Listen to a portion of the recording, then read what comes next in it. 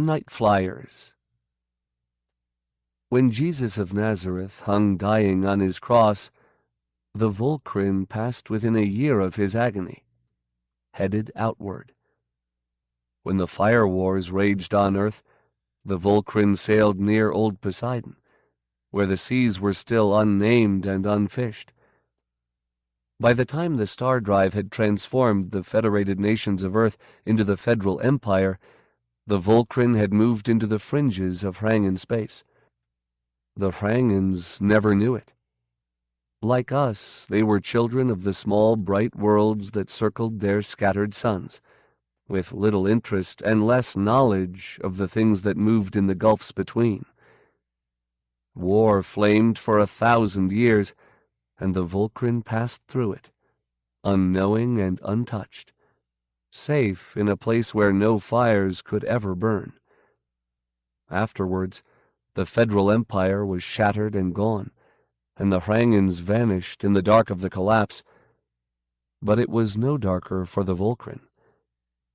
When Claronymos took his survey ship out from Avalon, the Volcrin came within 10 light-years of him. Claronymos found many things, but he did not find the Volcrin. Not then, and not on his return to Avalon a lifetime later. When I was a child of 3, Claronymos was dust, as distant and dead as Jesus of Nazareth, and the Volcrin passed close to Daron. That season all the Cray sensitives grew strange, and sat staring at the stars with luminous, flickering eyes. When I was grown, the Volcrin had sailed beyond Tara, past the range of even the Cray, still heading outward. And now I am old, and growing older, and the Volcrin will soon pierce the Tempter's veil, where it hangs like a black mist between the stars. And we follow. We follow, through the dark gulfs where no one goes, through the emptiness, through the silence that goes on and on. My Nightflyer and I give chase. They made their way slowly down the length of the transparent tube that linked the orbital docks to the waiting starship ahead, pulling themselves hand over hand through weightlessness. Melantha Girl, the only one among them who did not seem clumsy and ill at ease in freefall, paused briefly to look at the dappled globe of Avalon below, a stately vastness in jade and amber. She smiled and moved swiftly down the tube, passing her companions with an easy grace. They had boarded starships before, all of them, but never like this. Most ships docked flush against the station, but the craft that Caroli de Brannon had chartered for his mission was too large and too singular in design. It loomed ahead, 3 small eggs side by side, 2 larger spheres beneath and at right angles, the cylinder of the drive room between, lengths of tube connecting it all. The ship was white and austere. Melantha Girl was the first one through the airlock. The others straggled up one by one until they had all boarded. 5 women and 4 men, each an academy scholar, their backgrounds as diverse as their fields of study. The frail young telepath, Thale Lassimer, was the last to enter. He glanced about nervously as the others chatted and waited for the entry procedure to be completed. "We're being watched," he said. The outer door was closed behind them. The tube had fallen away. Now the inner door slid open. "Welcome to my Nightflyer," said a mellow voice from within. But there was no one there. Melantha Girl stepped into the corridor. "Hello?" she said, looking about quizzically. Caroli de Brannon followed her. "Hello," the mellow voice replied. It was coming from a communicator grill beneath a darkened view screen. "This is Royd Eris, master of the Nightflyer. I'm pleased to see you again, Caroli. and pleased to welcome the rest of you." "Where are you?" someone demanded. "In my quarters, which occupy half of this life support sphere," the voice of Royd Eris replied amiably. "The other half is comprised of a lounge, library, kitchen, 2 sanitary stations, 1 double cabin, and a rather small single. The rest of you will have to rig sleep webs in the cargo spheres, I'm afraid. The Nightflyer was designed as a trader, not a passenger vessel. However, I've opened all the appropriate passageways and locks, so the holds have air and heat and water. I thought you'd find it more comfortable that way. Your equipment and computer system have been stowed in the holds, but there is still plenty of space, I assure you. I suggest you settle in, and then meet in the lounge for a meal." "Will you join us?" asked the Psy-Psych, a querulous, hatchet-faced woman named Agatha Marige Black. "In a fashion," Royd Eris said. "In a fashion." The ghost appeared at the banquet. They found the lounge easily enough, after they had rigged their sleep webs and arranged their personal belongings around their sleeping quarters. It was the largest room in this section of the ship. One end of it was a fully equipped kitchen, well stocked with provisions. The opposite end offered several comfortable chairs, 2 readers, a holotank, and a wall of books and tapes and crystal chips. In the center was a long table with places set for 10. A light meal was hot and waiting. The academicians helped themselves and took seats at the table, laughing and talking to each other, more at ease now than when they had boarded. The ship's gravity grid was on, which went a long way towards making them more comfortable. The queasy awkwardness of their weightless transit was soon forgotten.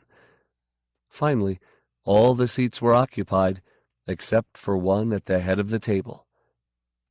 The ghost materialized there. All conversation stopped. "Hello," said the specter, the bright shade of a lithe, pale-eyed young man with white hair. He was dressed in clothing 20 years out of date, a loose blue pastel shirt that ballooned at his wrists, clinging white trousers with built-in boots. They could see through him, and his own eyes did not see them at all. "A hologram," said Alice Northwind, the short, stout Xenotech. Royd, I do not understand," said Caroli de Brannon, staring at the ghost. "What is this? Why do you send us a projection? Will you not join us in person?" The ghost smiled faintly and lifted an arm. "My quarters are on the other side of that wall," he said. "I'm afraid there is no door or lock between the 2 halves of the sphere. I spend most of my time by myself, and I value my privacy. I hope you will all understand and respect my wishes. I will be a gracious host nonetheless. Here in the lounge, my projection can join you. Elsewhere, if you have anything you need, if you want to talk to me, just use a communicator. Now please resume your meal and your conversations. I'll gladly listen. It's been a long time since I had passengers." They tried, but the ghost at the head of the table cast a long shadow, and the meal was strained and hurried. From the hour the Nightflyer slipped into star drive, Royd Eris watched his passengers.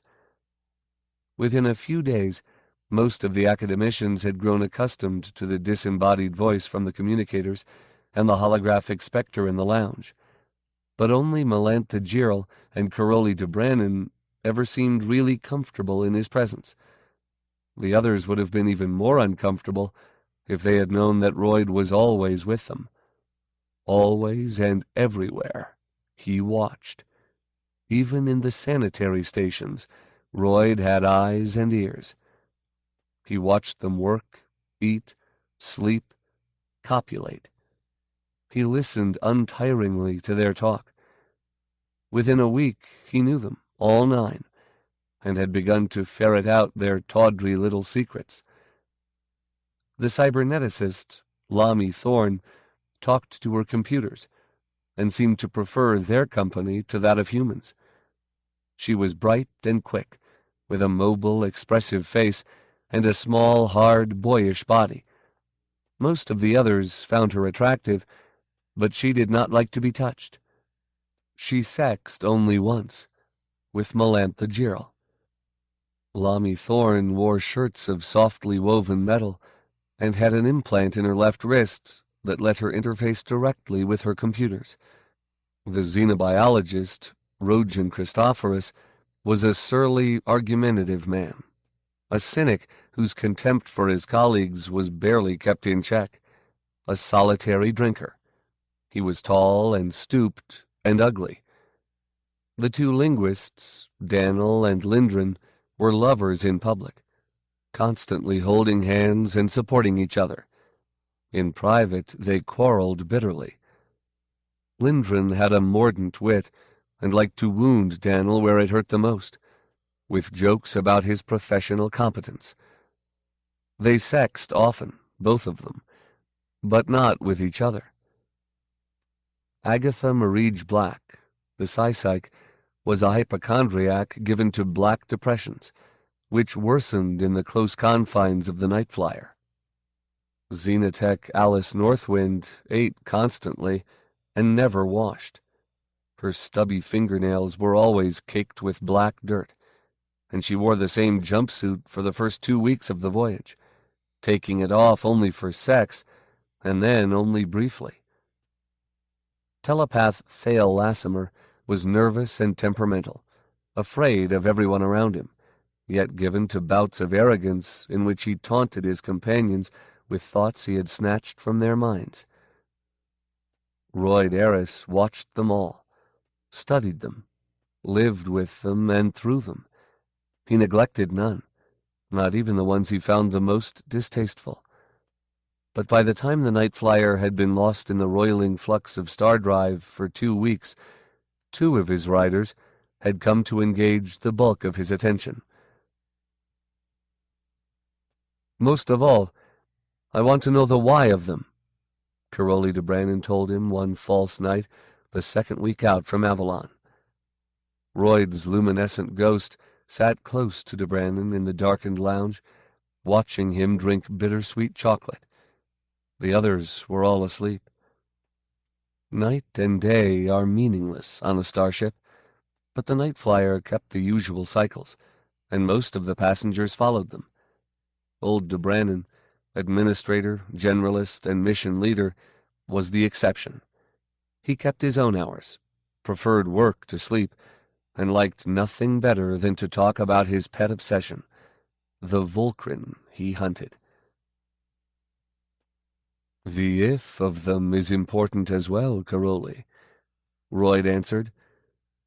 Can you truly be certain these aliens of yours exist? I can be certain, Caroli de Brannon said with a broad wink. He was a compact man, short and slender, iron-gray hair carefully styled, and his tunic almost fussily neat. But the expansiveness of his gestures and the giddy enthusiasms to which he was prone belied his sober appearance. That is enough. If everyone else were certain as well, we would have a fleet of research ships instead of your little Nightflyer. He sipped at his chocolate and sighed with satisfaction. Do you know the Nortalish, Royd? The name was strange, but it took Royd only a moment to consult his library computer. An alien race on the other side of human space, past the Fin-D worlds and the Damouche, possibly legendary. De Brannon chuckled. No, no, no. Your library is out of date, my friend. You must supplement it the next time you visit Avalon. Not legends, no. Real enough, though far away. We have little information about the Nortalish, but we are sure they exist, though you and I may never meet one. They were the start of it all. Tell me, Royd said. I am interested in your work, Caroli. I was coding some information into the Academy computers. A packet newly arrived from Dam Tulian after 20 standard years in transit. Part of it was Nortalish folklore. I had no idea how long that had taken to get to Dam Tulian, or by what route it had come, but it did not matter. Folklore is timeless anyway, and this was fascinating material. Did you know that my first degree was in xenomythology? I did not. Please continue. The Volcrin story was among the Nortalish myths. It awed me. A race of sentients, moving out from some mysterious origin in the core of the galaxy, sailing towards the galactic edge, and, it was alleged, eventually bound for intergalactic space itself, meanwhile always keeping to the interstellar depths. No planet falls, seldom coming within a light year of a star. De Brannon's gray eyes sparkled, and as he spoke, his hands swept enthusiastically to either side, as if they could encompass the galaxy. And doing it all without a star drive, Royd. That is the real wonder. Doing it in ships moving only a fraction of the speed of light. That was the detail that obsessed me. How different they must be, my Volcrin. Wise and patient, long-lived and long-viewed, with none of the terrible haste and passion that consumes the lesser races. Think how old they must be, those Volcrin ships. Old, Royd agreed. Caroli, you said ships. More than one? Oh, yes, de Brannon said. According to the Nortalish, 1 or 2 appeared first, on the innermost edges of their trading sphere, but others followed. Hundreds of them, each solitary, moving by itself, bound outward, always outward. The direction was always the same. For 15,000 standard years, they moved among the Nortalish stars, and then they began to pass out from among them. The myth said that the last Volcrin ship was gone 3,000 years ago. 18,000 years, Royd said, adding, Are the Nortalish that old? Not as star travelers, no, de Brannon said, smiling. According to their own histories, the Nortalish have only been civilized for about half that long. That bothered me for a while. It seemed to make the Volcrin story clearly a legend. A wonderful legend, true, but nothing more. Ultimately, however, I could not let it alone. In my spare time I investigated, cross-checking with other alien cosmologies to see whether this particular myth was shared by any races other than the Nortalish. I thought perhaps I could get a thesis out of it. It seemed a fruitful line of inquiry. I was startled by what I found. Nothing from the Hrangans, or the Hrangan slave races. But that made sense, you see. Since they were out from human space, the Volcrin would not reach them until after they had passed through our own sphere. When I looked in, however, the Volcrin story was everywhere. De Brannon leaned forward eagerly. Ah, Royd, the stories! The stories! Tell me, Royd said. The Findi call them Iwivi, which translates to something like Void Horde or Dark Horde. Each Findi horde tells the same story. Only the mind-mutes disbelieve. The ships are said to be vast, much larger than any known in their history, or ours. Warships, they say. There is a story of a lost Findi horde. 300 ships under Ralafin, all destroyed utterly when they encountered an Iwivi. This was many thousands of years ago, of course, so the details are unclear. The Damush have a different story, but they accept it as literal truth. And the Damush, you know, are the oldest race we've yet encountered. The people of the Gulf, they call my Volcrin. Lovely stories, Royd, lovely. Ships like great dark cities, still and silent, moving at a slower pace than the universe around them. Damush legends say the Volcrin are refugees from some unimaginable war deep in the core of the galaxy. At the very beginning of time, they abandoned the worlds and stars on which they had evolved, sought true peace in the emptiness between. The Gethsoids of Oth have a similar story, but in their tale, that war destroyed all life in our galaxy, and the Volcrin are gods of a sort, reseeding the worlds as they pass. Other races see them as God's messengers, or shadows out of hell, warning us all to flee some terror soon to emerge from the core. Your stories contradict each other, Caroli. Yes, of course, but they all agree on the essentials. The Volcrin, sailing out, passing through our short-lived empires and transient glories in their ancient eternal sublight ships. That is what matters. The rest is frippery, ornamentation. We will soon know the truth of it. I checked what little was known about the races said to flourish farther in still, beyond even the Nortalish. Civilizations and peoples half legendary themselves, like the Danlai, and the Ulish, and the Rohanach. And where I could find anything at all, I found the Volcrin story once again. The legend of the legends, Royd suggested. The specter's wide mouth turned up in a smile. Exactly, De Brannon agreed. At that point I called in the experts, specialists from the Institute for the Study of Non-Human Intelligence. We researched for 2 years. It was all there, in the libraries and memories and matrices of the Academy.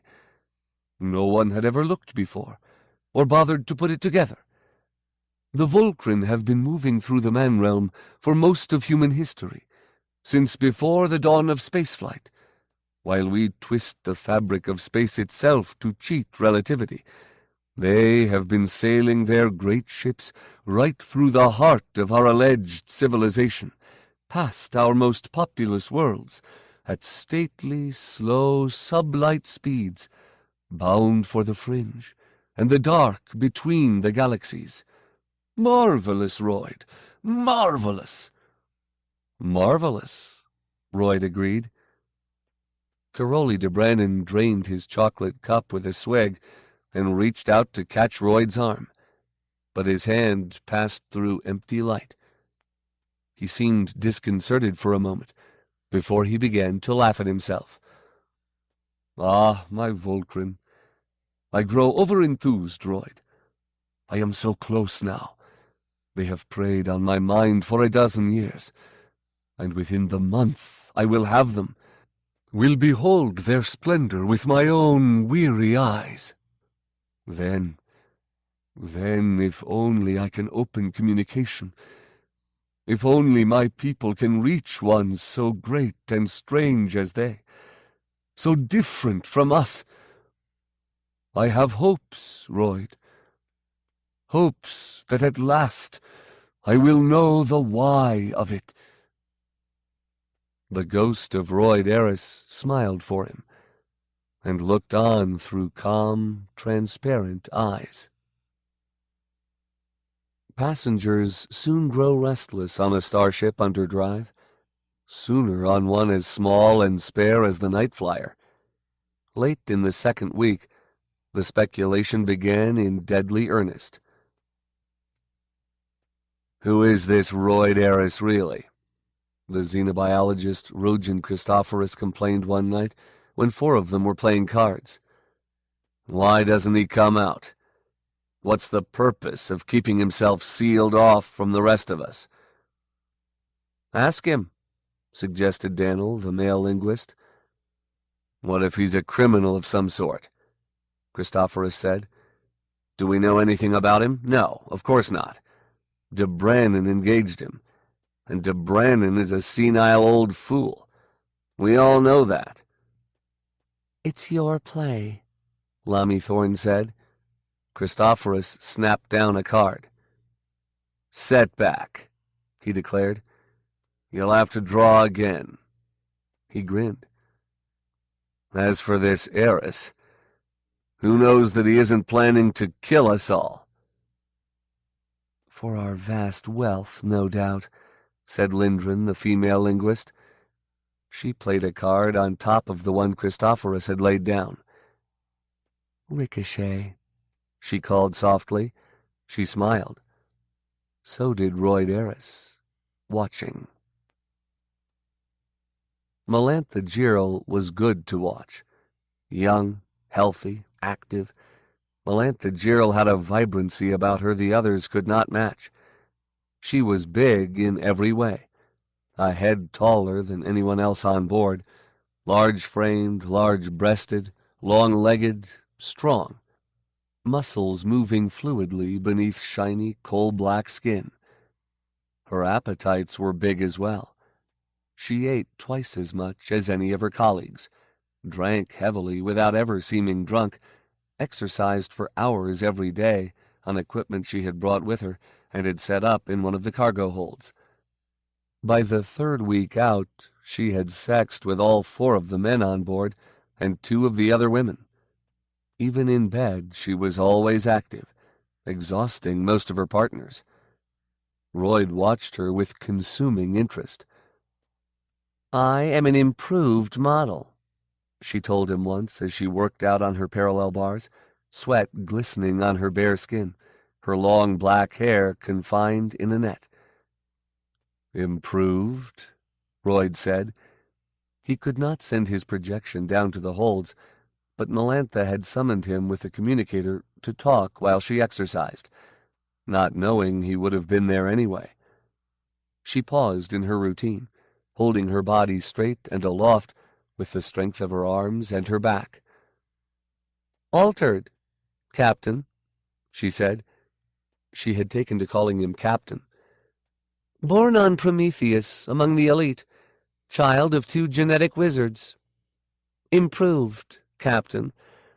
I require twice the energy you do, but I use it all.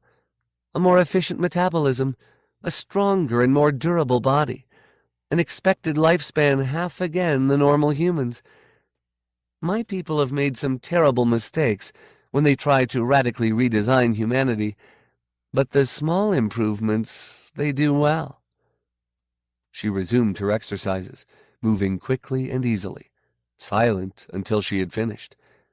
When she was done, she vaulted away from the bars and stood breathing heavily for a moment, then crossed her arms and cocked her head and grinned. Now you know my life story, Captain, she said. She pulled off the net to shake free her hair. Surely there is more, said the voice from the communicator. Melantha Girl laughed. Surely, she said. Do you want to hear about my defection to Avalon? The whys and wherefores of it? The trouble it caused my family on Prometheus? Or are you more interested in my extraordinary work in cultural xenology? Do you want to hear about that? Perhaps some other time, Royd said politely. What is that crystal you wear? It hung between her breasts ordinarily. She had removed it when she stripped for her exercises. She picked it up again and slipped it over her head. A small green gem laced with traceries of black on a silver chain. When it touched her, Melantha closed her eyes briefly, then opened them again, grinning. It's alive, she said. Haven't you ever seen one? A whisper jewel, Captain. Resonant crystal, etched psionically to hold a memory, a sensation. The touch brings it back. For a time. I am familiar with the principle, Royd said, but not this use. Yours contains some treasured memory, then? Of your family, perhaps? Melantha Girl snatched up a towel and began to dry the sweat from her body.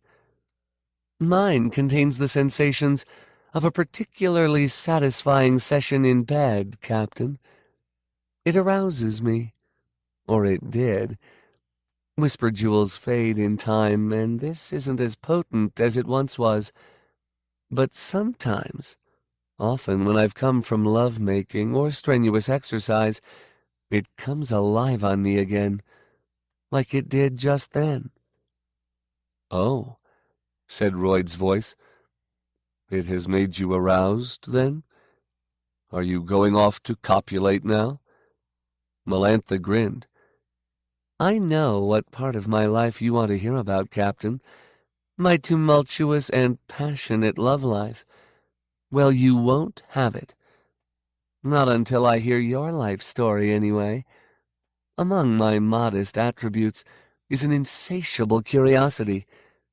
Who are you, Captain? Really? One as improved as you, Royd replied, should certainly be able to guess. Melantha laughed and tossed her towel at the communicator grill. Lami Thorne spent most of her days in the cargo hold they had designated as the computer room, setting up the system they would use to analyze the Volcran. As often as not, the Xenotech Alice Northwind came with her to lend a hand. The cyberneticist whistled as she worked. Northwind obeyed her orders in a sullen silence. Occasionally they talked. Eris isn't human, Lami Thorne said one day, as she supervised the installation of a display view screen. Alice Northwind grunted. What? A frown broke across her square, flat features. Christophorus and his talk had made her nervous about Eris. She clicked another component into position and turned. He talks to us, but he can't be seen, the cyberneticist said. This ship is uncrewed, seemingly all automated except for him. Why not entirely automated, then? I'd wager this Royd Eris is a fairly sophisticated computer system, perhaps a genuine artificial intelligence. Even a modest program can carry on a blind conversation indistinguishable from a human's. This one could fool you, I'd bet, once it's up and running. The Xenotech grunted and turned back to her work. Why fake being human, then? Because, said Lami Thorne, most legal systems give AIs no rights. A ship can't own itself, even on Avalon. The Nightflyer is probably afraid of being seized and disconnected. She whistled. Death, Alice. The end of self-awareness and conscious thought. I work with machines every day, Alice Northwind said stubbornly. Turn them off, turn them on. Makes no difference. They don't mind. Why should this machine care? Lami Thorne smiled. A computer is different, Alice, she said. Mind, thought, life. The big systems have all of that. Her right hand curled around her left wrist, and her thumb began idly rubbing the nubs of her implant. Sensation, too. I know. No one wants the end of sensation. They are not so different from you and I, really. The Xenotech glanced back and shook her head. Really? She repeated in a flat, disbelieving voice. Royd Eris listened and watched, unsmiling. Thale Lassimer was a frail young thing, nervous, sensitive, with limp flaxen hair that fell to his shoulders and watery blue eyes. Normally he dressed like a peacock, favoring the lacy V-necked shirts and codpieces that were still the fashion among the lower classes of his homeworld. But on the day he sought out Caroli de Brannon in his cramped private cabin, Lassimer was dressed almost somberly, in an austere gray jumpsuit. "I feel it," he said, clutching de Brannon by the arm, his long fingernails digging in painfully. "Something is wrong, Caroli. Something is very wrong. I'm beginning to get frightened." The telepath's nails bit, and de Brannon pulled away hard. "You are hurting me," he protested. "My friend, what is it? Frightened? Of what? Of whom? I do not understand. What could there be to fear?" Lassimer raised pale hands to his face. I don't know, he wailed. Yet it's there. I feel it. Caroli, I'm picking up something. You know I'm good. I am. That's why you picked me. Just a moment ago, when my nails dug into you, I felt it. I can read you now in flashes. You're thinking I'm too excitable, that it's the confinement, that I've got to be calmed down." The young man laughed a thin, hysterical laugh that died as quickly as it had begun. "No, you see, I am good. Class 1, tested. And I tell you, I'm afraid. I sense it, feel it, dream of it. I felt it even as we were boarding, and it's gotten worse. Something dangerous, something volatile.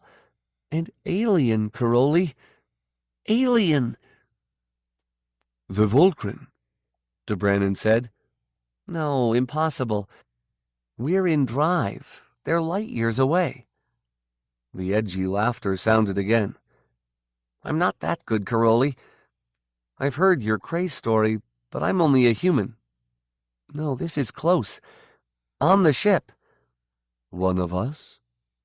"Maybe," Lassimer said. He rubbed his cheek absently. "I can't sort it out." De Brannon put a fatherly hand on his shoulder. "Thale, this feeling of yours, could it be that you are just tired? We have all of us been under strain. Inactivity can be taxing." "Get your hand off me," Lassimer snapped. De Brannon drew back his hand quickly.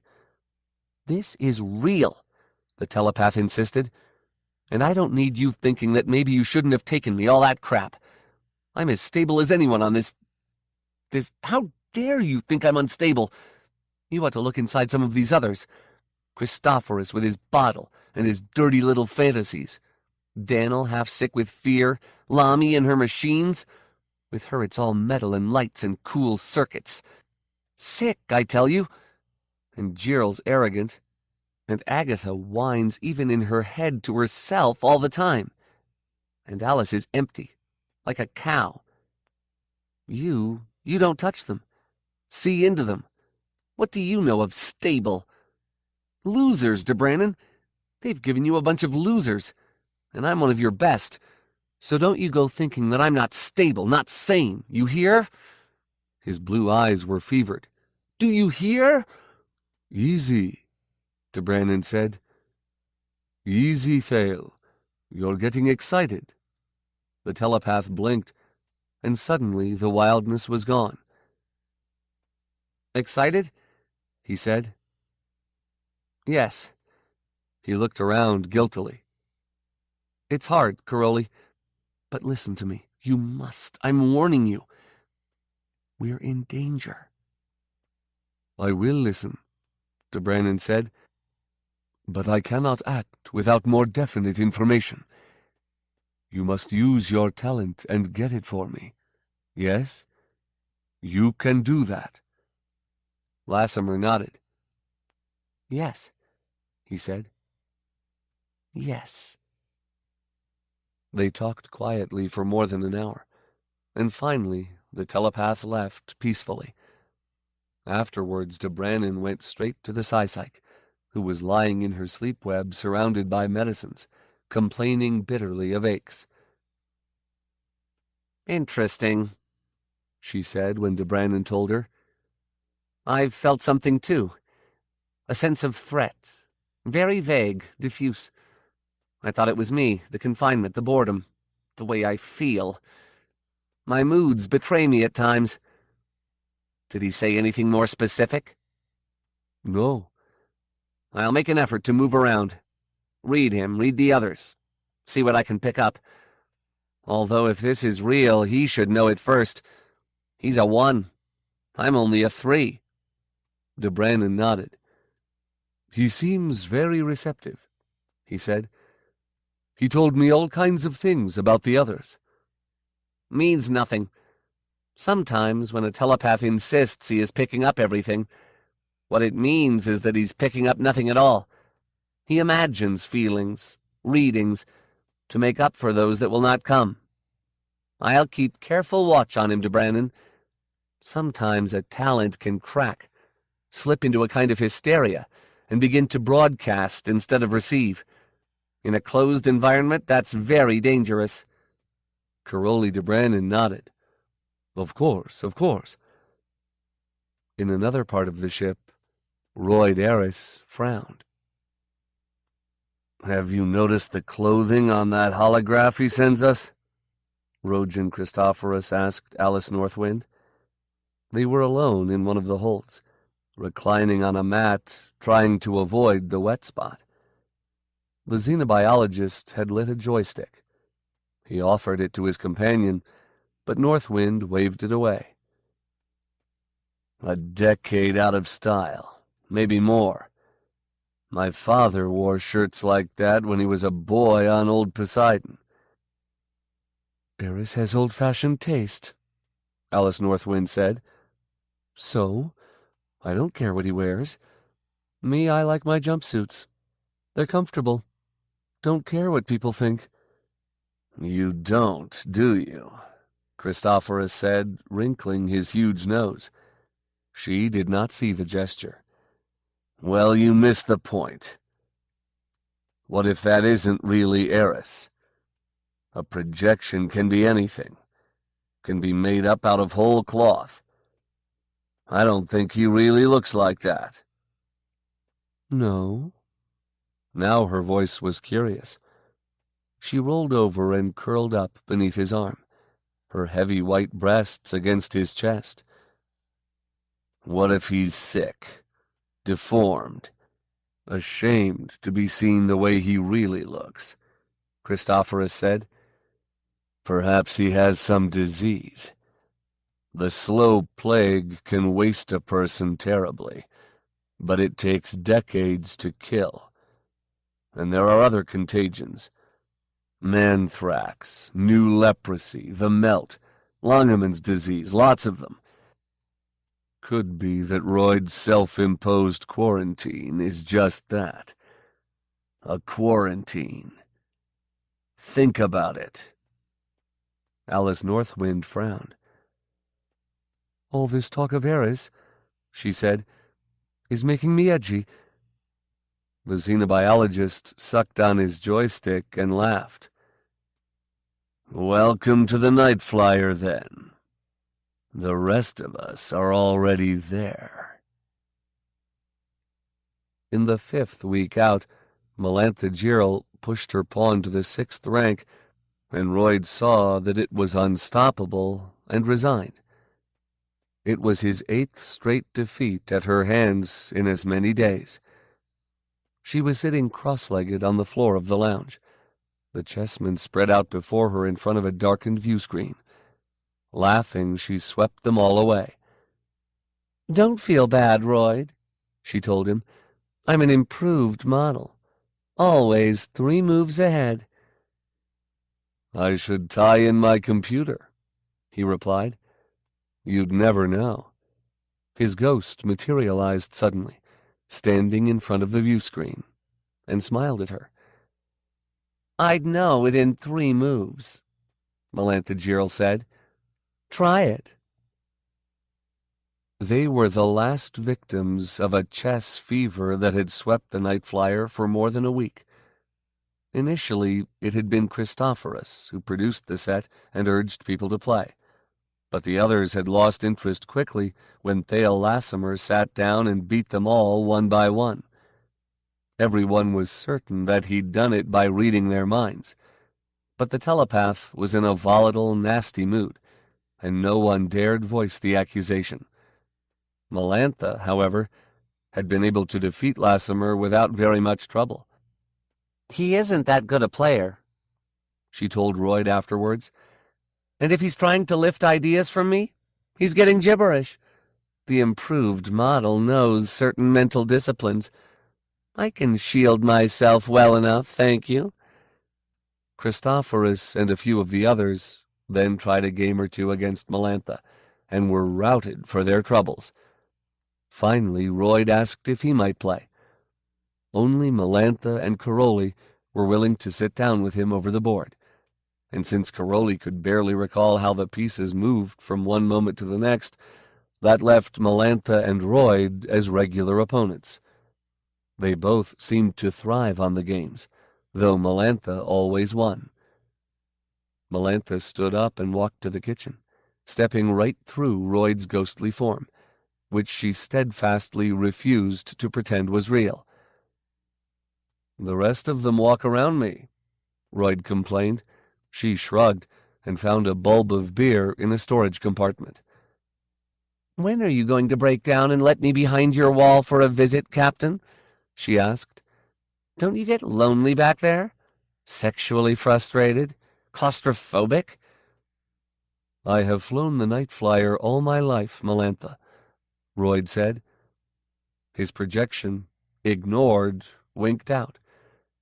"If I were subject to claustrophobia, sexual frustration, or loneliness, such a life would have been impossible. Surely that should be obvious to you, being as improved a model as you are." She took a squeeze of her beer and laughed her mellow, musical laugh at him. "I'll solve you yet, Captain," she warned.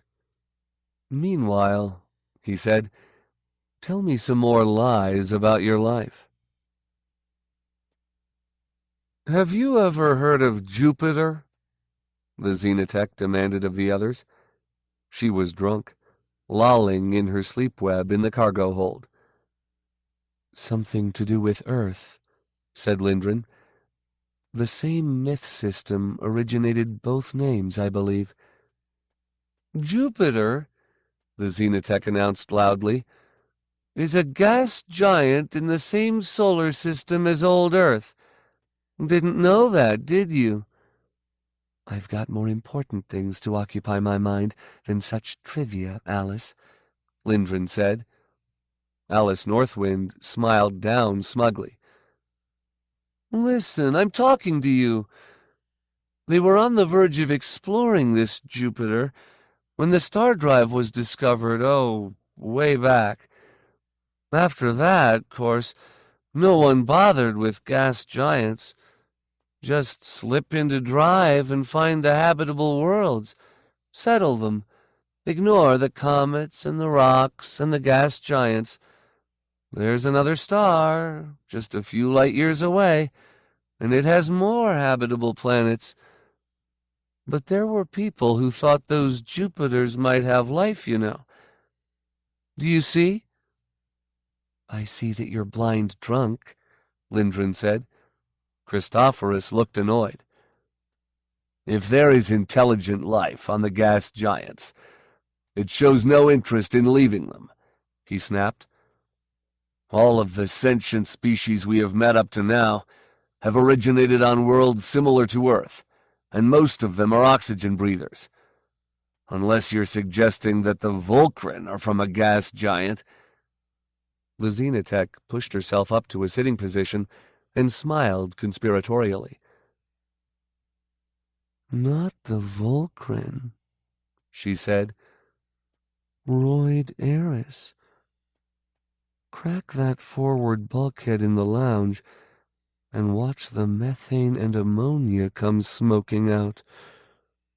Her hand made a sensuous waving motion through the air, and she convulsed with giddy laughter. The system was up and running. Cyberneticist Lami Thorne sat at the master console, a featureless black plastic plate upon which the phantom images of 100 keyboard configurations came and went in holographic display, vanishing and shifting even as she used them. Around her rose crystalline data grids, ranks of view screens and readout panels, upon which columns of figures marched and geometric shapes did stately whirling dances, dark columns of seamless metal that contained the mind and soul of her system.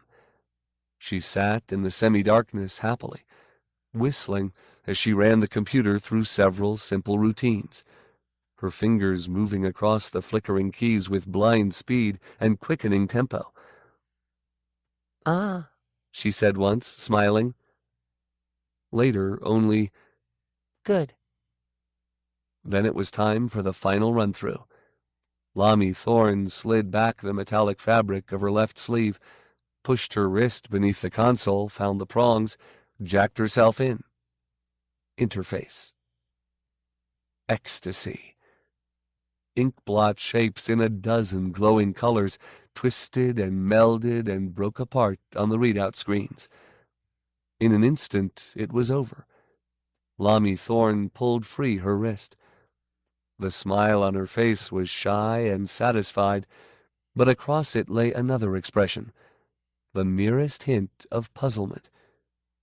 She touched her thumb to the holes of her wrist jack and found them warm to the touch, tingling. Lami shivered. The system was running perfectly, hardware in good condition, all software systems functioning according to plan, interface meshing well. It had been a delight, as it always was. When she joined with the system, she was wise beyond her years, and powerful, and full of light and electricity and the stuff of life, cool and clean and exciting to touch, and never alone, never small or weak. That was what it was always like when she interfaced and let herself expand. But this time something had been different. Something cold had touched her, only for a moment. Something very cold and very frightening. And together she and the system had seen it clearly for a brief moment, and then it had been gone again. The cyberneticist shook her head and drove the nonsense out. She went back to work. After a time, she began to whistle. During the 6th week, Alice Northwind cut herself badly while preparing a snack. She was standing in the kitchen, slicing a spiced meat stick with a long knife, when suddenly she screamed. Daniel and Lindgren rushed to her and found her staring down in horror at the chopping block in front of her.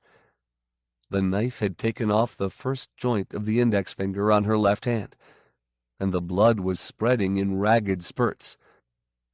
"The ship lurched," Alice said numbly, staring up at Daniel. "Didn't you feel it jerk?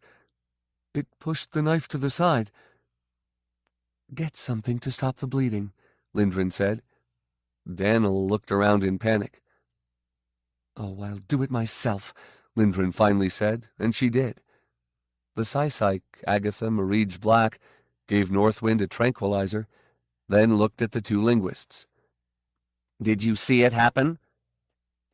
"She did it herself, with the knife," Daniel said. From somewhere down the corridor, there came the sound of wild, hysterical laughter. "I dampened him," Marige Black reported to Caroli de Brannon later the same day. "Cyanine 4. It will blunt his receptivity for several days, and I have more if he needs it." De Brannon wore a stricken look. "We talked several times, and I could see that Dale was becoming ever more fearful, but he could never tell me the why of it. Did you have to shut him off?" The Psy-Psych shrugged. "He was edging into the irrational. Given his level of talent, if he'd gone over the edge, he might have taken us all with him. You should never have taken a Class 1 telepath to Brannon. Too unstable." "We must communicate with an alien race. I remind you, that is no easy task. The Volcrin will be more alien than any sentience we have yet encountered. We needed Class 1 skills if we were to have any hope of reaching them. And they have so much to teach us, my friend." "Glib," she said. But you might have no working skills at all, given the condition of your Class 1. Half the time he's curled up into the fetal position in his sleep web. Half the time he's strutting and crowing and half mad with fear. He insists we're all in real physical danger, but he doesn't know why or from what. The worst of it is that I can't tell if he's really sensing something or simply having an acute attack of paranoia. He certainly displays some classic paranoid symptoms. Among other things, he insists that he's being watched.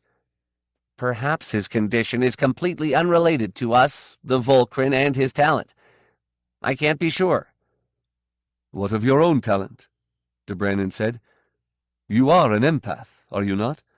Don't tell me my job, she said sharply. I sexed with him last week. You don't get more proximity or better rapport for esping than that. Even under those conditions, I couldn't be sure of anything. His mind is a chaos, and his fear is so rank it stank up the sheets. I don't read anything from the others either, besides the ordinary tensions and frustrations. But I'm only a 3, so that doesn't mean much. My abilities are limited. You know I haven't been feeling well, De Brannon. I can barely breathe on this ship. The air seems thick and heavy to me. My head throbs. I ought to stay in bed. Yes, of course, De Brannon said hastily. I did not mean to criticize. You have been doing all you can under difficult circumstances. How long will it be until Thale is with us again? The Psy-Psych rubbed her temple wearily. I'm recommending we keep him dampened until the mission is over, De Brannon. I warn you, an insane or hysterical telepath is dangerous. That business with Northwind and the knife might have been his doing, you know. He started screaming not long after, remember? Maybe he'd touched her for just an instant. Oh, it's a wild idea, but it's possible. The point is, we don't take chances. I have enough Cyanine-4 to keep him numb and functional until we're back on Avalon.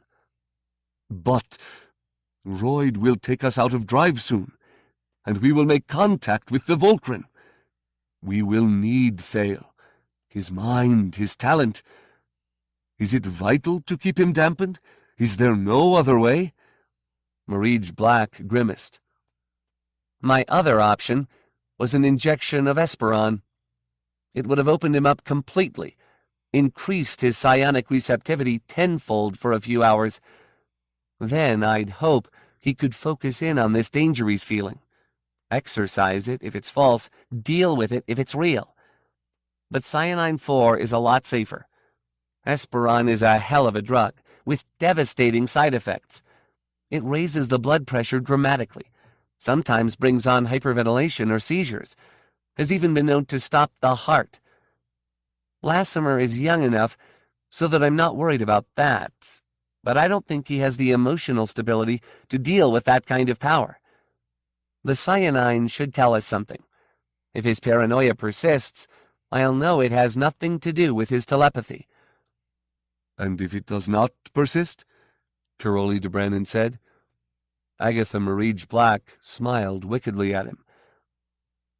If Lassimer becomes quiescent and stops babbling about danger, why, that would mean he was no longer picking up anything, wouldn't it?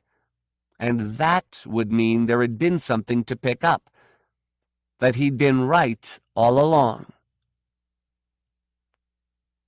At dinner that night, Thale Lassimer was quiet and distracted, eating in a rhythmic, mechanical sort of way, with a cloudy look in his blue eyes. Afterwards he excused himself and went straight to bed, falling into exhausted slumber almost immediately. What did you do to him? Lami Thorne asked Marij Black. I shut off that prying mind of his, she replied. You should have done it 2 weeks ago, Lindgren said. Docile, he's a lot easier to take. Caroli de Brannon hardly touched his food.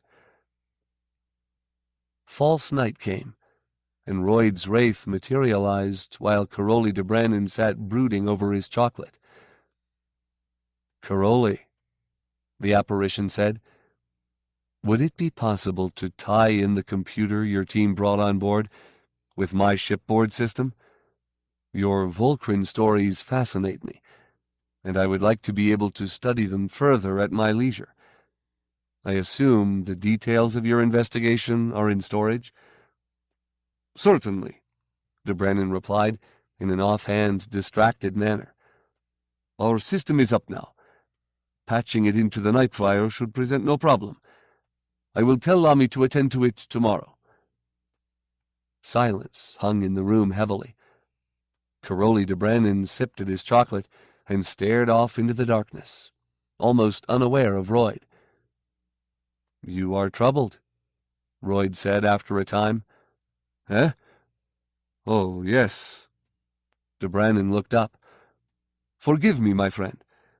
I have much on my mind. It concerns Thale Lassimer, does it not? Caroli de Brennan looked at the pale, luminescent figure across from him for a long time before he finally managed a stiff nod. Yes. Might I ask how you knew that? I know everything that occurs on the Nightflyer, Royd said. You have been watching us, de Brennan said gravely, accusation in his tone. Then it is so, what Thale says about us being watched. Royd, how could you? Spying is beneath you. The ghost's transparent eyes had no life in them, did not see. Do not tell the others, Royd warned. Caroli, my friend, if I may call you my friend, I have my own reasons for watching. Reasons it would not profit you to know. I mean you no harm. Believe that. You have hired me to take you safely to the Volcran, and safely back, and I mean to do just that. You are being evasive, Royd, de Brennan said. Why do you spy on us? Do you watch everything? Are you a voyeur, some enemy? Is that why you do not mix with us? Is watching all you intend to do? Your suspicions hurt me, Caroli. Your deception hurts me. Will you not answer me? I have eyes and ears everywhere, Royd said. There is no place to hide from me on the Nightflyer. Do I see everything? No, not always. I am only human, no matter what your colleagues might think. I sleep. The monitors remain on, but there is no one to observe them. I can only pay attention to one or two scenes or inputs at once. Sometimes I grow distracted, unobservant. I watch everything, Caroli, but I do not see everything. Why? De Brennan poured himself a fresh cup of chocolate, steadying his hand with an effort. I do not have to answer that question. The Nightflyer is my ship. De Brennan sipped chocolate, blinked, nodded to himself. You grieve me, my friend. You give me no choice. Thale said we were being watched. I now learn that he was right. He says also that we are in danger. Something alien, he says. You? The projection was still and silent. De Brennan clucked. You do not answer. Ah, Royd, what am I to do? I must believe him, then. We are in danger. Perhaps from you. I must abort our mission, then. Return us to Avalon, Royd. That is my decision. The ghost smiled wanly. So close, Caroli? Soon now we will be dropping out of drive. Caroli de Brennan made a small, sad noise deep in his throat. My Volcran, he said, sighing. So close. Ah, it pains me to desert them. But I cannot do otherwise. I cannot. You can, said the voice of Royd Eris. "Trust me. That is all I ask, Caroli. Believe me when I tell you that I have no sinister intentions. Thale Lassimer may speak of danger, but no one has been harmed so far, have they?" "No," admitted de Brannon. "No, unless you count Alice cutting herself this afternoon." "What?" Royd hesitated briefly. "Cutting herself? I did not see Caroli. When did this happen?" "Oh, early. Just before Lassimer began to scream and rant, I believe." "I see." Royd's voice was thoughtful. "I was watching Melantha go through her exercises," he said finally, "and talking to her. I did not notice. Tell me how it happened." De Brannon told him. "Listen to me," Royd said. "Trust me, Caroli, and I will give you your Volcran.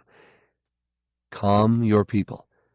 Assure them that I am no threat, and keep Lassimer drugged and quiescent. Do you understand? That is very important. He is the problem." "Agatha advises much the same thing." "I know," said Royd. "I agree with her." "Will you do as I ask?" "I do not know," de Brannon said. "You make it hard for me. I do not understand what is going wrong, my friend. Will you not tell me more?" Royd Eris did not answer. His ghost waited. "Well," de Brannon said at last, "you do not talk. How difficult you make it. How soon, Royd? How soon will we see my Volcran?" "Quite soon," Royd replied. "We will drop out of drive in approximately 70 hours. 70 hours, de Brannon said. Such a short time. Going back would gain us nothing. He moistened his lips, lifted his cup, found it empty. "Go on, then. I will do as you bid. I will trust you. Keep Lassimer drugged. I will not tell the others of your spying. Is that enough, then? Give me my Volcran.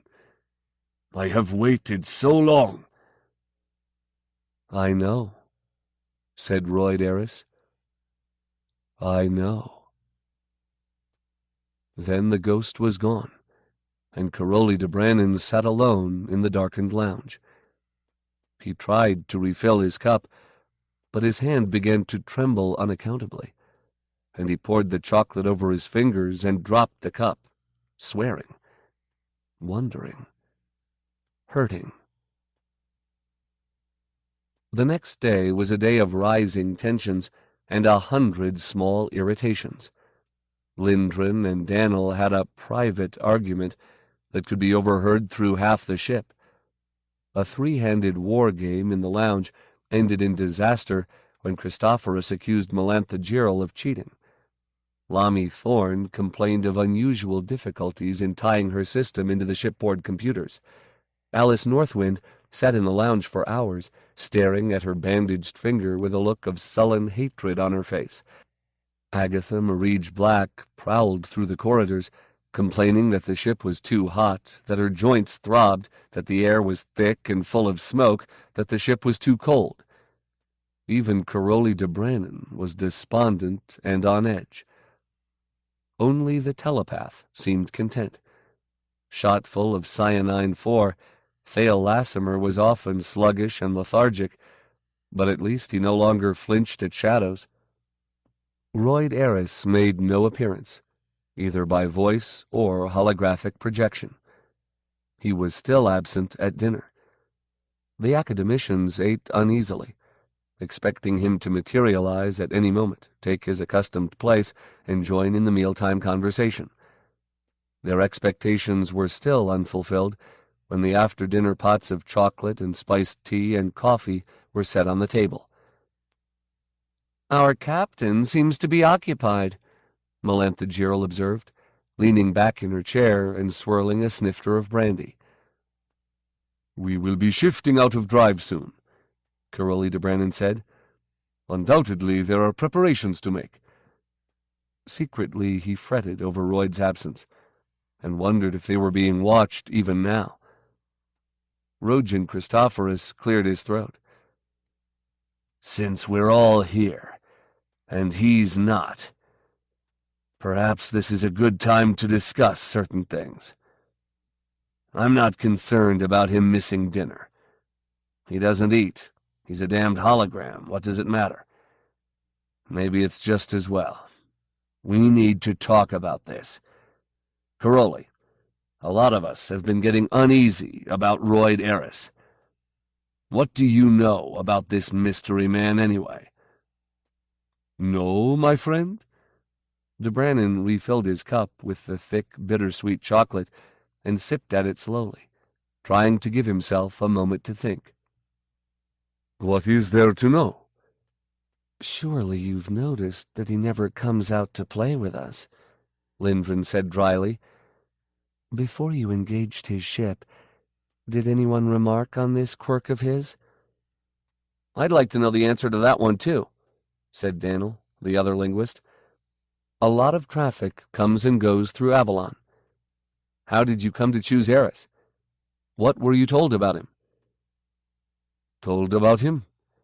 Very little, I must admit. I spoke to a few port officials and charter companies, but none of them were acquainted with Royd. He had not traded out of Avalon originally, you see. How convenient, said Lindgren. How suspicious, added Daniel. Where is he from, then? Lindgren demanded. Daniel and I have listened to him pretty carefully.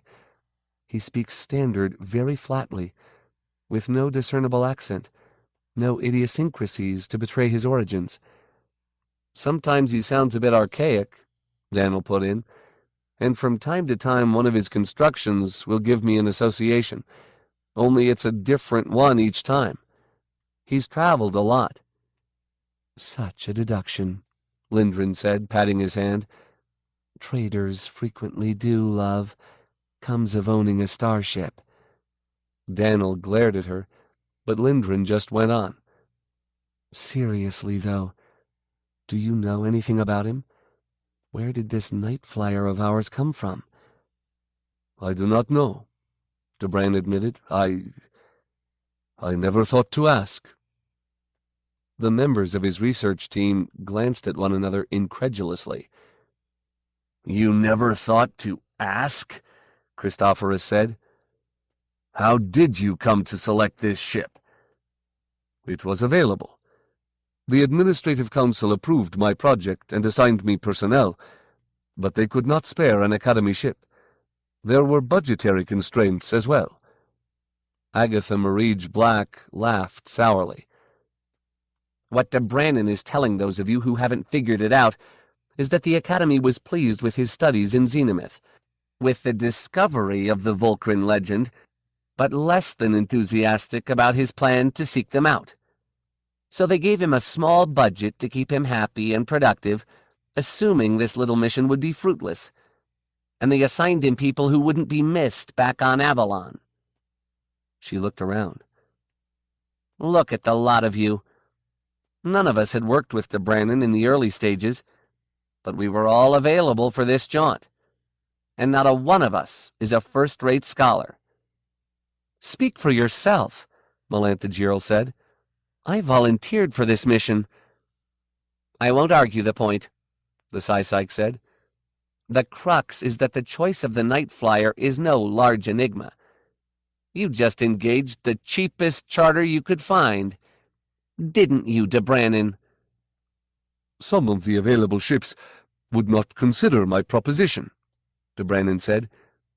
The sound of it is odd, we must admit, and many shipmasters have an almost superstitious fear of dropping out of drive in interstellar space without a planet near. Of those who would agree to the conditions, Royd Eris offered the best terms, and he was able to leave at once. And we had to leave at once, said Lindren. Otherwise the Volcrin might get away. They've only been passing through this region for 10,000 years, give or take a few thousand. Someone laughed. De Brannon was nonplussed. Friends, no doubt I could have postponed departure. I admit I was eager to meet my Volcrin, to see their great ships, and ask them all the questions that have haunted me, to discover the why of them. But I admit also that a delay would have been no great hardship. But why? Royd has been a gracious host, a good pilot. We have been treated well. Did you meet him? Alice Northwind asked. When you were making your arrangements, did you ever see him? We spoke many times, but I was on Avalon, and Royd in orbit. I saw his face on my view screen. A projection. A computer simulation. Could be anything, Lamy Thorne said. I can have my system conjure up all sorts of faces for your view screen, Caroli. No one has ever seen this Royd Eris, Christophorus said. He has made himself a cipher from the start. Our host wishes his privacy to remain inviolate, de Brannon said. Evasions, Lindren said. What is he hiding? Melantha Girl laughed. When all eyes had moved to her, she grinned and shook her head. Captain Royd is perfect. A strange man for a strange mission. Don't any of you love a mystery? Here we are, flying light years to intercept a hypothetical alien starship from the core of the galaxy that has been outward bound for longer than humanity has been having wars, and all of you are upset because you can't count the warts on Royd's nose. She leaned across the table to refill her brandy snifter. My mother was right, she said lightly. Normals are subnormal. Maybe we should listen to Melantha, Lamy Thorne said thoughtfully. Royd's foibles and neuroses are his business, if he does not impose them on us. It makes me uncomfortable, Daniel complained weakly. For all we know, said Alice Northwind, we might be traveling with a criminal or an alien. Jupiter, someone muttered. The Xenotech flushed red, and there was sniggering around the long table. But Thale Lassimer looked up furtively from his plate and giggled. An alien, he said.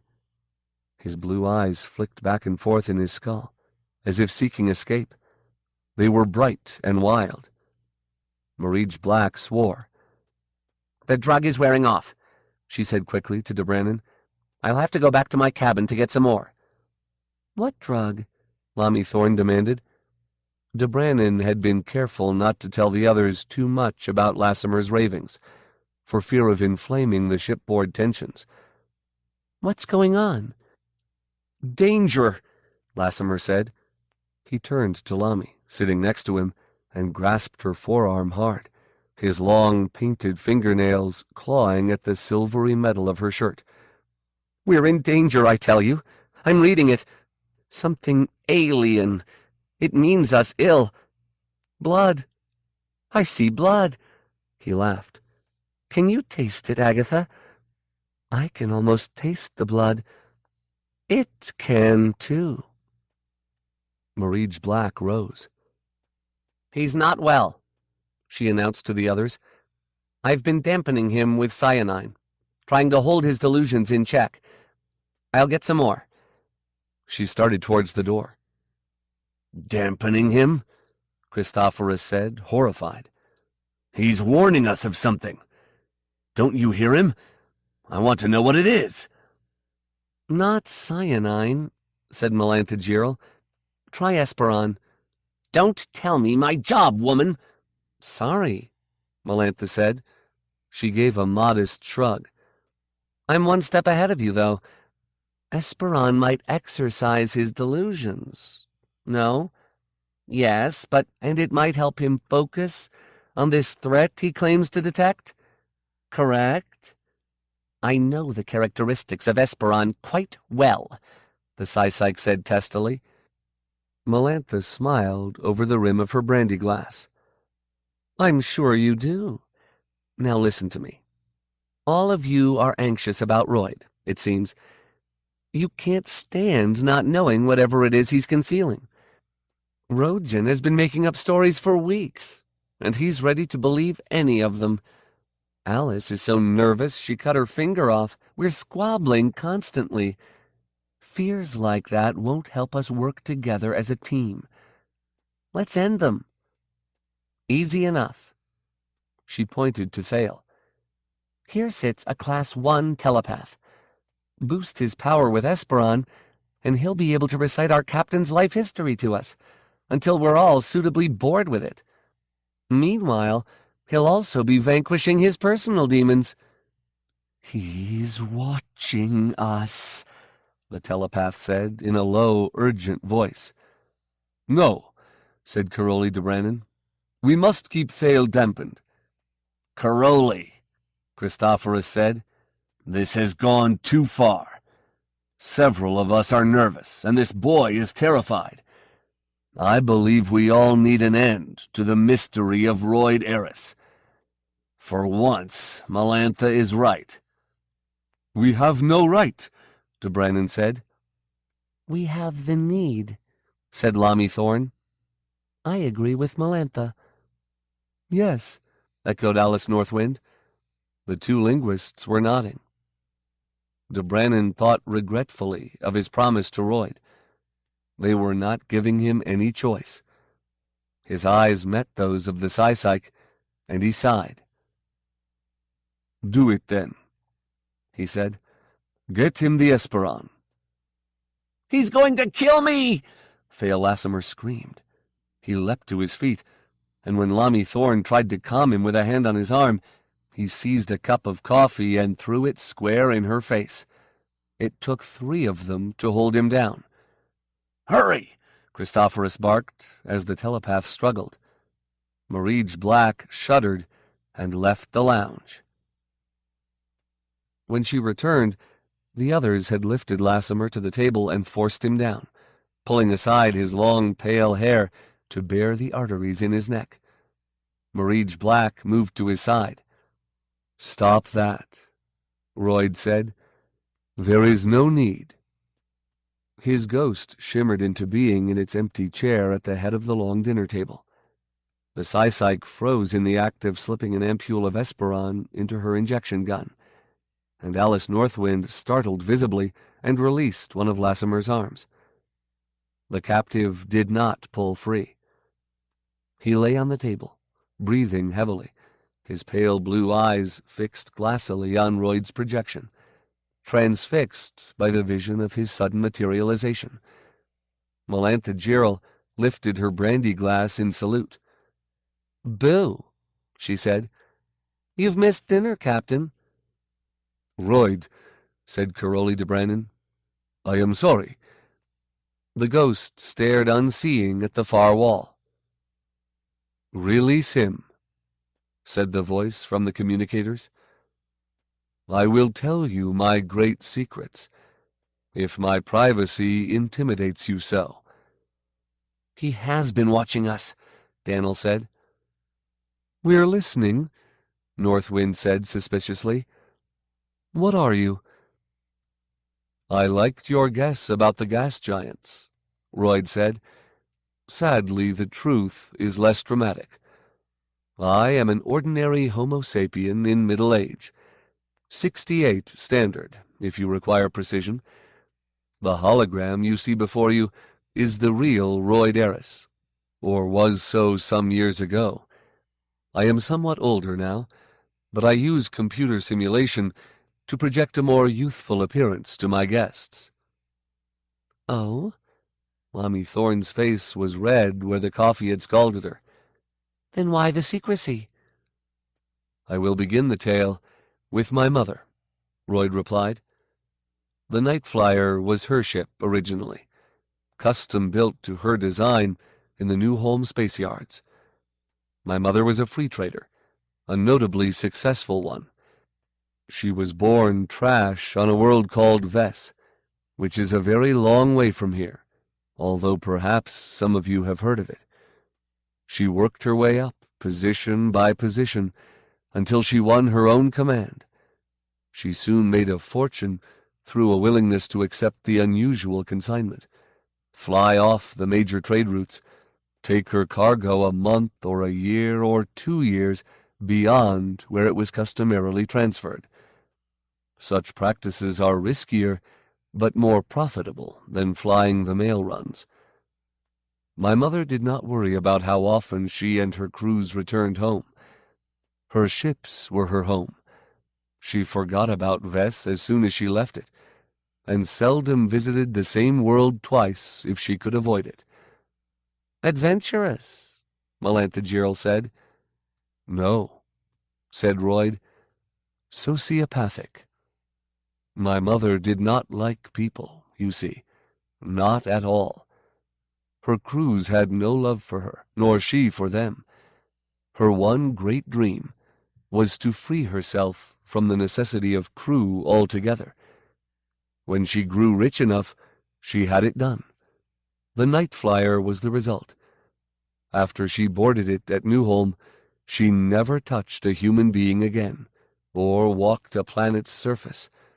She did all her business from the compartments that are now mine, by view screen or laser comm.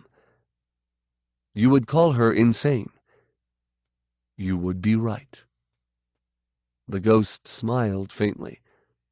She did have an interesting life, though, even after her isolation. The worlds she saw, Caroli.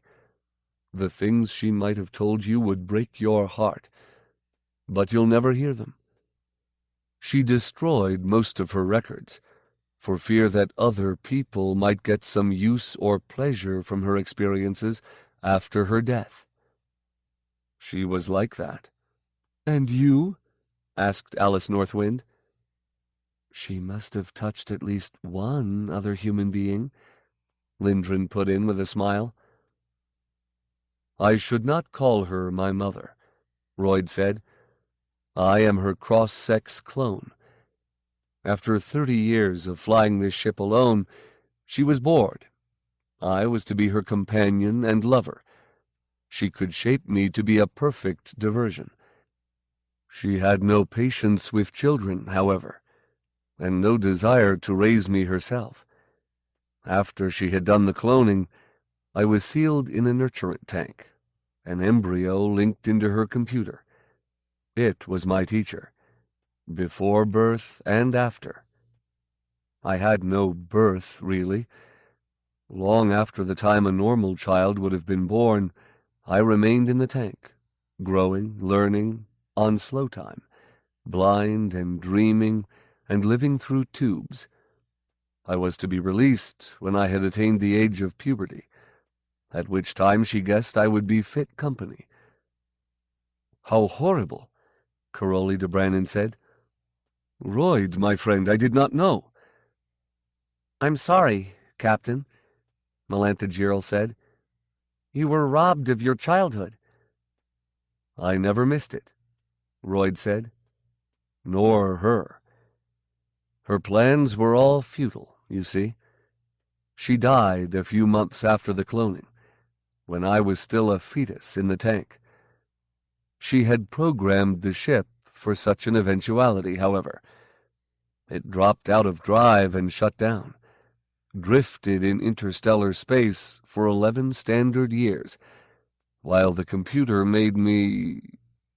He stopped, smiling. I was going to say, while the computer made me a human being.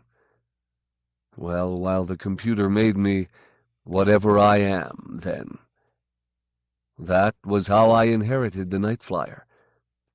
When I was born, it took me some months to acquaint myself with the operation of the ship and my own origins. Fascinating, said Caroli de Brannon. Yes, said the linguist Lindgren, but it doesn't explain why you keep yourself in isolation. Ah, but it does, Melanthigerl said.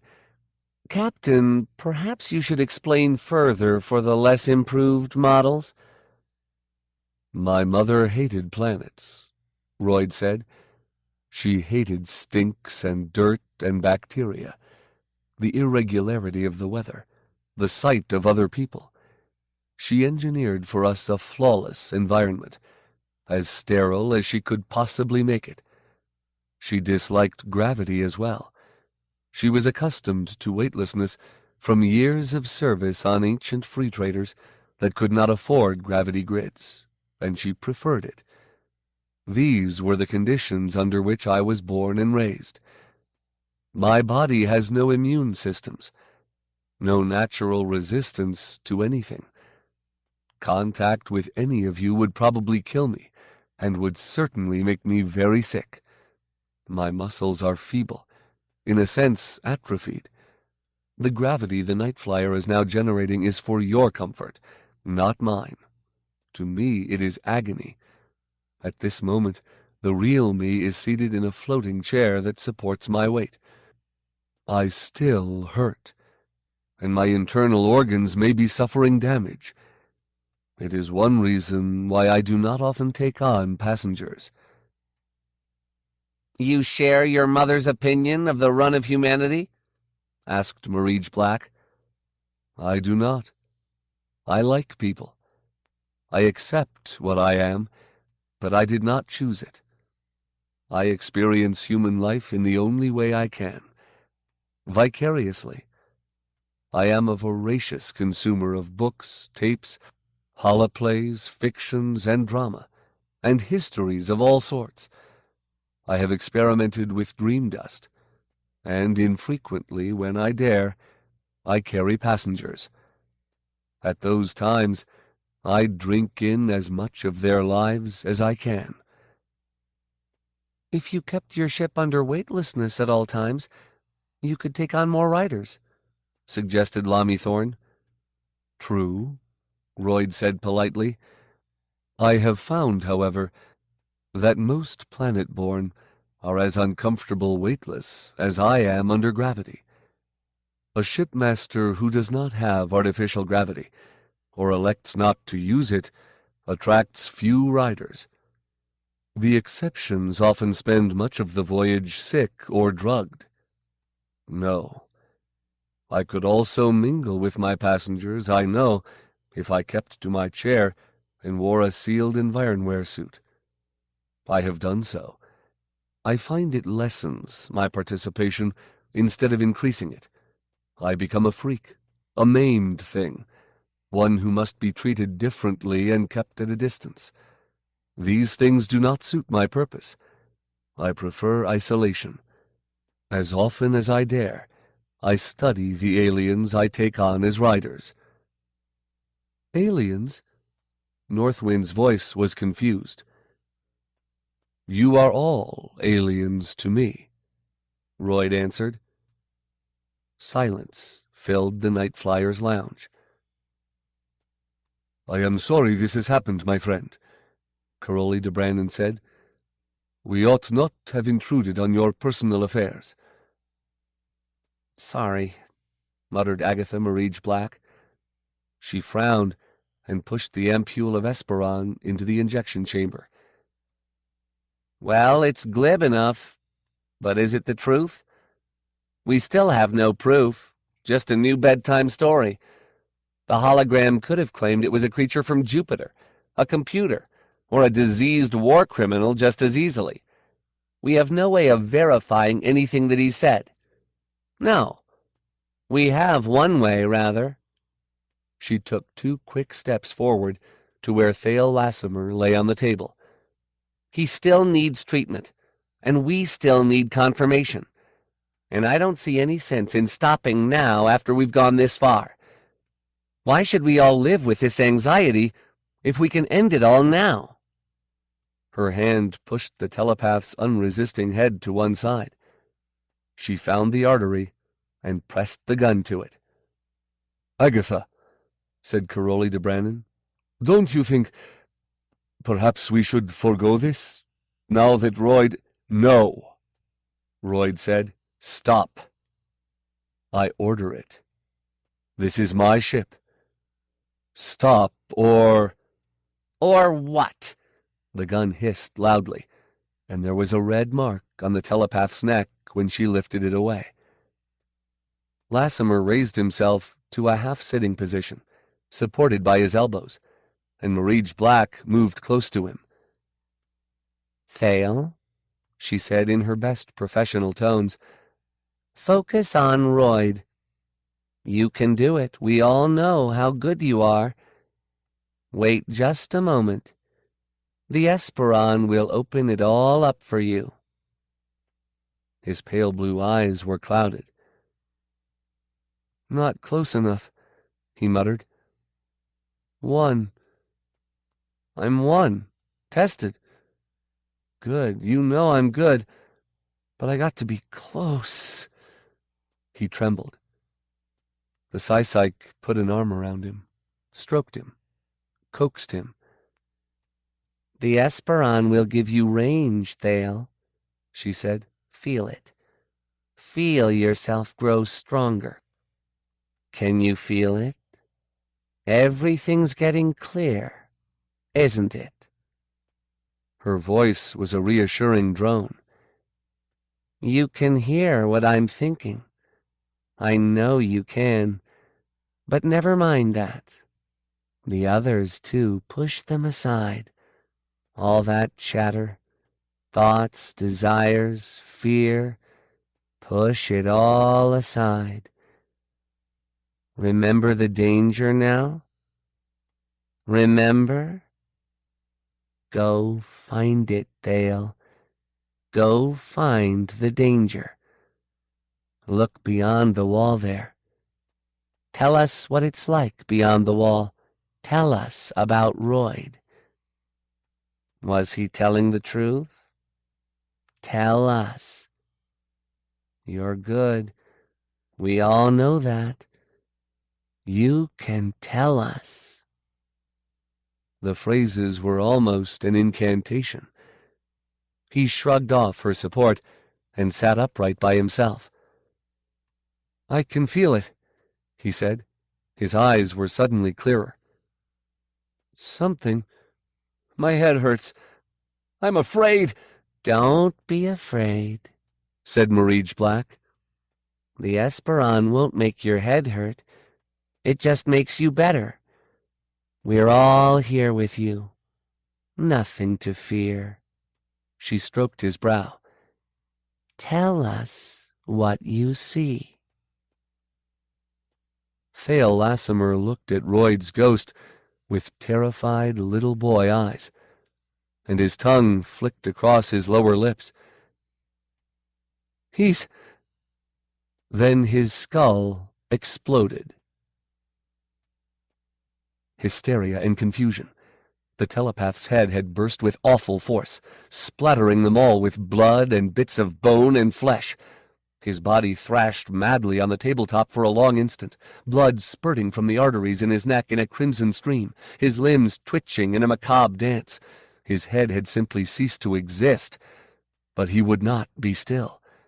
Agatha Marij Black, who had been standing closest to him, dropped her injection gun and stood slack-mouthed. She was drenched with his blood, covered with pieces of flesh and brain.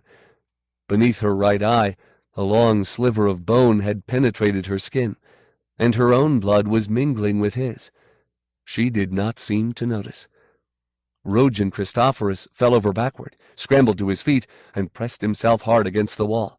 Daniel screamed, and screamed, and screamed, until Lindgren slapped him hard across a blood-smeared cheek and told him to be quiet. Alice Northwind dropped to her knees and began to mumble a prayer in a strange tongue. Caroli de Brannon sat very still, staring, blinking, his chocolate cup forgotten in his hand. "Do something," Lami Thorne moaned. "Somebody do something." One of Lassimer's arms moved feebly and brushed against her. She shrieked and pulled away. Melantha Jirl pushed aside her brandy snifter. "Control yourself," she snapped. "He's dead. He can't hurt you." They all looked at her. but for de Brannon and Marij Black, both of whom seemed frozen in shock. Royd's projection had vanished at some point, Melantha realized suddenly. She began to give orders. "Daniel, Lindgren, Rojan, find a sheet or something to wrap him in and get him out of here. Alice, you and Lamy get some water and sponges. We've got to clean up." Melantha moved to de Brannon's side as the others rushed to do as she had told them. "Caroli," she said, putting a gentle hand on his shoulder. "Are you all right, Caroli?" He looked up at her, gray eyes blinking.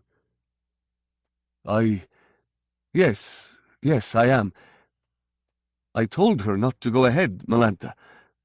I told her." "Yes, you did," Melantha Gerald said. She gave him a reassuring pat and moved around the table to Agatha Marij Black. "Agatha," she called, but the Psy-Psych did not respond, not even when Melantha shook her bodily by the shoulders. Her eyes were empty. "She's in shock," Melantha announced. She frowned at the sliver of bone protruding from Marij Black's cheek. Sponging off her face with a napkin, she carefully removed the splinter. "What do we do with the body?" asked Lindgren. They had found a sheet and wrapped it up. It had finally stopped twitching, although blood continued to seep out, turning the concealing sheet red. "Put it in a cargo hold," suggested Christophorus. "No," Melantha said. "Not sanitary. It will rot." She thought for a moment. "Suit up and take it down to the drive room. Cycle it through and lash it in place somehow. Tear up the sheet if you have to. That section of the ship is vacuum. It will be best there." Christophorus nodded, and the three of them moved off, the dead weight of Lassimer's corpse supported between them. Melantha turned back to Marij Black, but only for an instant. Lamy Thorne, who was mopping the blood from the tabletop with a piece of cloth, suddenly began to retch violently. Melantha swore. "Someone help her," she snapped. Caroli de Brannon finally seemed to stir. He rose and took the blood-soaked cloth from Lamy's hand and led her back to his cabin. "I can't do this alone," whined Alice Northwind, turning away in disgust. "Help me, then," Melantha said. Together, she and Northwind half led and half carried the Psy-Psych from the lounge, cleaned her and undressed her, and put her to sleep with a shot of one of her own drugs. Afterwards, Melantha took the injection gun and made the rounds. Northwind and Lamy Thorne required mild tranquilizers, Daniel a somewhat stronger one. It was 3 hours before they met again. The survivors assembled in the largest of the cargo holds, where 3 of them hung their sleepwebs. 7 of 8 attended. Agatha Marij Black was still unconscious, sleeping or in a coma or deep shock. None of them were sure. The rest seemed to have recovered, though their faces were pale and drawn. All of them had changed clothes. Even Alice Northwind, who had slipped into a new jumpsuit identical to the old one. "I do not understand," Caroli de Brannon said. "I do not understand what—" "Royd killed him is all," Northwind said bitterly. "His secret was endangered, so he just blew him apart. We all saw it." "I cannot believe that," Caroli de Brannon said in an anguished voice. "I cannot. Royd and I, we have talked many a night when the rest of you were sleeping. He is gentle, inquisitive, sensitive, a dreamer. He understands about the Volcrin. He would not do such a thing, could not."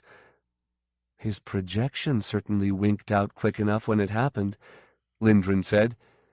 "And you'll notice he hasn't had much to say since." "The rest of us haven't been unusually talkative either," said Melantha Gerald. "I don't know what to think, but my impulse is to side with Caroli. We have no proof that the captain was responsible for Thale's death.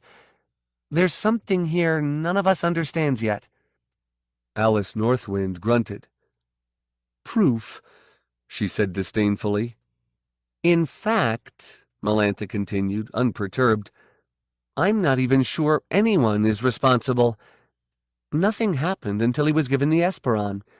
Could the drug be at fault?" "Hell of a side effect," Lindgren muttered. Rojan Christophorus frowned. "This is not my field, but I would not think so.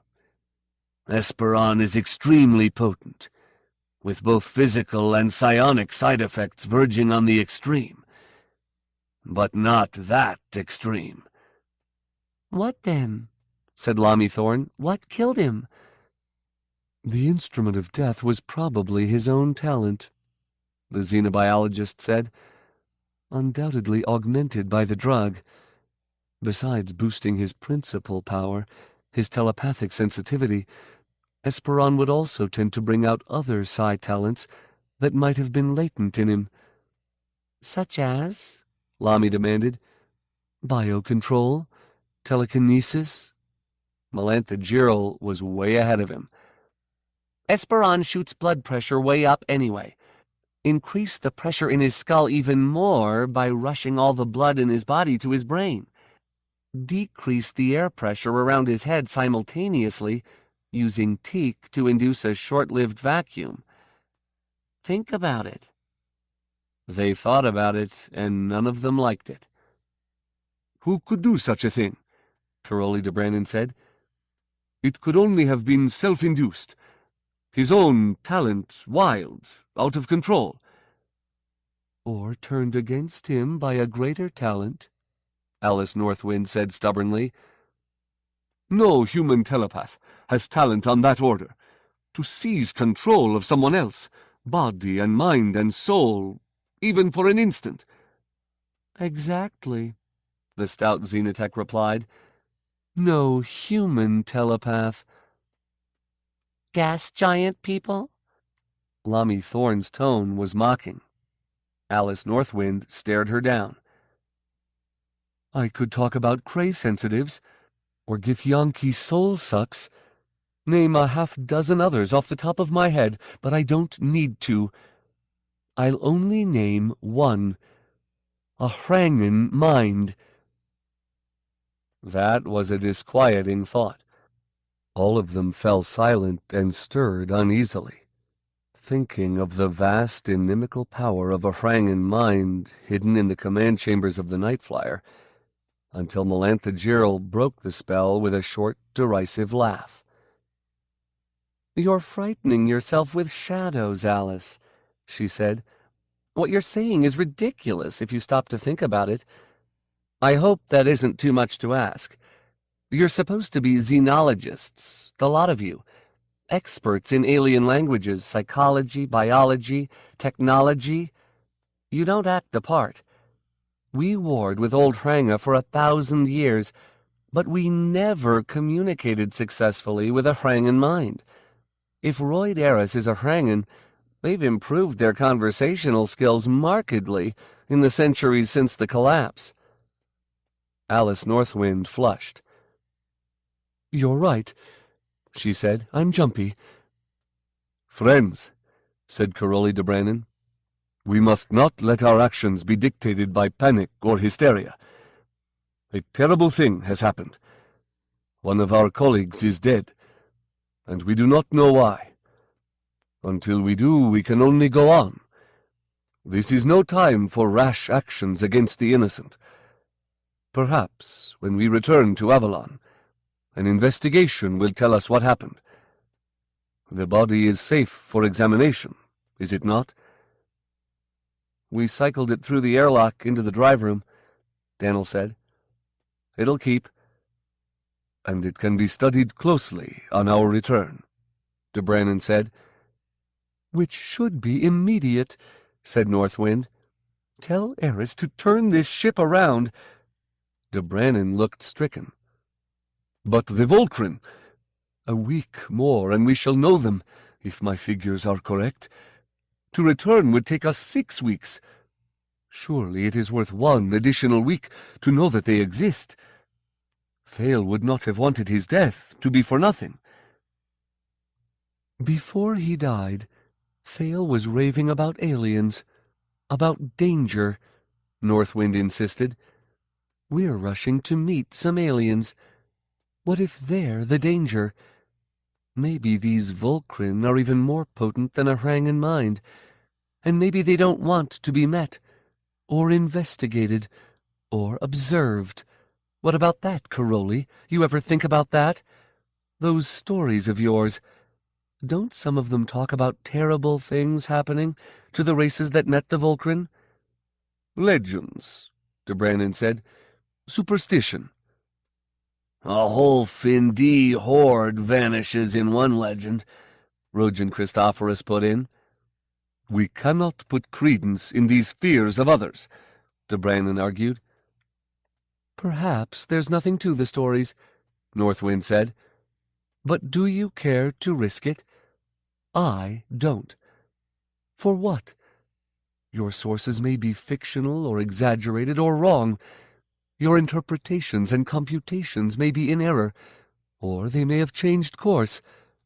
The Volcrin may not even be within light years of where we'll drop out. Ah, Melantha Girl said. I understand. Then we shouldn't go on because they won't be there, and besides, they might be dangerous. De Brannon smiled, and Lindren laughed. Not funny, protested Alice Northwind, but she argued no further.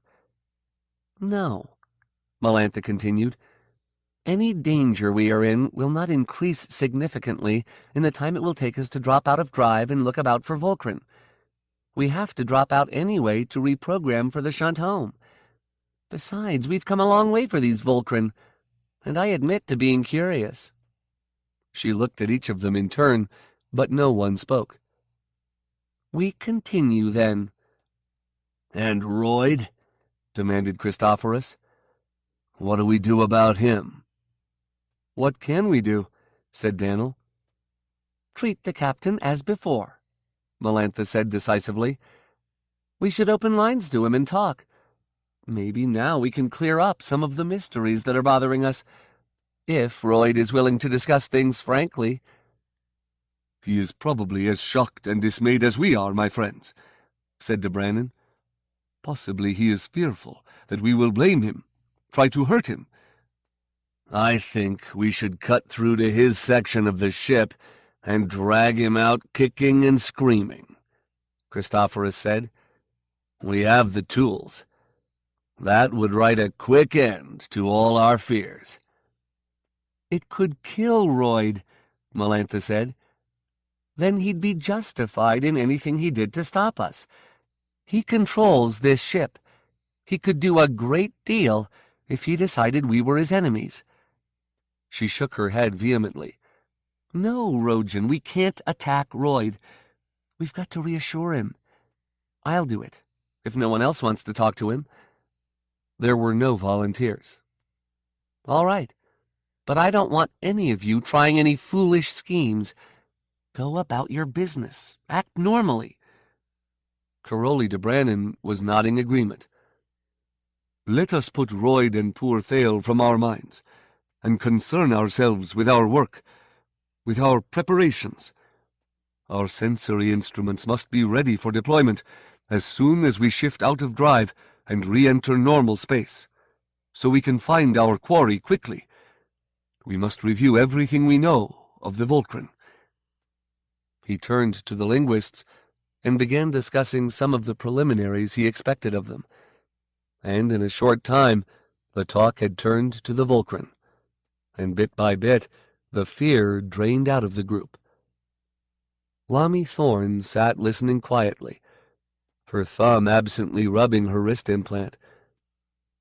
But no one noticed the thoughtful look in her eyes. Not even Royd Eris, watching. Melantha Girl returned to the lounge alone. Someone had turned out the lights.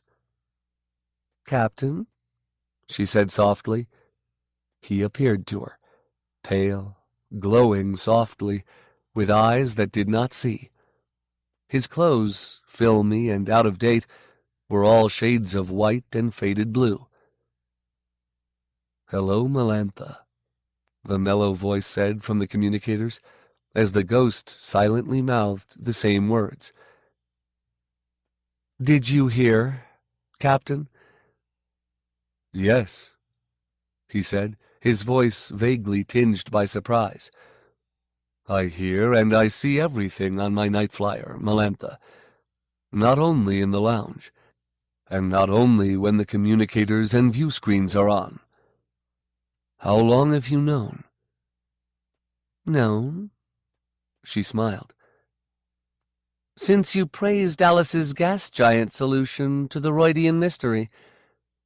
The communicators were not on that night. You had no way of knowing.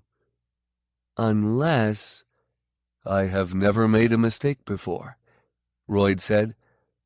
"I told Caroli, but that was deliberate. I am sorry. I have been under stress." "I believe you, Captain," she said. "No matter.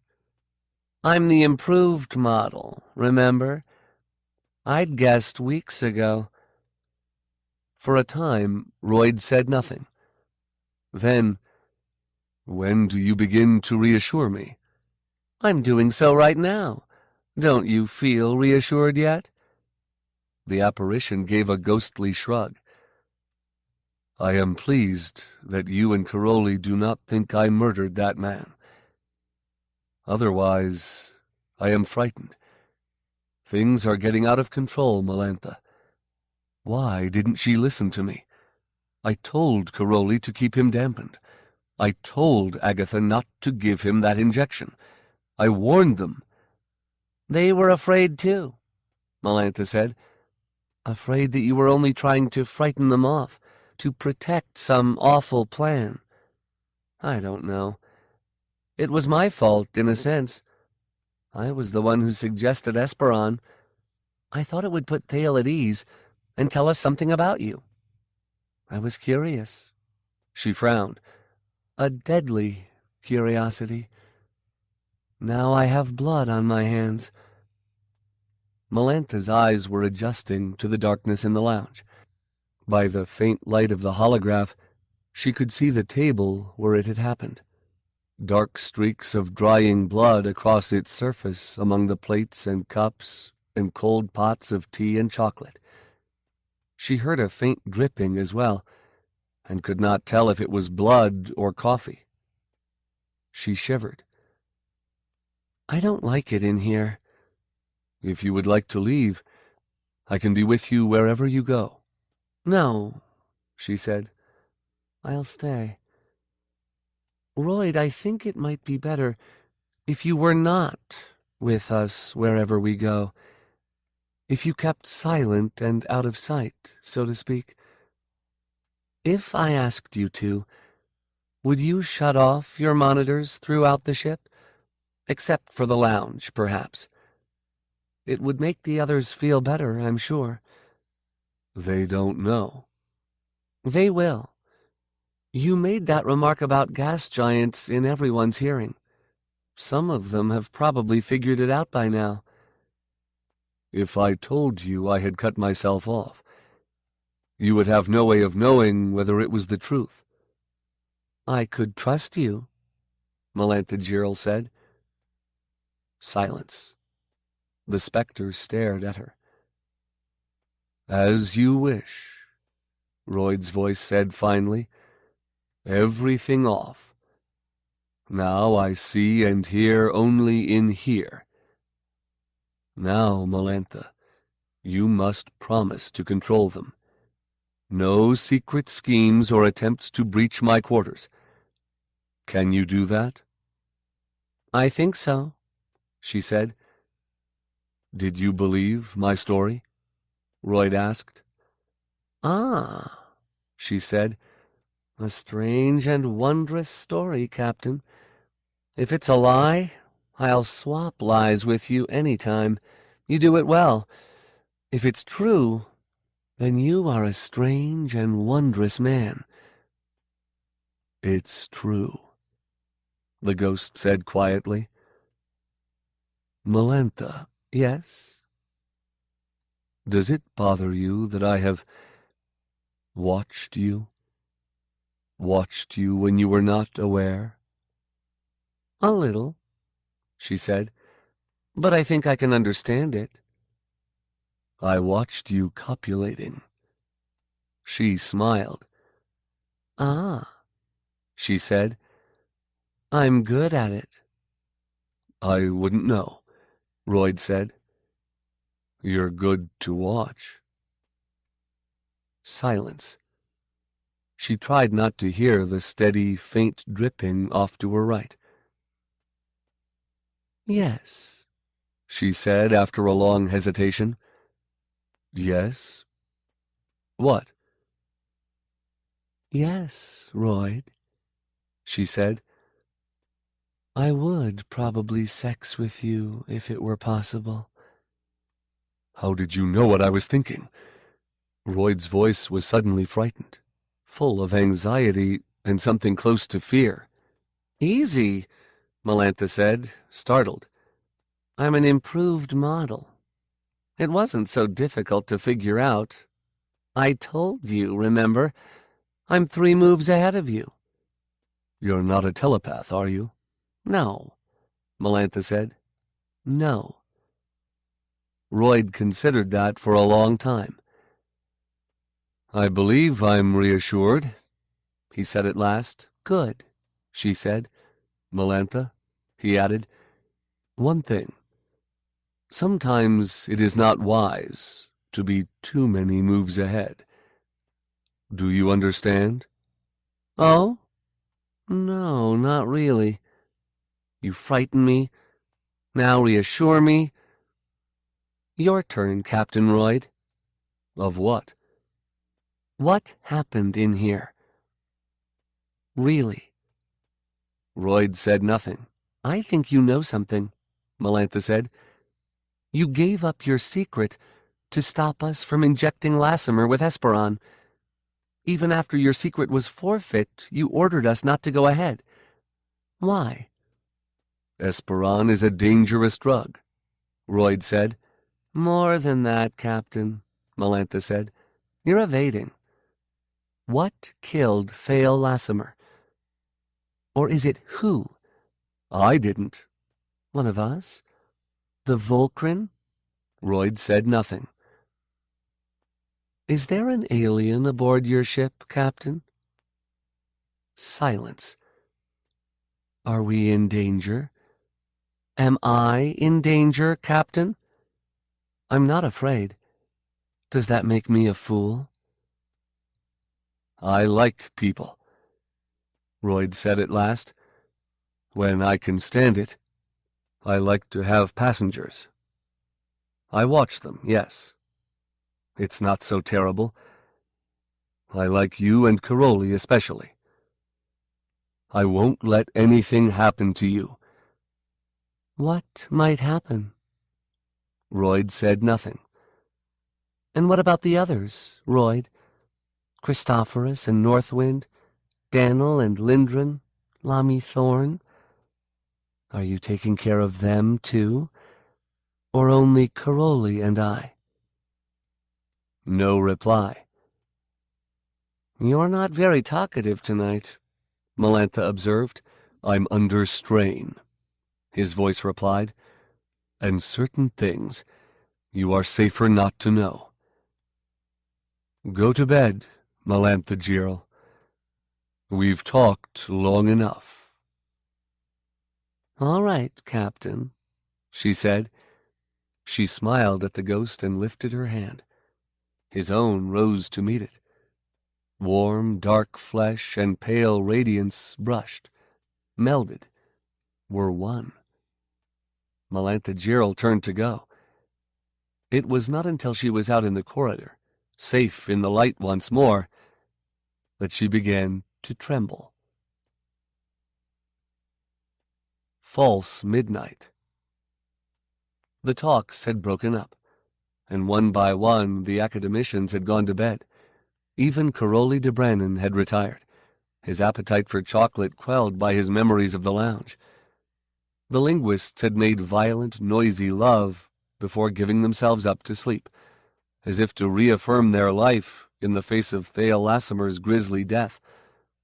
Rojan Christophorus had listened to music, but now they were all still. The Nightflyer was filled with silence. In the darkness of the largest cargo hold, 3 sleep webs hung side by side.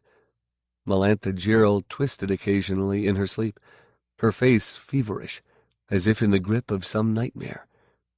Alice Northwind lay flat on her back, snoring loudly, a reassuring wheeze of noise from her solid, meaty chest. Lami Thorne lay awake, thinking.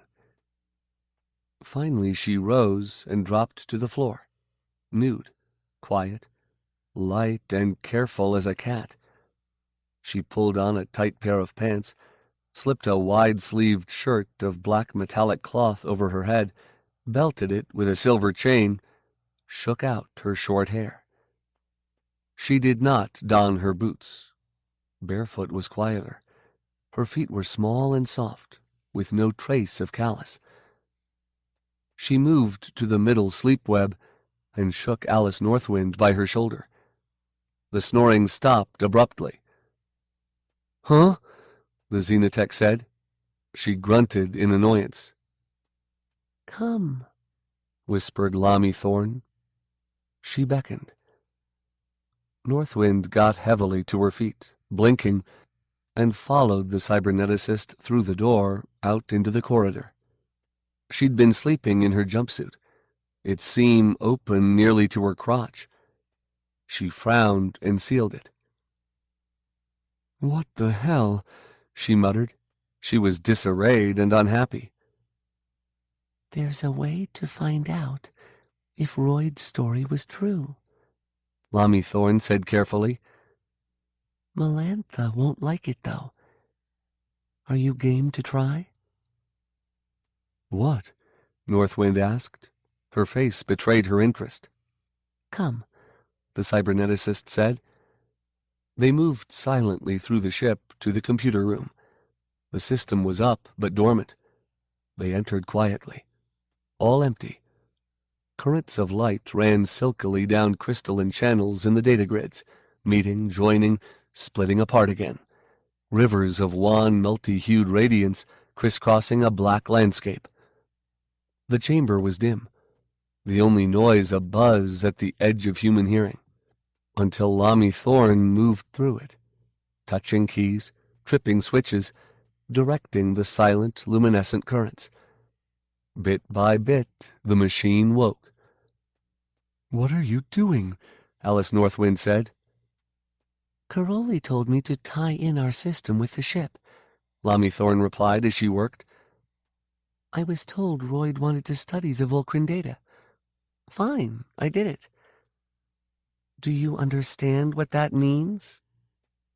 Her shirt whispered in soft metallic tones when she moved. Eagerness broke across the flat features of Xenotech Alice Northwind. "The 2 systems are tied together."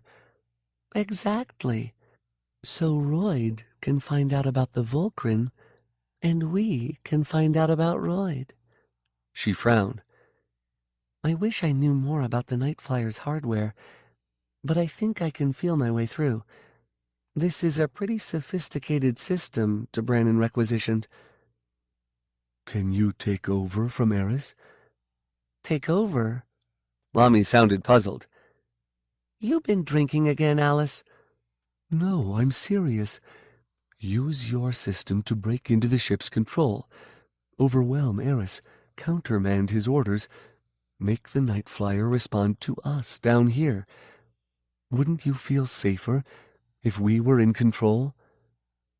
"Maybe," the cyberneticist said doubtfully.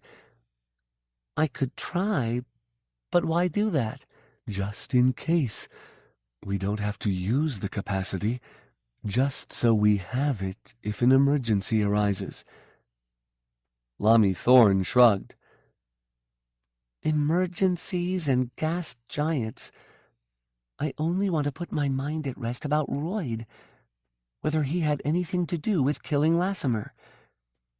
She moved over to a readout panel, where a half-dozen-meter-square view screens curved around a console, and brought one of them to life.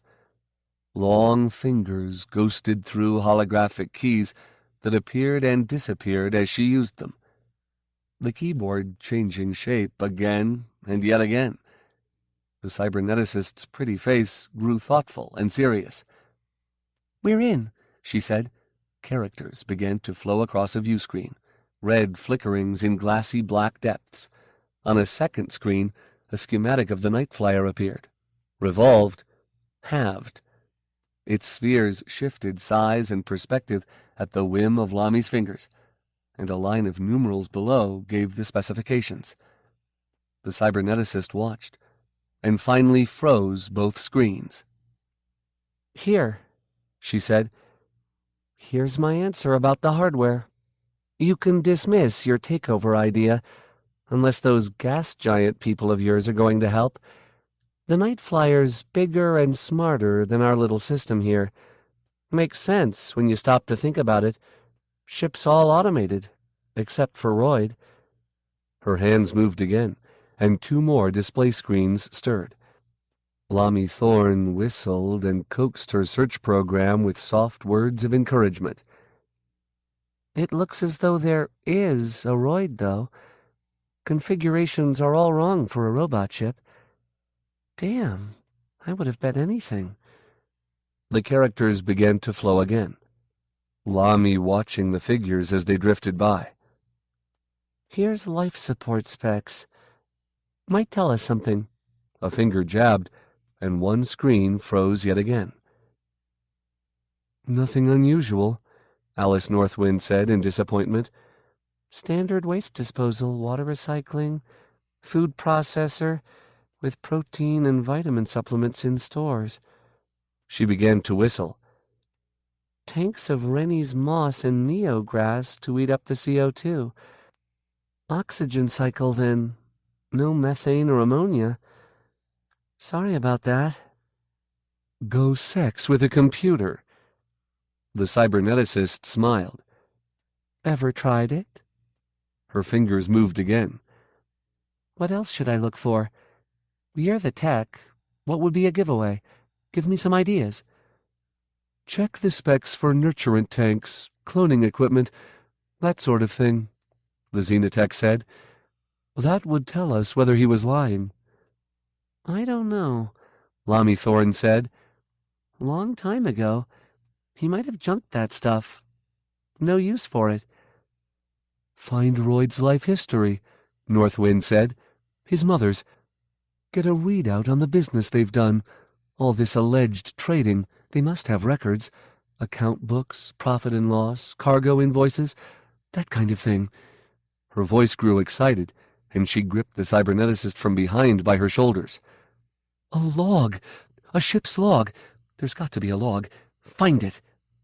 "All right." Lami Thorne whistled, happy, at ease with her system, riding the data winds, curious, in control. Then the screen in front of her turned a bright red and began to blink. She smiled, touched a ghost key, and the keyboard melted away and reformed under her. She tried another tack. 3 more screens turned red and began to blink. Her smile faded. "What is it?" "Security," said Lami Thorne. "I'll get through it in a second. Hold on." She changed the keyboard yet again, entered another search program, attached on a rider in case it was blocked. Another screen flashed red. She had her machine chew the data she'd gathered, sent out another feeler. More red, flashing, blinking, bright enough to hurt the eyes. All the screens were red now. "A good security program," she said with admiration. "The log is well protected." Alice Northwind grunted. "Are we blocked?" "Response time is too slow," Lami Thorne said, chewing on her lower lip as she thought. "There's a way to fix that." She smiled and rolled back the soft black metal of her sleeve. "What are you doing?" "Watch," she said. She slid her arm under the console, found the prongs, jacked in. "Ah," she said, low in her throat. The flashing red blocks vanished from her readout screens, one after the other, as she sent her mind coursing into the Nightflyer system, easing through all the blocks. "Nothing like slipping past another system's security. Like slipping onto a man." Log entries were flickering past them in a whirling, blurring rush, too fast for Alice Northwind to read. But Lami read them. Then she stiffened. "Oh," she said. It was almost a whimper. "Cold," she said. She shook her head, and it was gone. But there was a sound in her ears, a terrible whooping sound. "Damn," she said. "That'll wake everyone." She glanced up when she felt Alice's fingers dig painfully into her shoulder, squeezing, hurting. A gray steel panel slid almost silently across the access to the corridor, cutting off the whooping cry of the alarm. "What?" Lami Thorne said. "That's an emergency air seal," said Alice Northwind in a dead voice. She knew starships. "It closes where they're about to load or unload cargo in vacuum." Their eyes went to the huge, curving outer airlock above their heads.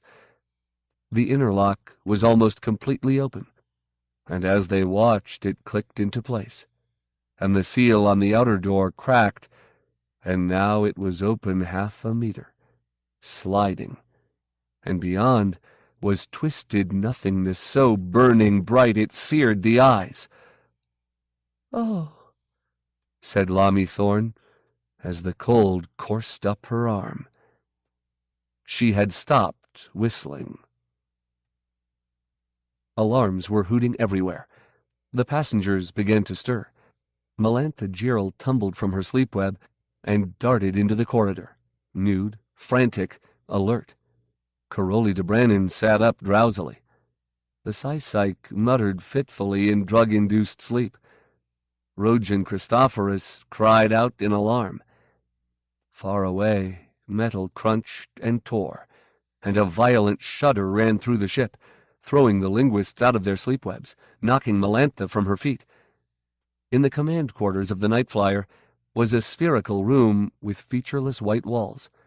A lesser sphere, a suspended control console, floating in its center. The walls were always blank when the ship was in drive. The warped and glaring underside of space-time was painful to behold.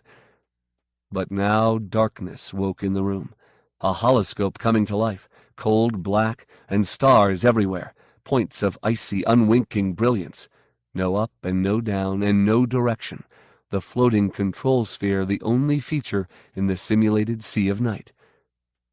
The Nightflyer had shifted out of drive. Melantha Gerald found her feet again and thumbed on a communicator.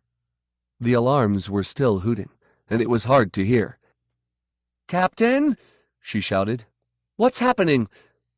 "I don't know," Royd's voice replied. "I'm trying to find out. Wait." Melantha waited.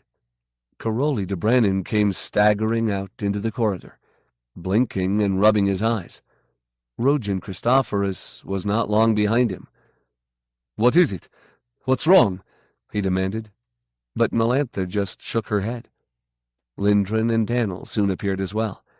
There was no sign of Marij Black, Alice Northwind, or Lami Thorne.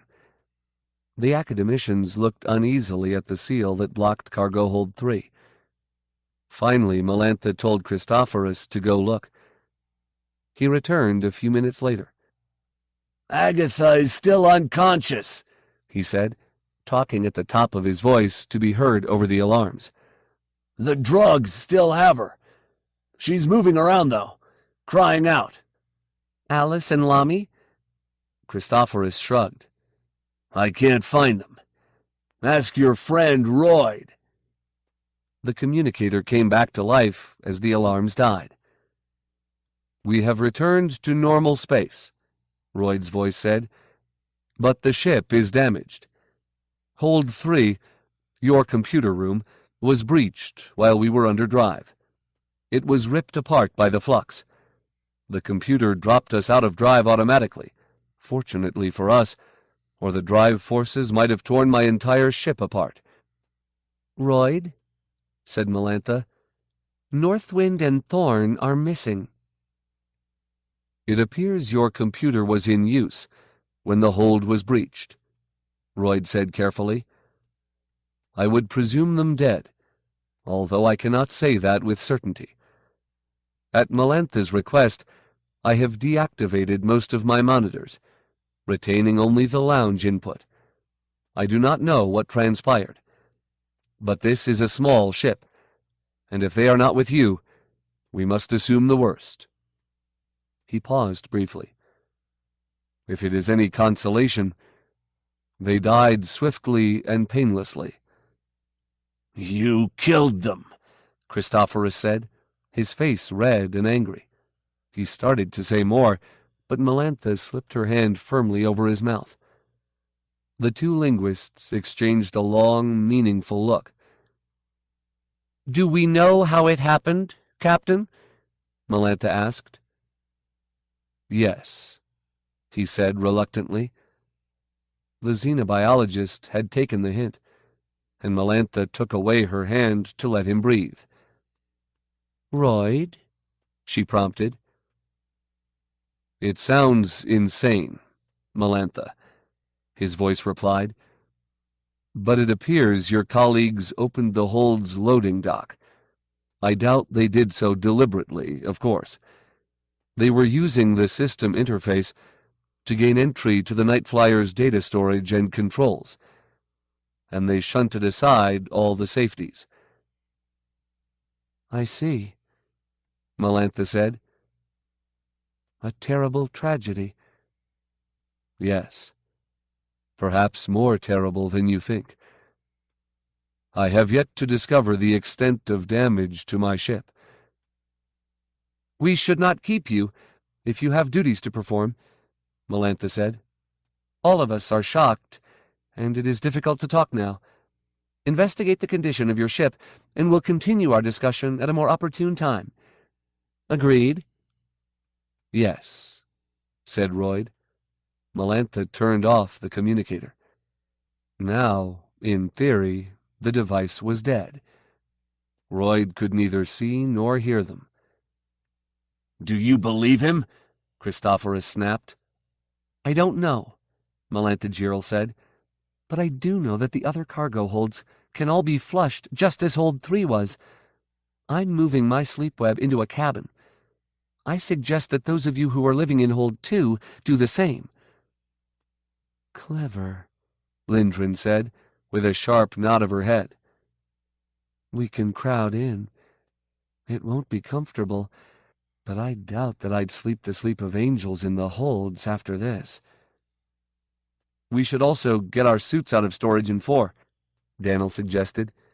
"Keep them close at hand, just in case." "If you wish," Melantha said. "It's possible that all the locks might pop open simultaneously. Royd can't fault us for taking precautions." She flashed a grim smile.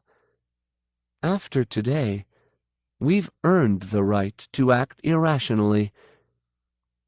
"This is no time for your damned jokes, Melantha," Christophorus said. He was still red-faced, and his tone was full of fear and anger. 3 people are dead. Agatha is perhaps deranged or catatonic. The rest of us are endangered. "Yes, and we still have no idea what is happening," Melantha pointed out. "Royd Harris is killing us!" Christophorus shrieked. "I don't know who or what he is, and I don't know if that story he gave us is true, and I don't care.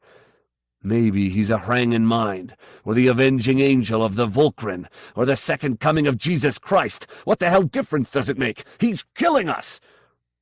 He looked at each of them in turn. "Any one of us could be next," he added.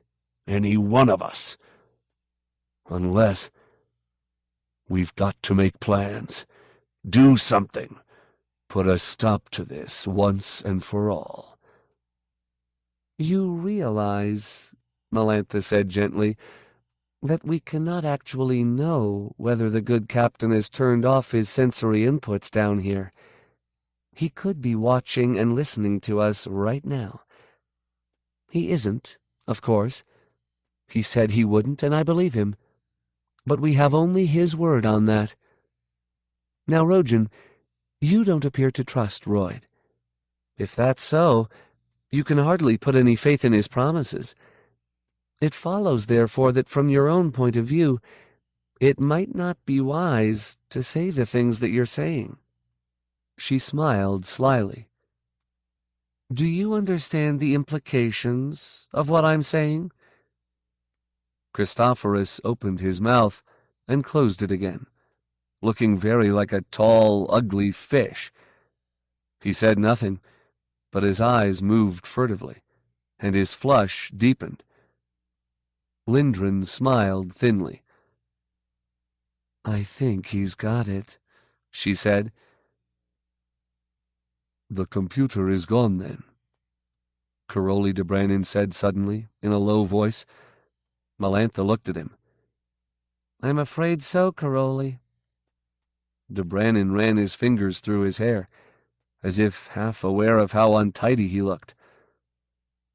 The Volcran, he muttered. How will we work without the computer? He nodded to himself. I have a small unit in my cabin, a wrist model. Perhaps it will suffice. It must suffice, it must. I will get the figures from Royd, learn where we have dropped out. Excuse me, my friends. Pardon, I must go. He wandered away in a distracted haze, talking to himself. He hasn't heard a word we've said, Daniel said, incredulous. Think how distraught he'd be if all of us were dead, added Lindgren. Then he'd have no one to help him look for Volcran. Let him go, Melantha said. He is as hurt as any of us, maybe more so. He wears it differently. His obsessions are his defense. And what is our defense? Patience, maybe, said Melantha Girl. All of the dead were trying to breach Royd's secret when they died. We haven't tried. Here we are discussing their deaths. You don't find that suspicious? Asked Lindgren. Very, Melantha said. I even have a method of testing my suspicions. One of us can make yet another attempt to find out whether our captain told us the truth. If he or she dies, we'll know. She shrugged. Forgive me, however, if I'm not the one who tries. But don't let me stop you if you have the urge. I'll note the results with interest. Until then, I'm going to move out of the cargo hold and get some sleep. She turned and strode off, leaving the others to stare at one another. Arrogant bitch, Daniel observed almost conversationally after Melantha had left. Do you really think he can hear us? Christophorus whispered to the two linguists. Every pithy word, Lindgren said.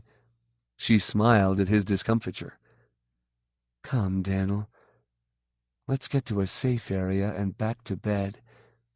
He nodded. But, said Christophorus, we have to do something. Make plans. Defenses. Lindgren gave him a final withering look and pulled Daniel off behind her down the corridor. Melantha? Caroli?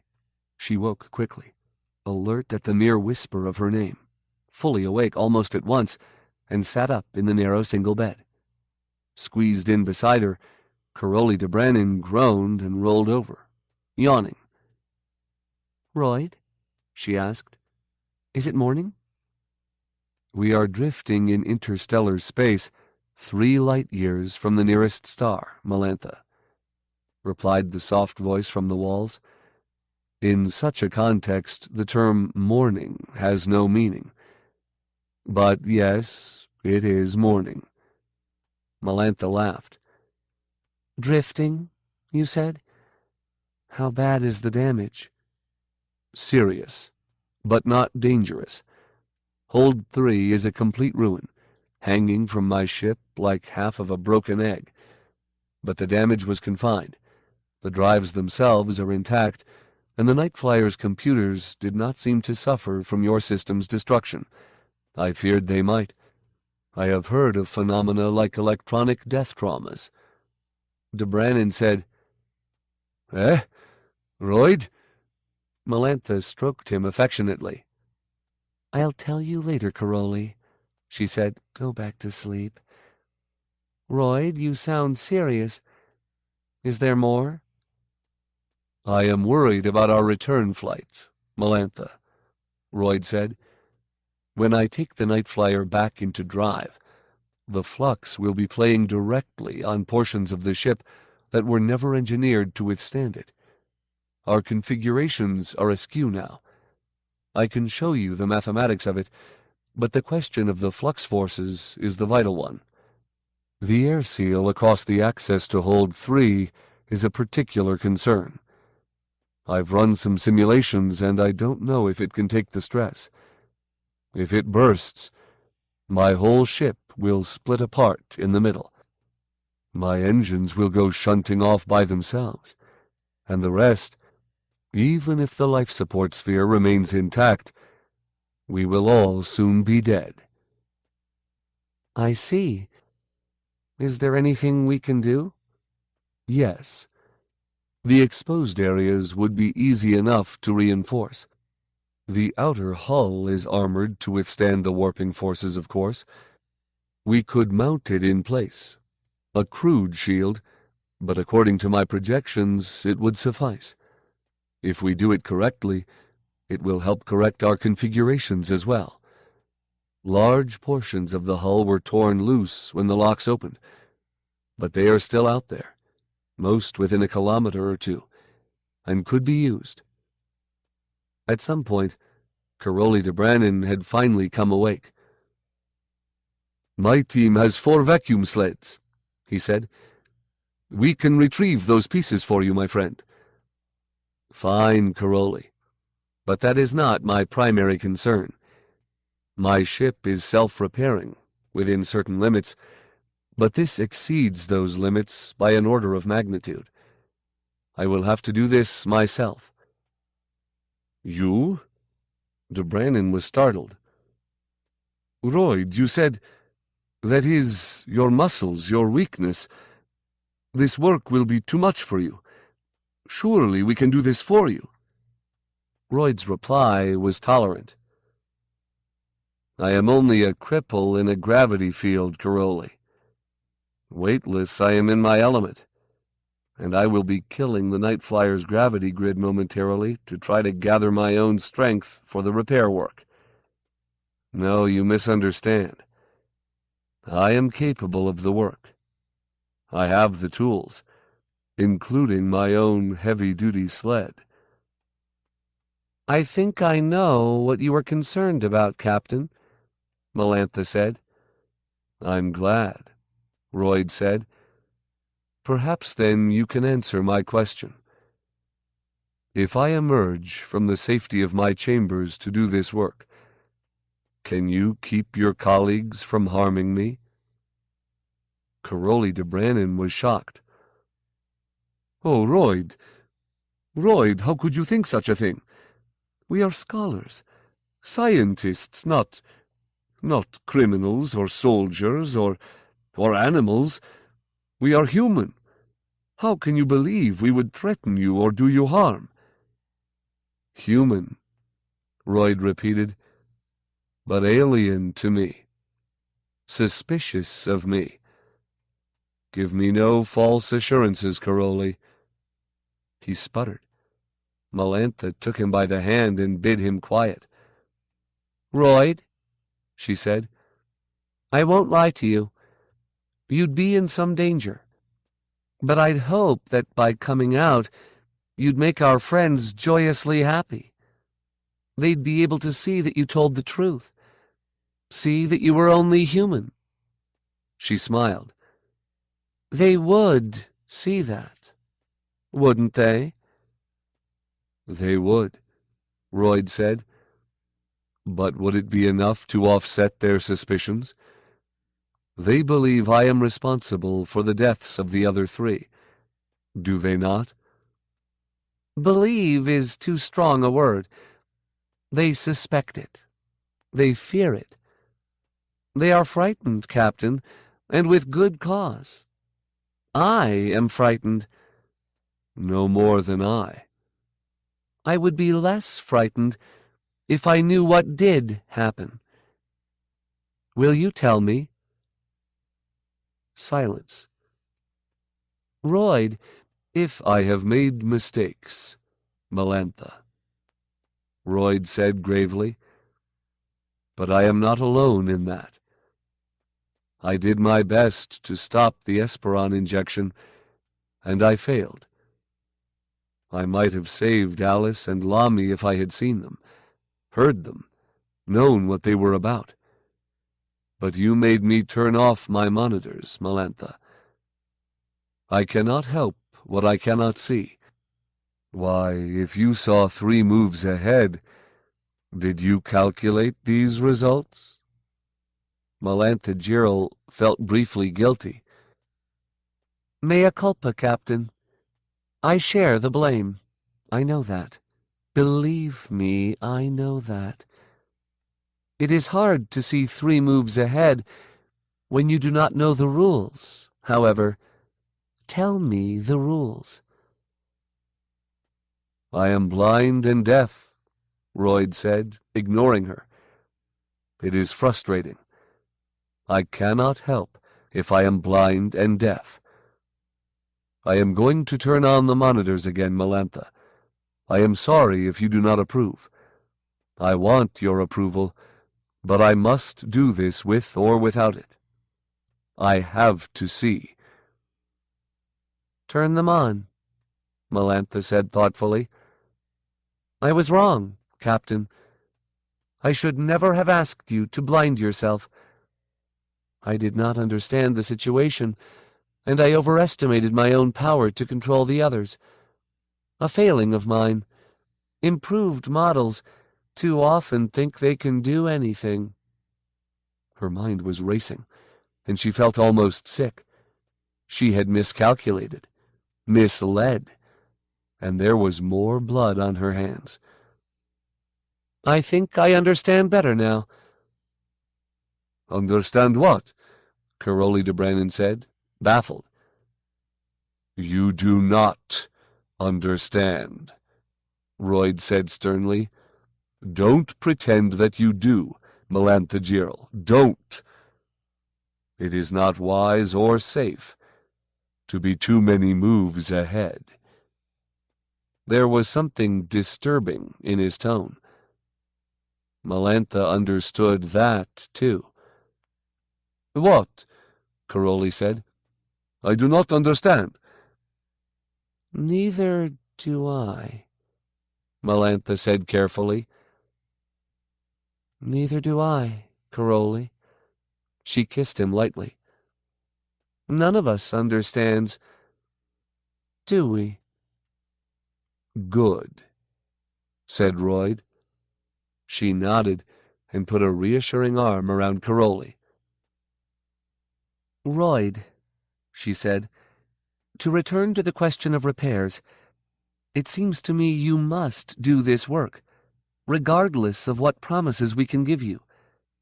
You won't risk your ship by slipping back into drive in your present condition. And the only other option is to drift out here until we all die. What choice do we have? I have a choice, Royd said with deadly seriousness.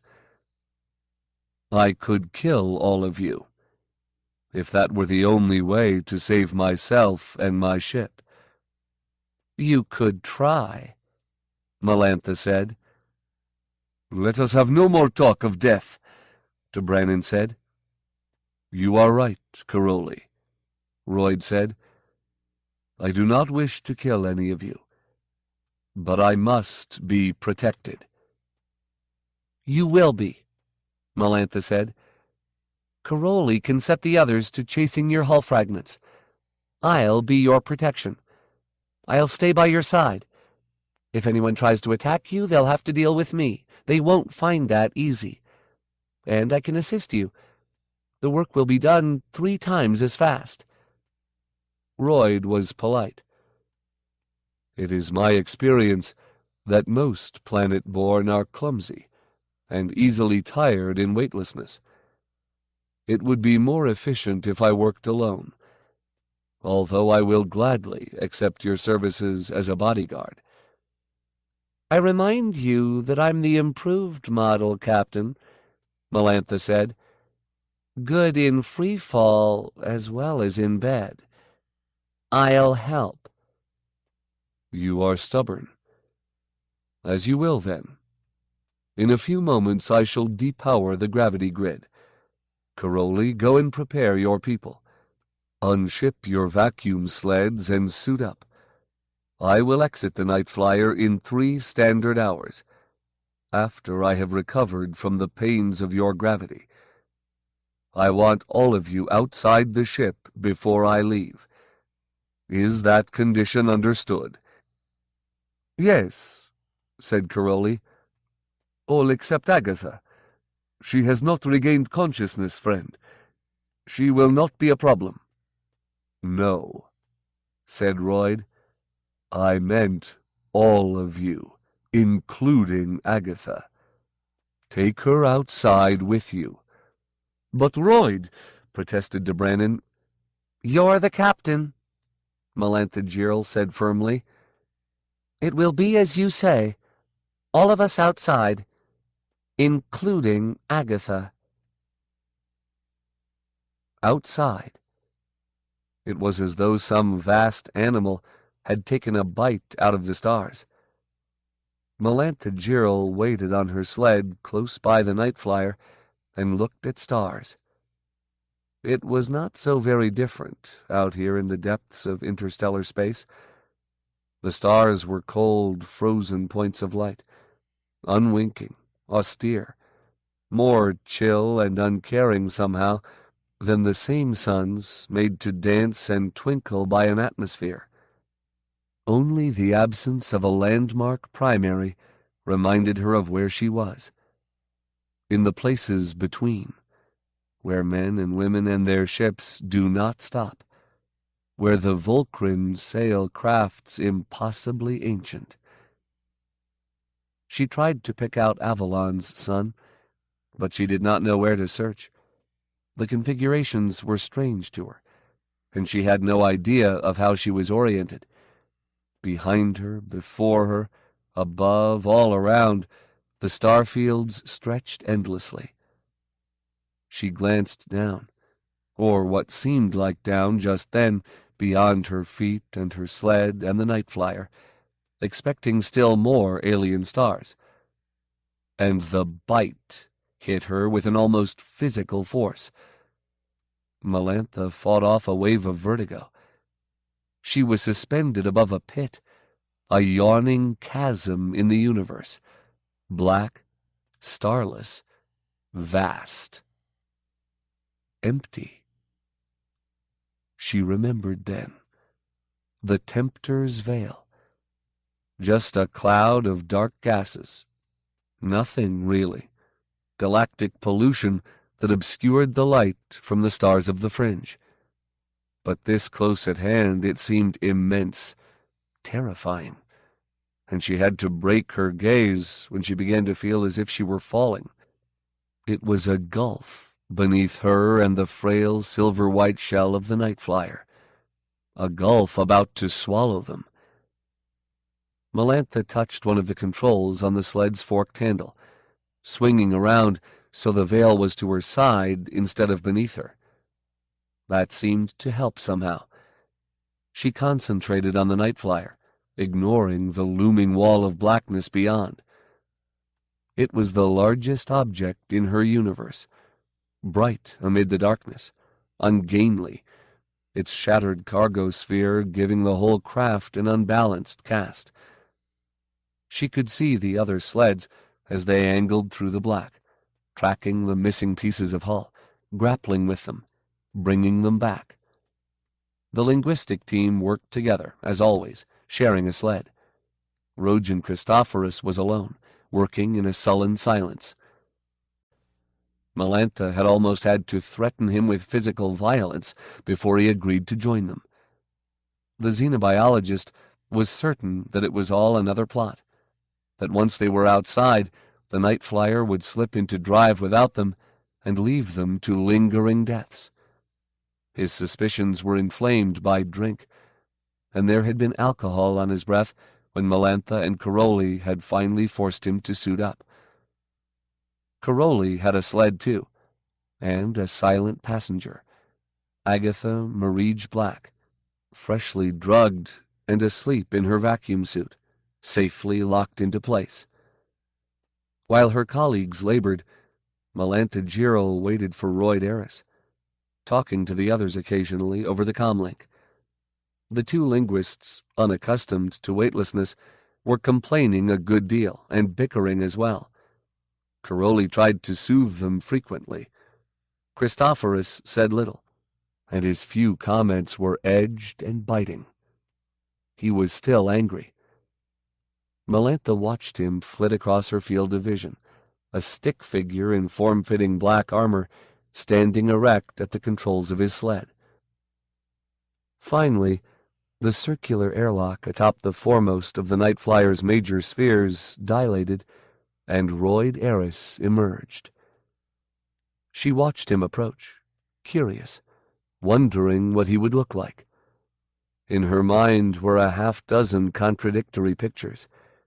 His genteel, cultured, too formal voice sometimes reminded her of the dark aristocrats of her native Prometheus, the wizards who toyed with human genes and played Baroque status games. At other times his naivete made her imagine him as an inexperienced youth. His ghost was a tired-looking, thin young man, and he was supposed to be considerably older than that pale shadow, but Melantha found it difficult to hear an old man talking when he spoke. Melantha felt a nervous tingle as he neared. The lines of his sled and his suit were different than theirs. Disturbingly so. Alien, she thought, and quickly squelched the thought. Such differences meant nothing. Royd's sled was large, a long oval plate with 8 jointed grappling arms bristling from its underside like the legs of a metallic spider. A heavy-duty cutting laser was mounted beneath the controls, its snout jutting threateningly forward.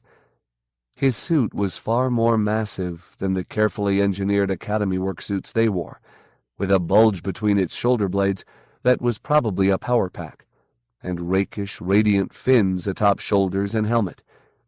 It made him seem hulking, hunched and deformed. But when he finally came near enough for Melantha to see his face, it was just a face. White. Very white. That was the predominant impression she got. White hair cropped very short, a white stubble around the sharply chiseled lines of his jaw, almost invisible eyebrows, beneath which his eyes moved restlessly. His eyes were large and vividly blue, his best feature. His skin was pale and unlined, scarcely touched by time. He looked wary, she thought, and perhaps a bit frightened.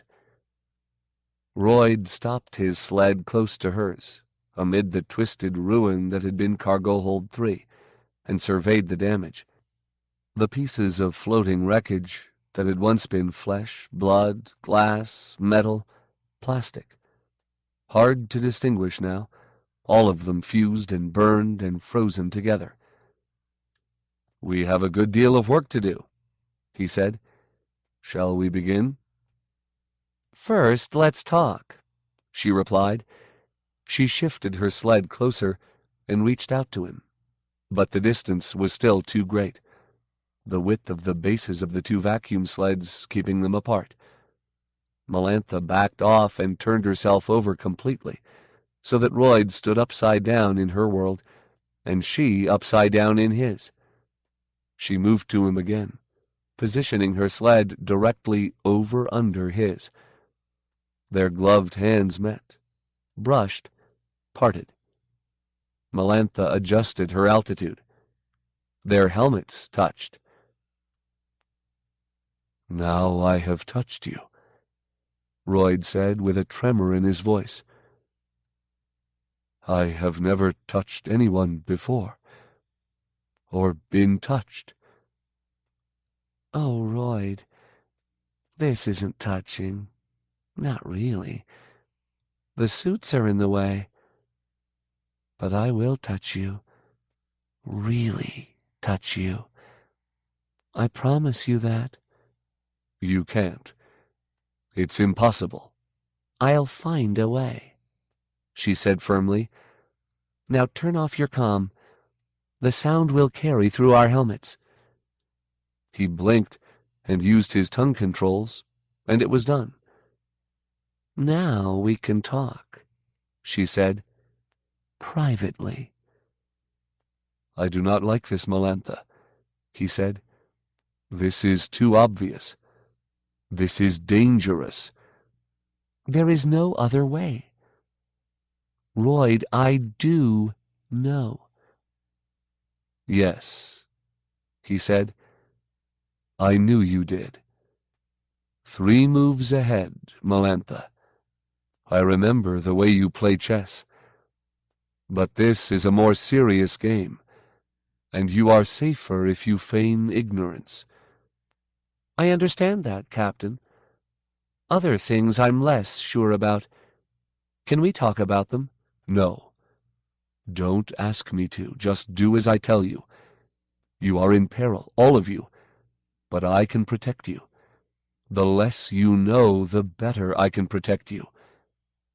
Through the transparent faceplates, his expression was somber. She stared into his upside-down eyes. "It might be a second crew member. Someone else hidden in your quarters. But I don't believe that. It's the ship, isn't it? Your ship is killing us. Not you. It. Only that doesn't make sense. You command the Nightflyer. How can it act independently? And why? What motive? And how was Thale Lassimer killed? The business with Alice and Lamy, that was easy. But a psionic murder? A starship with psi? I can't accept that. It can't be the ship. Yet it can't be anything else. Help me, Captain." He blinked, anguish behind his eyes. "I should never have accepted Caroli's charter. Not with a telepath among you. It was too risky. But I wanted to see the Volcran, and he spoke of them so movingly." He sighed. "You understand too much already, Melantha. I can't tell you more, or I would be powerless to protect you. The ship is malfunctioning. That is all you need to know. It is not safe to push too hard. As long as I am at the controls, I think I can keep you and the others from harm. Trust me." "Trust is a two-way bond," Melantha said. Royd lifted his hand and pushed her away, then tongued his communicator back to life. "Enough gossip," he announced. "We have work to do. Come. I want to see just how improved you actually are." In the solitude of her helmet, Melantha Jirl swore softly. With an irregular twist of metal locked beneath him in his sled's magnetic grip, Rojan Christophorus sailed back towards the Nightflyer. He was watching from a distance when Royd Eris emerged on his oversized work sled. He was closer when Melantha Jirl moved to him, inverted her sled, and pressed her faceplate to Royd's. Christophorus listened to their soft exchange. heard Melantha promise to touch him. Eris, the thing, the killer. He swallowed his rage. Then they cut him out, cut all of them out, went off the open circuit. But still she hung there, suspended by that cipher in the hunchbacked spacesuit, faces pressed together like two lovers kissing. Christophorus swept in close, unlocked his captive plate so it would drift towards them. "Here," he announced. "I'm off to get another." He tongued off his own comm and swore, and his sled slid around the spheres and tubes of the Nightflyer. Somehow they were all in it together. Royd and Melantha, and possibly old Debrannon as well, he thought sourly. She had protected Eris from the first, stopped them when they might have taken action together, found out who or what he was. He did not trust her. His skin crawled when he remembered that they had been to bed together. She and Eris were the same, whatever they might be. And now poor Alice was dead, and that fool Thorn, and even that damned telepath. But still Melantha was with him. Against them. Rojan Christophorus was deeply afraid, and angry, and half drunk. The others were out of sight, off chasing spinning wedges of half-slagged metal. Royd and Melantha were engrossed in each other, the ship abandoned and vulnerable. This was his chance. No wonder Eris had insisted that all of them precede him into the void. Outside, isolated from the controls of the Nightflyer, he was only a man, a weak one at that. Smiling a thin, hard smile, Christophorus brought his sled curling around the cargo spheres, hidden from sight, and vanished into the gaping maw of the drive room. It was a long tunnel, everything open to vacuum, safe from the corrosion of an atmosphere. Like most starships, the Nightflyer had a triple propulsion system. The grav field for landing and lifting, useless away from a gravity well, the nukes for deep space sublight maneuverings, and the great star drives themselves. The lights of his sled flickered past the encircling ring of nukes and sent long, bright streaks along the sides of the closed cylinders of the star drives, the huge engines that bent the stuff of space-time, encased in webs of metal and crystal. At the end of the tunnel was a great circular door, reinforced metal, closed. The main airlock. Christophorus set the sled down, dismounted, pulling his boots free of the sled's magnetic grip with an effort, and moved to the airlock. This was the hardest part, he thought. The headless body of Thale Lassimer was tethered loosely to a massive support strut by the lock, like a grisly guardian of the way. The xenobiologist had to stare at it while he waited for the lock to cycle. Whenever he glanced away, somehow he would find his eyes creeping back to it. The body looked almost natural, as if it had never had a head. Christophorus tried to remember what Lassimer had looked like, but the features would not come to mind. He moved uncomfortably, but then the locked door slid open, and he gratefully entered the chamber to cycle through. He was alone in the Nightflyer. A cautious man, Christophorus kept his suit on, though he collapsed the helmet and yanked loose the suddenly limp metallic fabric so it fell behind his back like a hood. He could snap it in place quickly enough if the need arose. In cargo hold 4, where they had stored their equipment, the xenobiologist found what he was looking for.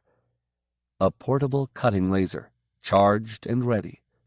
Low power, but it would do. Slow and clumsy in weightlessness, he pulled himself down the corridor into the darkened lounge. It was chilly inside, the air cold on his cheeks. He tried not to notice. He braced himself at the door and pushed off across the width of the room, sailing above the furniture, which was all safely bolted into place. As he drifted towards his objective, something wet and cold touched his face. It startled him, but it was gone before he could quite make out what it was. When it happened again, Christophorus snatched at it, caught it, and felt briefly sick. He had forgotten.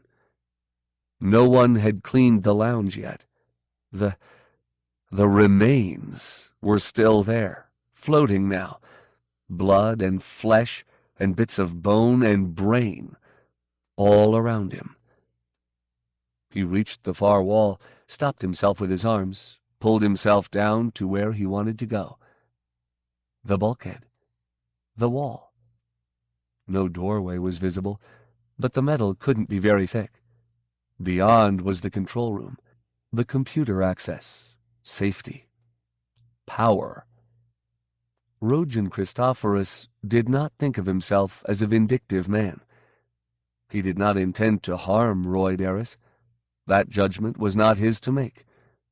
He would take control of the Nightflyer, warn Eris away, make certain the man stayed sealed in his suit. He would take them all back without any more mysteries, any more killings. The Academy arbiters could listen to the story and probe Eris and decide the right and wrong of it, guilt and innocence, what should be done. The cutting laser emitted a thin pencil of scarlet light. Christophorus smiled and applied it to the bulkhead. It was slow work, but he had patience. They would not have missed him, quiet as he'd been, and if they did, they would assume he was off sledding after some hunk of salvage. Eris's repairs would take hours, maybe days, to finish. The bright blade of the laser smoked where it touched the metal. Christophorus applied himself diligently. Something moved on the periphery of his vision. Just a little flicker, barely seen. A floating bit of brain, he thought, a sliver of bone. A bloody piece of flesh, hair still hanging from it. Horrible things, but nothing to worry about. He was a biologist. He was used to blood and brains and flesh. And worse. And worse. He had dissected many an alien in his day, cutting through chitin and mucus, pulsing, stinking food sacks and poisonous spines. He had seen and touched it all. Again the motion caught his eye, teased at it. Not wanting to, Christophorus found himself drawn to look. He could not look, somehow, just as he had been unable to ignore the headless corpse near the airlock. He looked. It was an eye. Christophorus trembled, and the laser slipped sharply off to one side, so he had to wrestle with it to bring it back to the channel he was cutting. His heart raced. He tried to calm himself. Nothing to be frightened of. No one was home, and if Royd should return, well, he had the laser as a weapon, and he had his suit on if an airlock blew. He looked at the eye again, willing away his fear. It was just an eye. Thale Lassimer's eye. Pale blue, bloody, but intact. The same watery eye the boy had when alive. Nothing supernatural. A piece of dead flesh, floating in the lounge amid other pieces of dead flesh. Someone should have cleaned up the lounge, Christophorus thought angrily. It was indecent to leave it like this. It was uncivilized. The eye did not move.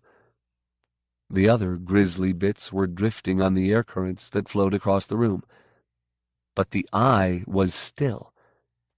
It neither bobbed nor spun. It was fixed on him, staring. He cursed himself and concentrated on the laser, on his cutting. He had burned an almost straight line up the bulkhead for about a meter. He began another at a right angle.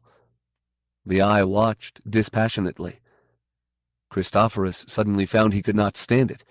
One hand released its grip on the laser, reached out, caught the eye, flung it across the room. The action made him lose balance. He tumbled backward, the laser slipping from his grasp, his arms flapping like the wings of some absurd heavy bird. Finally, he caught an edge of the table and stopped himself. The laser hung in the center of the room, floating amid coffee pots and pieces of human debris, still firing, turning slowly. That did not make sense. It should have ceased fire when he released it. A malfunction, Christophorus thought nervously. Smoke was rising where the thin line of the laser traced a path across the carpet. With a shiver of fear, Christophorus realized that the laser was turning towards him. He raised himself, put both hands flat against the table, pushed up out of the way, bobbing towards the ceiling. The laser was turning more swiftly now. He pushed away from the ceiling hard, slammed into a wall, grunted in pain, bounced off the floor, kicked. The laser was spinning quickly, chasing him. Christophorus soared, braced himself for another ricochet off the ceiling. The beam swung around, but not fast enough. He'd get it while it was still firing off in the other direction. He moved close, reached, and saw the eye. It hung just above the laser, staring.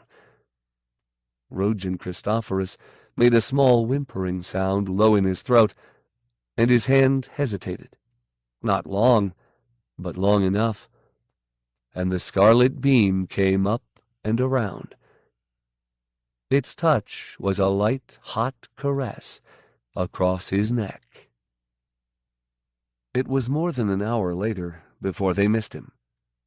Caroli de Brannon noticed his absence first, called for him over the comlink, and got no answer. He discussed it with the others. Royd Eris moved his sled back from the armor plate he had just mounted, and through his helmet Melantha Girl could see the lines around his mouth grow hard. It was just then that the noises began. A shrill bleat of pain and fear, followed by moans and sobbing. Terrible wet sounds like a man choking on his own blood. They all heard. The sounds filled their helmets. And almost clear amid the anguish was something that sounded like a word. "Help!"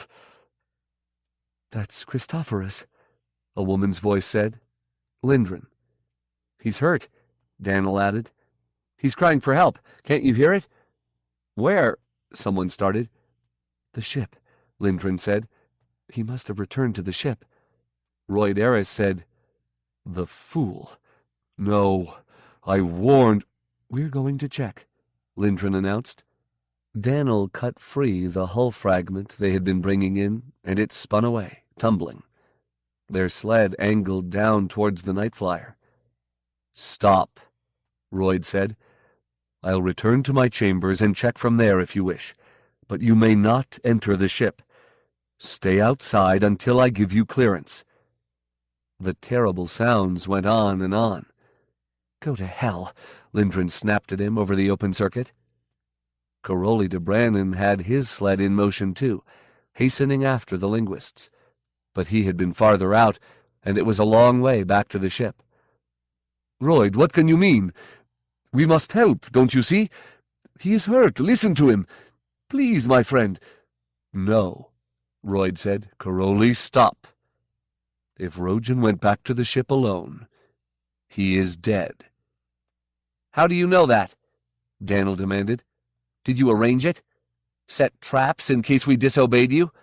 "No," Royd said. "Listen to me. You can't help him now. Only I could have helped him, and he did not listen to me. Trust me. Stop!" His voice was despairing. In the distance, de Brannon's sled slowed. The linguists did not. "We've already listened to you too damn much, I'd say," Lindren said. She almost had to shout to be heard above the noises, the whimpers and moans, the awful wet sucking sounds, the distorted pleas for help. Agony filled their universe. "Melantha," Lindren continued, "keep Eris right where he is. We'll go carefully, find out what is happening inside, but I don't want him getting back to his controls. Understood? Melantha Jirrell hesitated. The sounds beat against her ears. It was hard to think. Royd swung his sled around to face her, and she could feel the weight of his stare. "Stop them," he said. "Melantha, Caroli, order it. They will not listen to me. They do not know what they are doing." He was clearly in pain. In his face, Melantha found decision. "Go back inside quickly, Royd. Do what you can. I'm going to try to intercept them." "Whose side are you on?" Lindgren demanded. Royd nodded to her across the gulf, but Melantha was already in motion. Her sled backed clear of the work area, congested with hull fragments and other debris, then accelerated briskly as she raced around the exterior of the Nightflyer towards the drive room. But even as she approached, she knew it was too late. The linguists were too close, and already moving much faster than she was. "Don't!" she said, authority in her tone. "Christophorus is dead." "His ghost is crying for help, then," Lindgren replied. "When they tinkered you together, they must have damaged the genes for hearing, bitch." "The ship isn't safe." "Bitch," was all the answer she got. Caroli's sled pursued vainly. "Friends, you must stop, please. I beg it of you. Let us talk this out together." The sounds were his only reply. "I am your superior," he said. "I order you to wait outside. Do you hear me? I order it. I invoke the authority of the Academy of Human Knowledge. Please, my friends, please." Melantha watched helplessly as Lindgren and Daniel vanished down the long tunnel of the drive room. A moment later, she halted her own sled near the waiting black mouth, debating whether she should follow them on into the Nightflyer. She might be able to catch them before the airlock opened. Royd's voice, hoarse counterpoint to the sounds, answered her unvoiced question. "Stay, Melantha. Proceed no farther." She looked behind her. Royd's sled was approaching. "What are you doing here?" "Royd, use your own lock. You have to get back inside." "Melantha," he said calmly, "I cannot. The ship will not respond to me. The lock will not dilate. The main lock in the drive room is the only one with manual override. I am trapped outside. I don't want you or Caroli inside the ship until I can return to my console." Melantha Jirrell looked down the shadowed barrel of the drive room, where the linguists had vanished. "What will—" "Beg them to come back, Melantha. Plead with them. Perhaps there is still time." She tried. Caroli de Brannon tried as well. The twisted symphony of pain and pleading went on, but they could not raise Daniel or Lindgren at all. "They've cut out their comm," Melantha said furiously. "They don't want to listen to us. Or that sound." Royd's sled and de Brannon's reached her at the same time. "I do not understand," Caroli said. "Why can you not enter, Royd? What is happening?" "It is simple, Caroli," Royd replied. "I am being kept outside until—" "Yes?" prompted Melantha. "Until Mother is done with them." The linguists left their vacuum sled next to the one that Christophorus had abandoned, and cycled through the airlock in unseemly haste, with hardly a glance for the grim, headless doorman. Inside they paused briefly to collapse their helmets. "I can still hear him," Daniel said. The sounds were faint inside the ship. Lindgren nodded. "It's coming from the lounge. Hurry." They kicked and pulled their way down the corridor, In less than a minute, the sounds grew steadily louder, nearer. "He's in there," Lindgren said when they reached the doorway. "Yes," Daniel said. "But is he alone? We need a weapon. What if Royd had to be lying? There is someone else on board. We need to defend ourselves." Lindgren would not wait. "There are two of us," she said. "Come on." She launched herself through the doorway, calling Christophorus by name. It was dark inside. What little light there was spilled through the door from the corridor. Her eyes took a long moment to adjust. Everything was confused. Walls and ceilings and floor were all the same. She had no sense of direction. "Rojan?" she called dizzily. "Where are you?" The lounge seemed empty, but maybe it was only the light, or her sense of unease. "Follow the sound," Daniel suggested. He hung in the door, peering warily about for a minute, then began to feel his way cautiously down a wall, groping with his hands. As if in response to his comment, the sobbing sounds grew suddenly louder. But they seemed to come first from one corner of the room, then from another. Lindgren, impatient, propelled herself across the chamber, searching. She brushed against a wall in the kitchen area, and that made her think of weapons, and Daniel's fears. She knew where the utensils were stored. "Here," she said a moment later, turning towards him. "Here, I've got a knife. That should thrill you." She flourished it and brushed it against a floating bubble of liquid as big as her fist. It burst and reformed into 100 smaller globules. One moved past her face, close, and she tasted it. Blood. But Lassimer had been dead a long time. His blood ought to have dried by now, she thought. "Oh, merciful God," said Daniel. "What?" Lindgren demanded. "Did you find him?"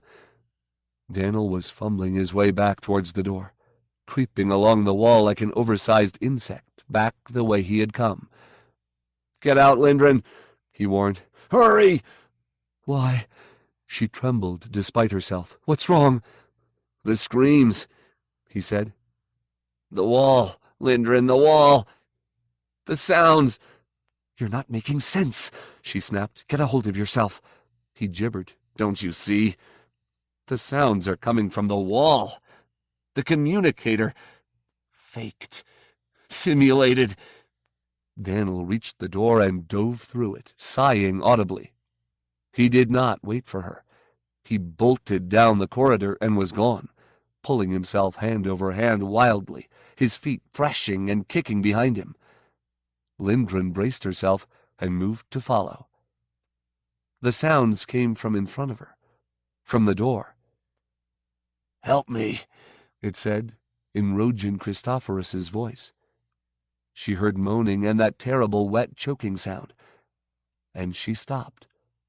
From her side came a wheezing, ghastly death rattle. "Ah!" it moaned loudly, building in a counterpoint to the other noise. "Help me! Help me, help me, help me," said Christophorus from the darkness behind her. Coughing and a weak groan sounded under her feet. "Help me!" all the voices chorused. "Help me, help me, help me." Recordings, she thought. Recordings being played back. "Help me, help me, help me, help me!" All the voices rose higher and louder, and the words turned into a scream, and the scream ended in wet choking, in wheezes and gasps and death. Then the sounds stopped, just like that. Turned off. Lindgren kicked off, floated towards the door, knife in hand. Something dark and silent crawled from beneath the dinner table and rose to block her path. She saw it clearly for a moment, as it emerged between her and the light. Rojan Christophorus, still in his vacuum suit, but with the helmet pulled off. He had something in his hand that he raised to point at her. It was a laser, Lindgren saw, a simple cutting laser. She was moving straight towards him, coasting, helpless. She flailed and tried to stop herself, but she could not. When she got quite close, she saw that Rojan had a second mouth below his chin, a long blackened slash, and it was grinning at her, and little droplets of blood flew from it wetly as he moved. Daniel rushed down the corridor in a frenzy of fear, bruising himself as he smashed off walls and doorways. Panic and weightlessness made him clumsy. He kept glancing over his shoulder as he fled, hoping to see Lindgren coming after him, but terrified of what he might see in her stead. Every time he looked back, he lost his sense of balance and went tumbling again. It took a long, long time for the airlock to open. As he waited, trembling, his pulse began to slow. The sounds had dwindled behind him, and there was no sign of pursuit. He steadied himself with an effort. Once inside the lock chamber, with the inner doors sealed between him and the lounge, he began to feel safe. Suddenly, Daniel could barely remember why he had been so terrified. And he was ashamed. He had run, abandoned Lindgren. And for what? What had frightened him so? An empty lounge? Noises from the walls? A rational explanation for that forced itself on him all at once. It only meant that poor Christophorus was somewhere else in the ship, that's all. Just somewhere else, alive and in pain, spilling his agony into a comm unit. Daniel shook his head ruefully. He'd hear no end of this, he knew. Lindgren liked to taunt him. She would never let him forget it. But at least he would return, and apologize. That would count for something.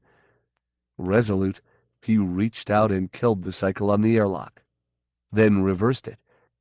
The air that had been partially sucked out came gusting back into the chamber. As the inner door rolled back, Daniel felt his fear return briefly. An instant of stark terror, when he wondered what might have emerged from the lounge to wait for him in the corridors of the Nightflyer. He faced the fear and willed it away. He felt strong. When he stepped out, Lindgren was waiting. He could see neither anger nor disdain in her curiously calm features, but he pushed himself towards her and tried to frame a plea for forgiveness anyway. I don't know why With languid grace, her hand came out from behind her back. The knife flashed up in a killing arc. And that was when Daniel finally noticed the hole burned in her suit, still smoking, just between her breasts. "Your mother?" Melantha Girl said incredulously, as they hung helpless in the emptiness beyond the ship. "She can hear everything we say," Royd replied. "But at this point it no longer makes any difference. Rojan must have done something very foolish, very threatening. Now she is determined to kill you all." She, what do you mean?" De Brannon's voice was puzzled. "Royd, surely you do not tell us that your mother is still alive. You said she died even before you were born." "She did, Caroli," Royd said. "I did not lie to you." "No," Melantha said. "I didn't think so. But you did not tell us the whole truth, either." Royd nodded. "Mother is dead, but her spirit still lives and animates my Nightflyer." He sighed. "Perhaps it would be more fitting to say her Nightflyer. My control has been tenuous at best." "Royd," De Brannon said, "spirits do not exist. They are not real. There is no survival after death. My Volcrin are more real than any ghosts. I don't believe in ghosts either, said Melantha curtly. Call it what you will, then, Royd said. My term is as good as any. The reality is unchanged by the terminology. My mother, or some part of my mother, lives in the Nightflyer. And she is killing all of you as she has killed others before. Royd, you do not make sense, D'Branin said. Quiet, Caroli. Let the captain explain. Yes, Royd said. The Nightflyer is very, very advanced, you know. Automated, self-repairing, large. It had to be, if Mother were to be freed from the necessity of a crew. It was built on Newholm, you will recall. I have never been there, but I understand that Newholm's technology is quite sophisticated. Avalon could not duplicate this ship, I suspect. There are few worlds that could. The point, Captain? The point. The point is the computers, Melantha. They had to be extraordinary. They are. Believe me, they are. Crystal matrix cores, laser grid data retrieval, full sensory extension, and other features. Are you trying to tell us that the Nightflyer is an artificial intelligence? Lonnie Thorne suspected as much. She was wrong, Royd said. My ship is not an artificial intelligence, not as I understand it, but it is something close. Mother had a capacity for personality impress built in. She filled the central crystal with her own memories, desires, quirks, her loves, and her hates. That was why she could trust the computer with my education. You see, she knew it would raise me as she herself would. Had she the patience, she programmed it in certain other ways as well. And you cannot deprogram, my friend? Caroli asked. Caroli's voice was despairing. I have tried, Caroli, but I am a weak hand at systems work, and the programs are very complicated, the machines very sophisticated. At least 3 times I have eradicated her, only to have her surface once again. She is a phantom program, and I cannot track her. She comes and goes as she will. A ghost, do you see? Her memories and her personality are so intertwined with the programs that run the Nightflyer that I cannot get rid of her without destroying the central crystal, wiping the entire system.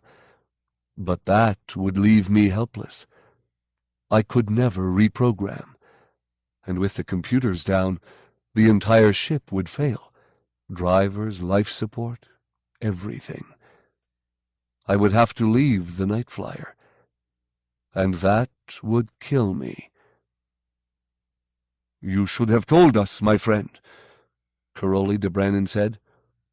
On Avalon, we have many cyberneticists, some very great minds. We might have aided you. We could have provided expert help. Lonnie Thorne might have helped you. Caroli, I have had expert help. Twice I have brought systems specialists on board. The first one told me what I have just told you, that it was impossible without wiping the programs completely. The second had trained on Newholm. She thought she might be able to help me. Mother killed her. You are still holding something back, Melantha Girl said. I understand how your cybernetic ghost can open and close airlocks at will, and arrange other accidents of that nature. But how do you explain what she did to Thale Lassimer? Ultimately, I must bear the guilt, Royd replied. My loneliness led me to a grievous error. I thought I could safeguard you, even with a telepath among you. I have carried other riders safely. I watch them constantly, warn them away from dangerous acts. If Mother attempts to interfere, I countermand her directly from the master control console. That usually works. Not always. Usually. Before this trip, she had killed only 5 times, and the first 3 died when I was quite young. That was how I learned about her presence in my ship. That party included a telepath, too. I should have known better, Caroli. My hunger for life has doomed you all to death. I overestimated my own abilities, and underestimated her fear of exposure. She strikes out when she is threatened, and telepaths are always a threat. They sense her, you see. A malign, looming presence, they tell me. Something cool and hostile and inhuman. Yes, Caroli de Brannon said. Yes, that was what Thales said. An alien. He was certain of it. No doubt she feels alien to a telepath used to the familiar contours of organic minds. Hers is not a human brain, after all. What it is, I cannot say. A complex of crystallized memories, a hellish network of interlocking programs, a meld of circuitry and spirit. Yes, I can understand why she might feel alien. You still haven't explained how a computer program could explode a man's skull, Melantha said. You wear the answer between your breasts, Melantha. My whisper jewel? She said, puzzled. She felt it then, beneath her vacuum suit and her clothing. A touch of cold, a vague hint of eroticism that made her shiver. It was as if his mention had been enough to make the gem come alive. I was not familiar with whisper jewels until you told me of yours, Royd said, but the principle is the same. Esper-etched, you said. Then you know that psionic power can be stored. The central core of my computer is resonant crystal, many times larger than your tiny jewel. I think Mother impressed it as she lay dying. Only an Esper can etch a whisper jewel, Melantha said. You never asked the why of it. Either of you, Royd said. You never asked why Mother hated people so. She was born gifted, you see. On Avalon she might have been a Class 1, tested and trained and honored, her talent nurtured and rewarded. I think she might have been very famous. She might have been stronger than a Class 1. But perhaps it is only after death that she acquired such power, linked as she is to the Nightflyer. The point is moot. She was not born on Avalon. On Vess her ability was seen as a curse, something alien and fearful. So they cured her of it. They used drugs and electroshock and hypnotraining that made her violently ill whenever she tried to use her talent. They used other, less savory methods as well. She never lost her power, of course. Only the ability to use it effectively, to control it with her conscious mind. It remained part of her, suppressed, erratic, a source of shame and pain, surfacing violently in times of great emotional stress, and half a decade of institutional care almost drove her insane. No wonder she hated people. What was her talent? Telepathy? No. Oh, some rudimentary ability, perhaps. I have read that all psi talents have several latent abilities in addition to their one developed strength. But Mother could not read minds. She had some empathy, although her cure had twisted it curiously, so that the emotions she felt literally sickened her. But her major strength, the talent they took 5 years to shatter and destroy, was Teak. Melantha Jirl swore. Of course she hated gravity. Telekinesis under weightlessness is... Yes, Royd finished. Keeping the Nightflyer under gravity tortures me, but it limits Mother. In the silence that followed that comment, each of them looked down the dark cylinder of the drive room. Caroli de Brannon moved awkwardly on his sled. Daniel and Lindgren have not returned, he said. They are probably dead, Royd said dispassionately. What will we do then? We must plan. We cannot wait here indefinitely.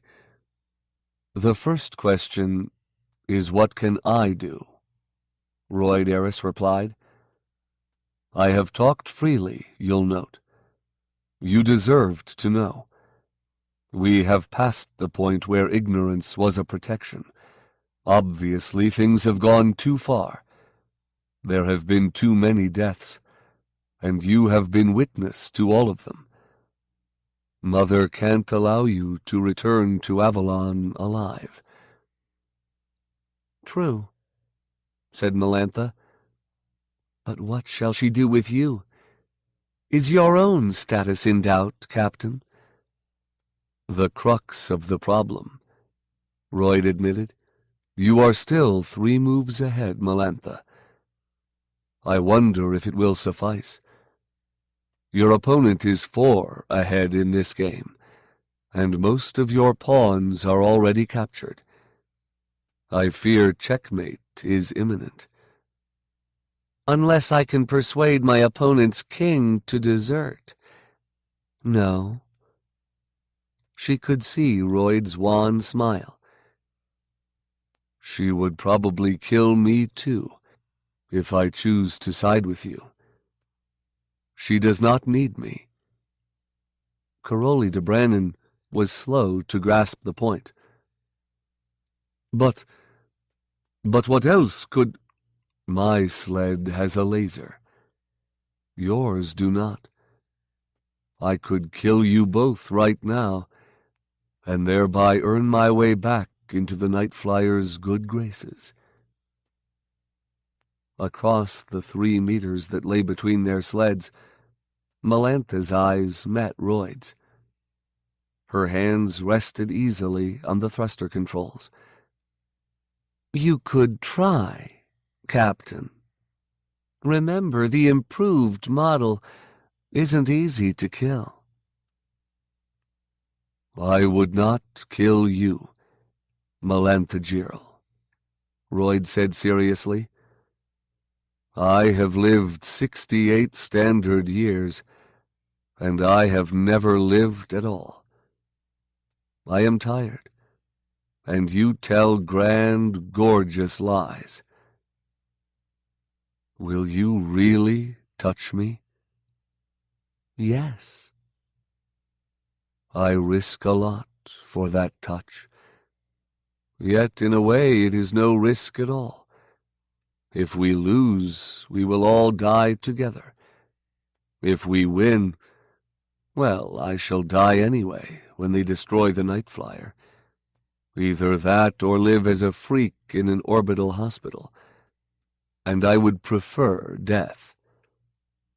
We will build you a new ship, Captain, Melantha promised. Liar, Royd replied, but his tone was cheerful. No matter. I have not had much of a life anyway. Death does not frighten me. If we win, you must tell me about your Volcrin once again, Caroli. And you, Melantha, you must play chess with me, and find a way to touch me. And sex with you? She finished, smiling. If you would, he said quietly. He shrugged. Well, Mother has heard all of this. Doubtless she will listen carefully to any plans we might make. So there is no sense making them. Now there is no chance that the control lock will admit me, since it is keyed directly into the ship's computer. So we must follow the others through the drive room, and enter through the main lock and take what small chances we are given. If I can reach my console and restore gravity, perhaps we can win. If not... He was interrupted by a low groan. For an instant, Melantha thought the Nightflyer was wailing at them again, and she was surprised that it was so stupid as to try the same tactic twice. Then the groan sounded once more, and in the back of Caroli de Brannan's sled, the forgotten fourth member of their company struggled against the bonds that held her down.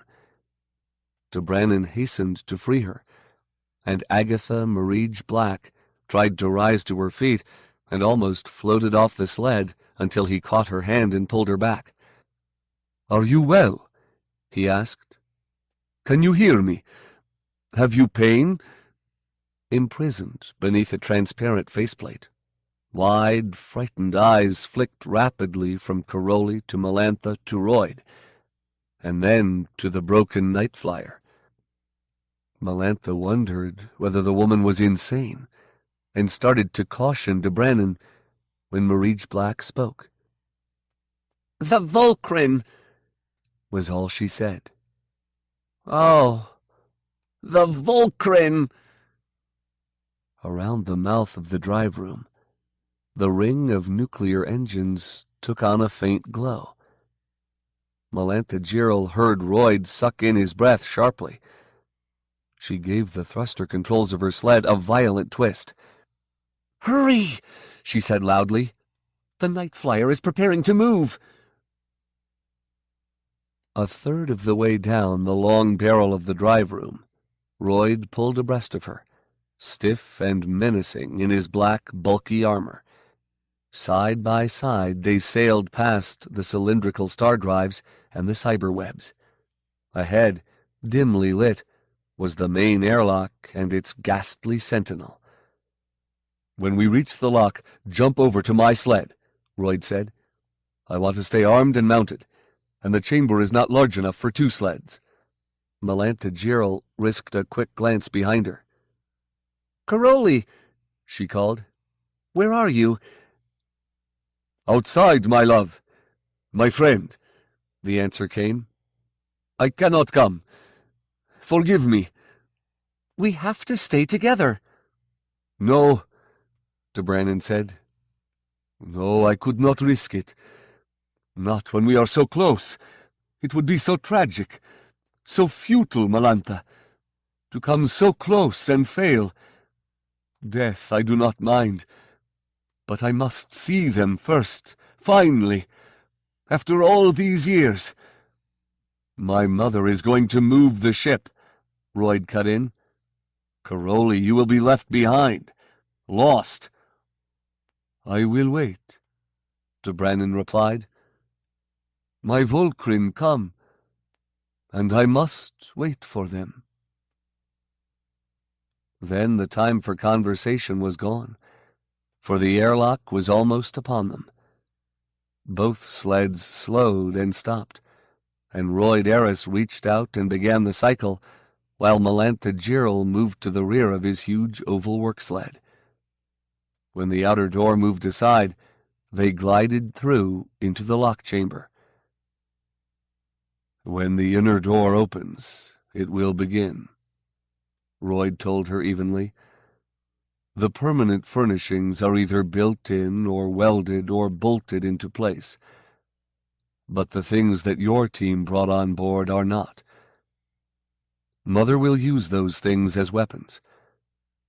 And beware of doors, airlocks, any equipment tied into the Nightflyers' computer.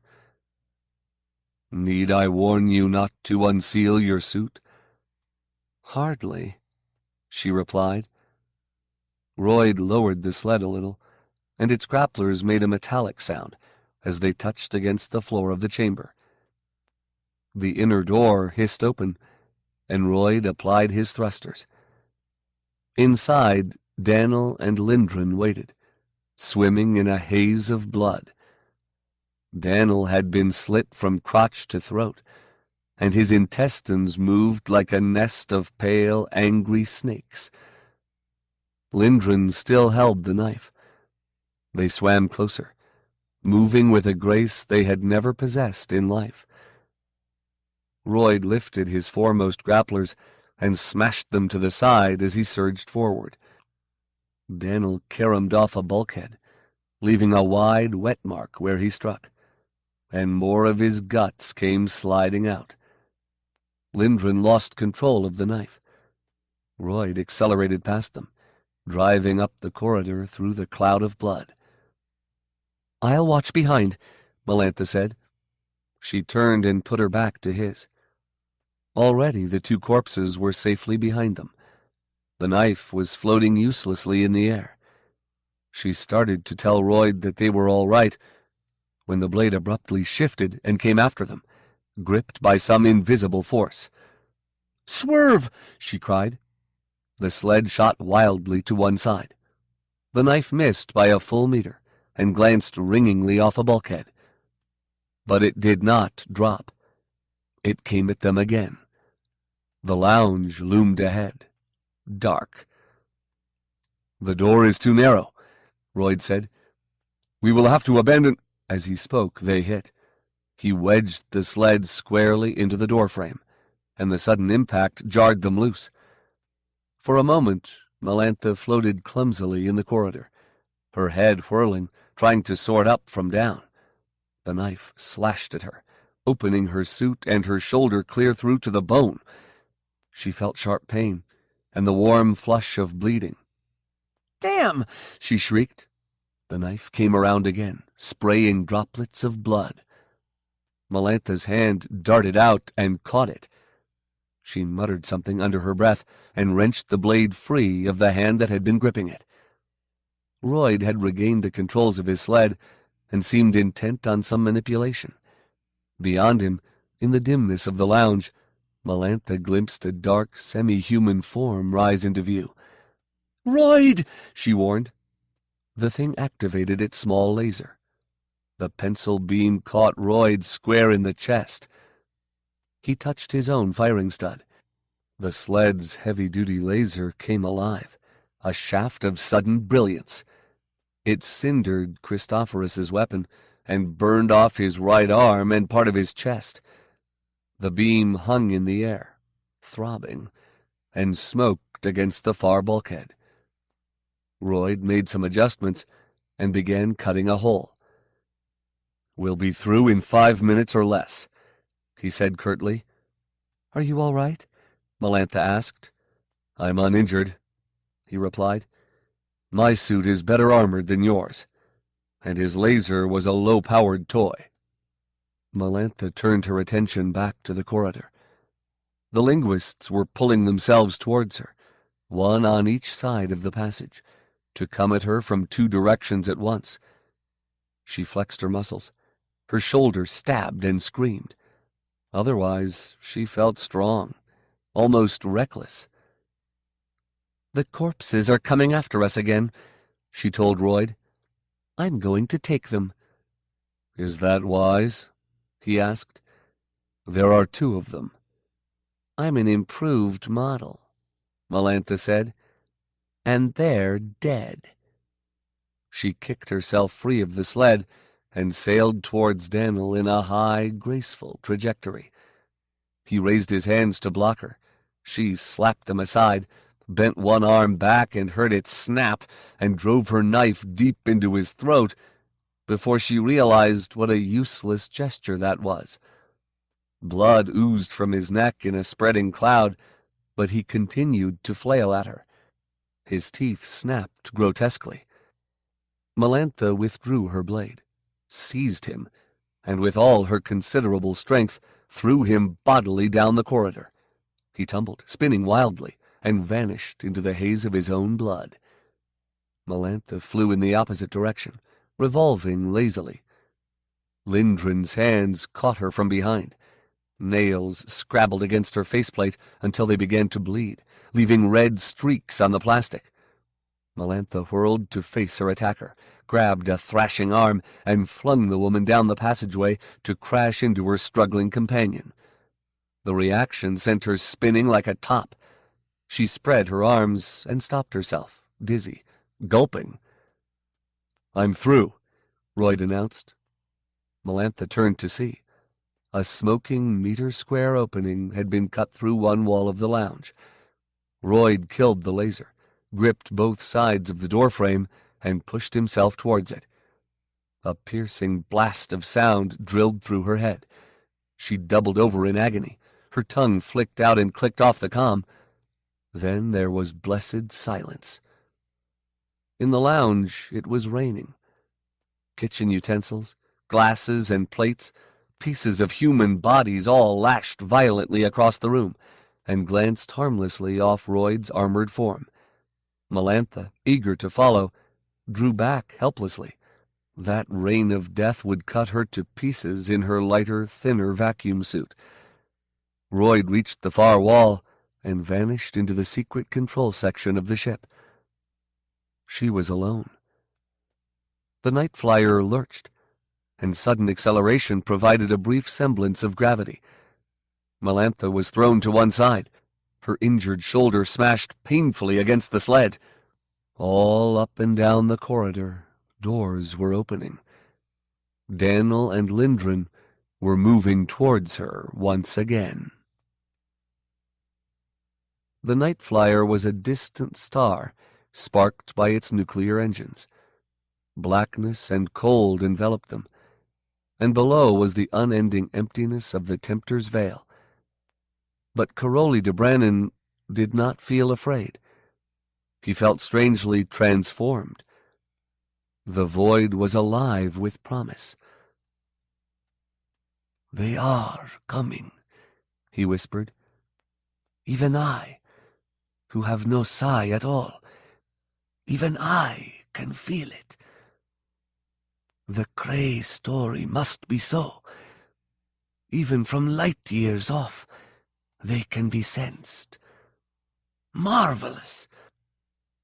Agatha Marije Black seemed small and shrunken. "The Volcrin," she muttered. "What good can they do us? I hurt. The ship is gone. De Brannon, my head aches." She made a small, frightened noise. "Thale said that. Just after I injected him, before, you know. He said that his head hurt. It aches so terribly." "Quiet, Agatha. Do not be afraid. I am here with you. Wait. Think only of what we shall witness. Think only of that." "I can sense them," the Psy-Psych said. De Brannon was eager. "Tell me then. We have our little sled. We shall go to them. Direct me." "Yes," she agreed. "Yes. Oh, yes." Gravity returned. In a flicker, The universe became almost normal. Melantha fell to the deck, landed easily and rolled, and was on her feet cat-quick. The objects that had been floating ominously through the open doors along the corridor all came clattering down.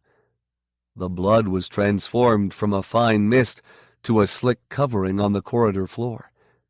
The two corpses dropped heavily from the air and lay still. Royd spoke to her from the communicators built into the walls. "I made it," he said. "I noticed," she replied. "I'm at the main control console. I have restored the gravity with a manual override, and I'm cutting off as many computer functions as possible. We're still not safe, though. Mother will try to find a way around me. I'm countermanding her by sheer force, as it were. I cannot afford to overlook anything, and if my attention should lapse, even for a moment— Melantha, was your suit breached? "Yes, cut at the shoulder." Change into another one. Immediately. I think the counter-programming I'm doing will keep the locks sealed, but I can't take any chances. Melantha was already running down the corridor, towards the cargo hold where the suits and equipment were stored. When you have changed, Royd continued, dump the corpses into the mass conversion unit.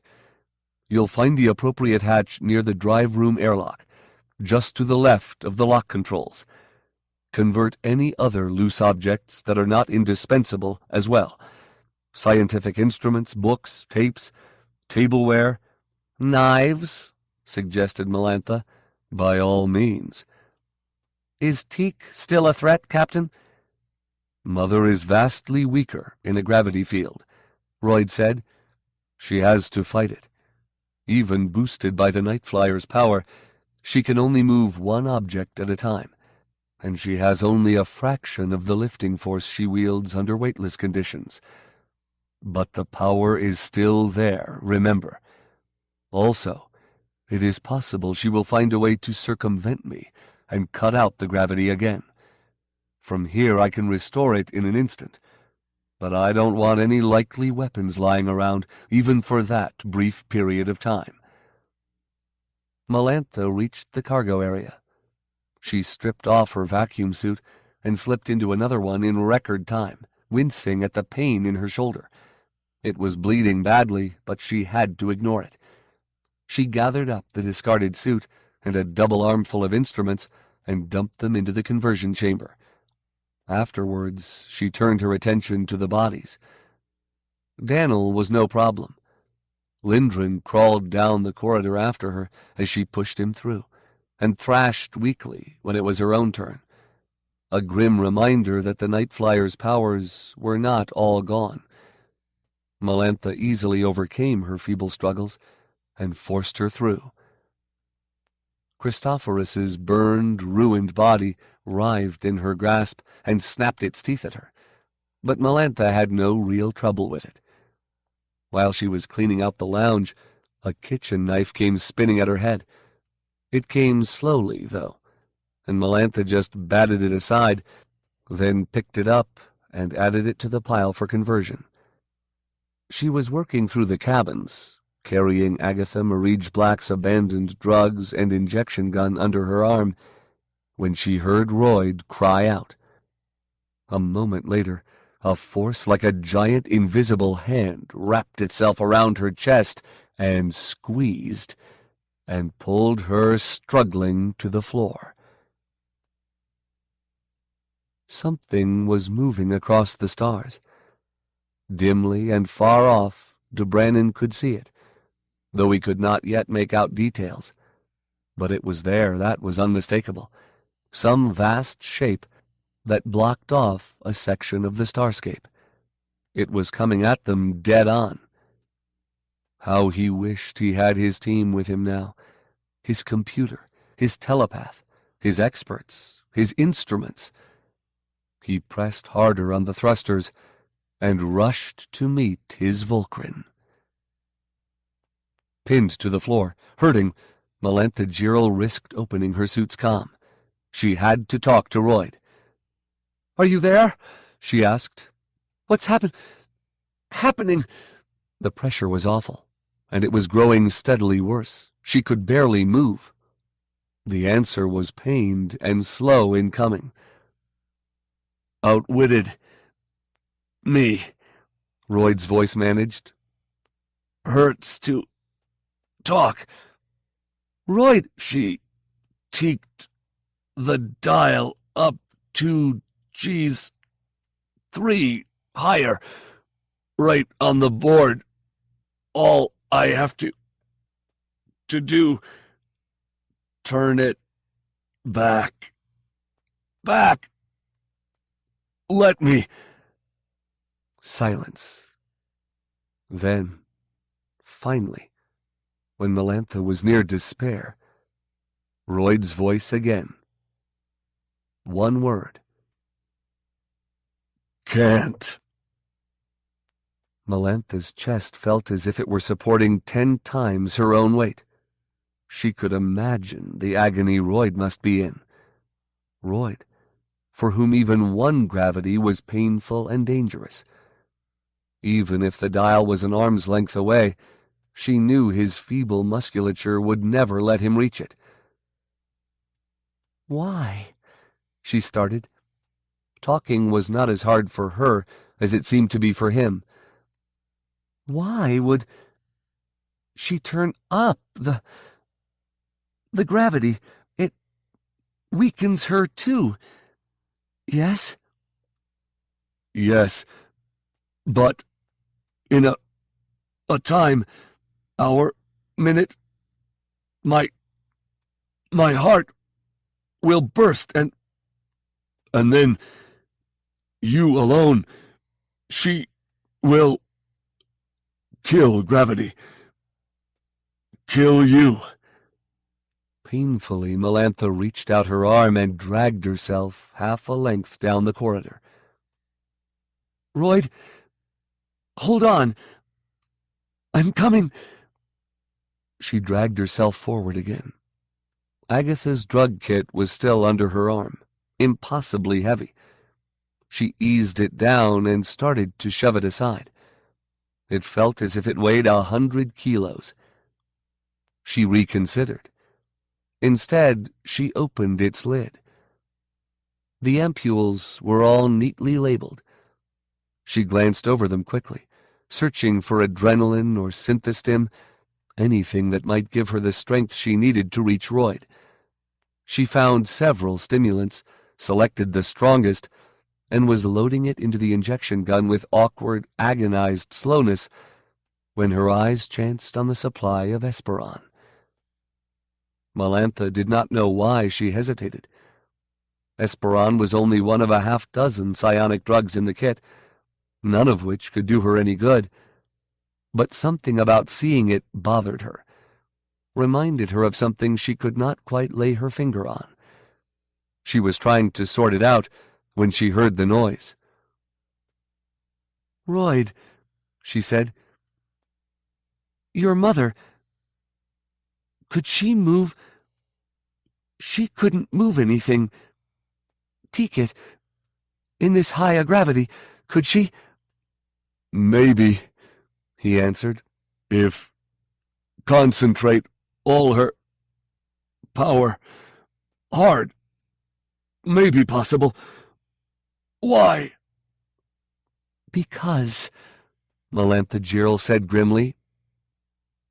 Because someone is cycling through the airlock. It is not truly a ship. Not as I thought it would be, Caroli de Brannon was saying.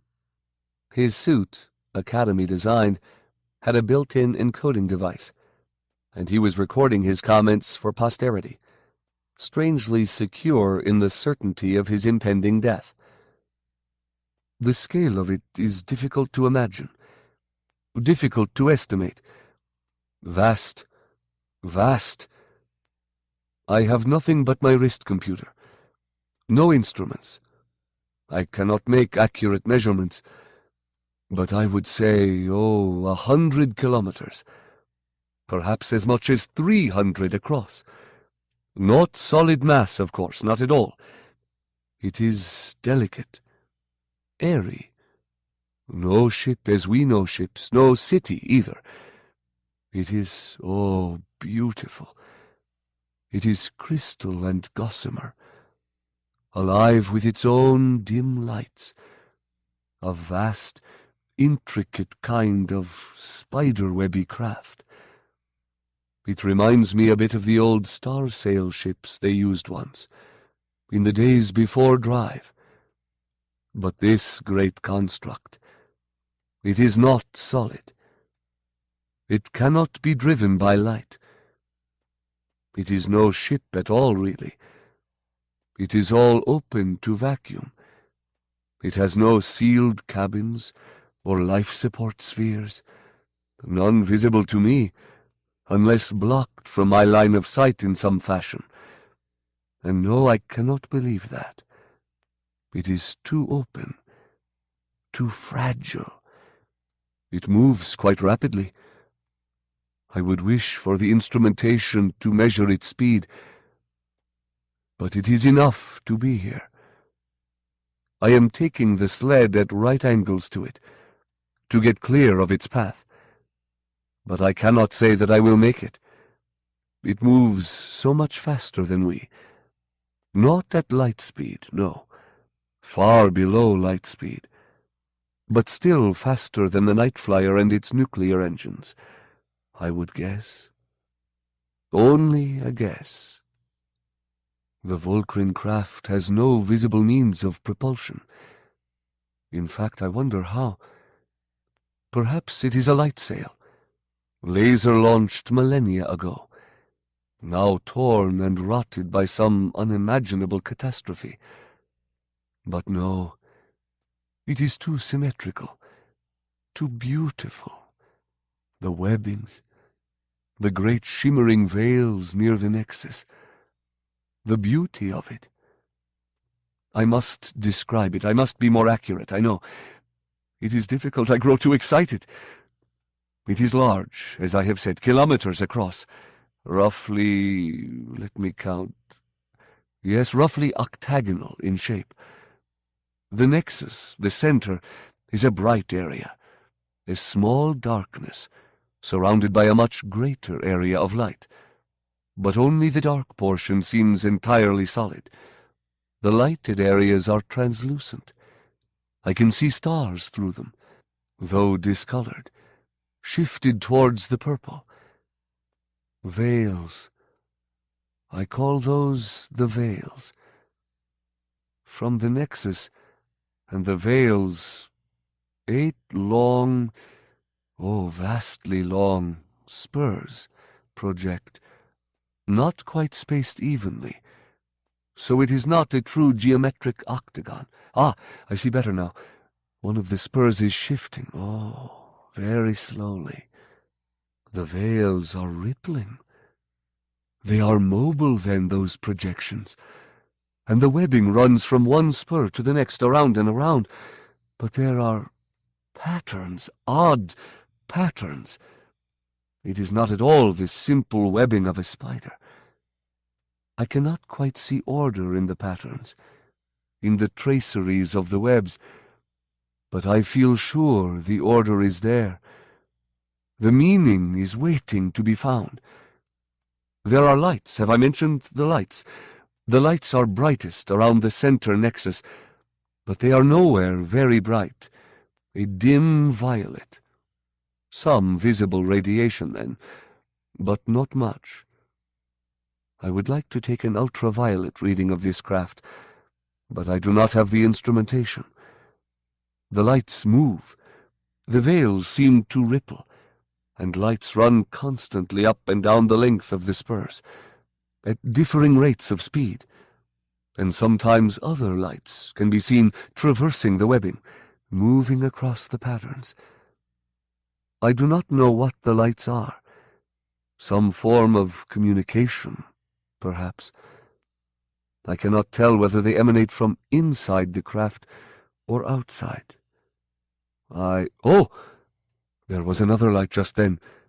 Between the spurs, a brief flash, a starburst.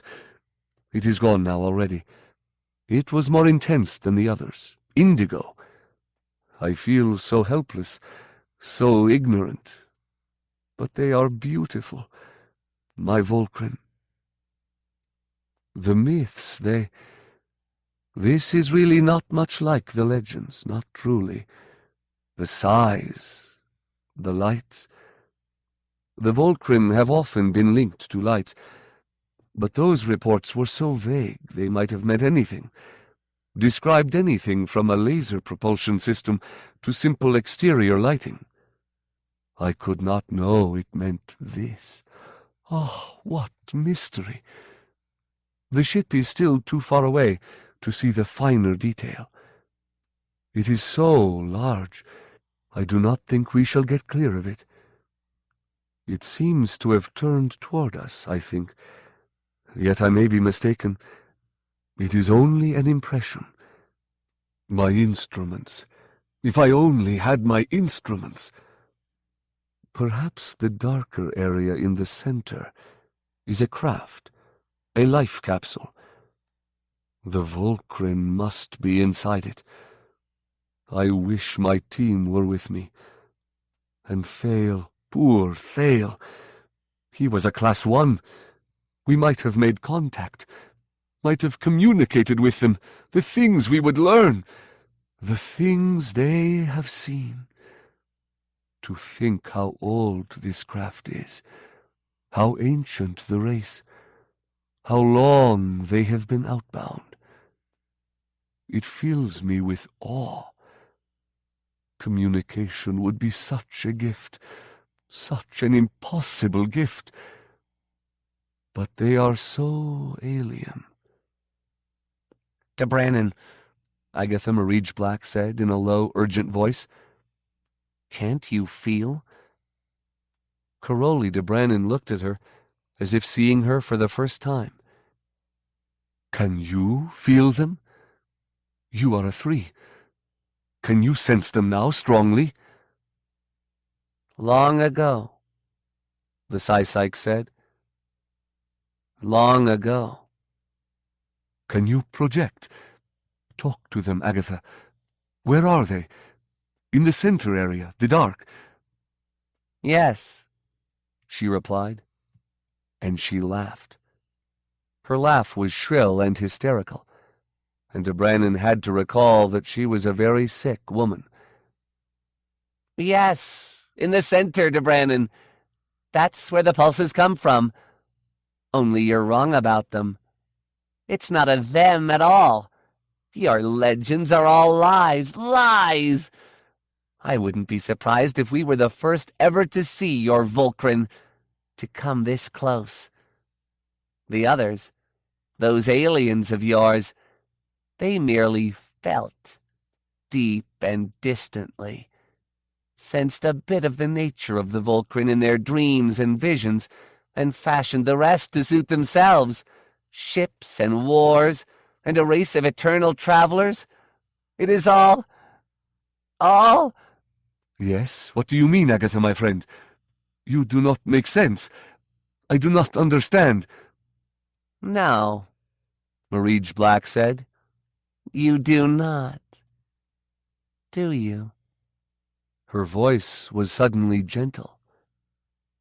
You cannot feel it as I can. So clear now. This must be how a 1 feels all the time. A 1 full of Esperon.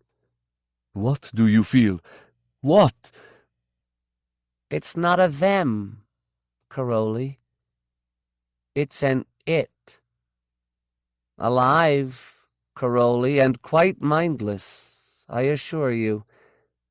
Mindless? de Brannon said. No, you must be wrong. You are not reading correctly. I will accept that it is a single creature, if you say so. A single, great, marvelous star-traveler. But how can it be mindless? You sensed it. Its mind. Its telepathic emanations. You and the whole of the Cray Sensitives and all the others. Perhaps its thoughts are too alien for you to read. Perhaps. But what I do read is not so terribly alien at all. Only animal. Its thoughts are slow, and dark, and strange. Hardly thoughts at all. Faint. Stirrings, cold and distant. The brain must be huge, all right, I grant you that. But it can't be devoted to conscious thought. What do you mean? The propulsion system, to Brannon. Don't you feel? The pulses? They are threatening to rip off the top of my skull. Can't you guess what is driving your damned Volcrin across the galaxy? And why they avoid gravity wells? Can't you guess how it is moving? No, Brannon said. But even as he denied it, a dawn of comprehension broke across his face, and he looked away from his companion, back at the swelling immensity of the Volcrin, its lights moving, its veils a ripple as it came on, across light years, light centuries, across eons. When he looked back at her, he mouthed only a single word. "Teak," he said. She nodded. Melantha Gerald struggled to lift the injection gun and press it against an artery. It gave a single loud hiss, and the drug flooded her system.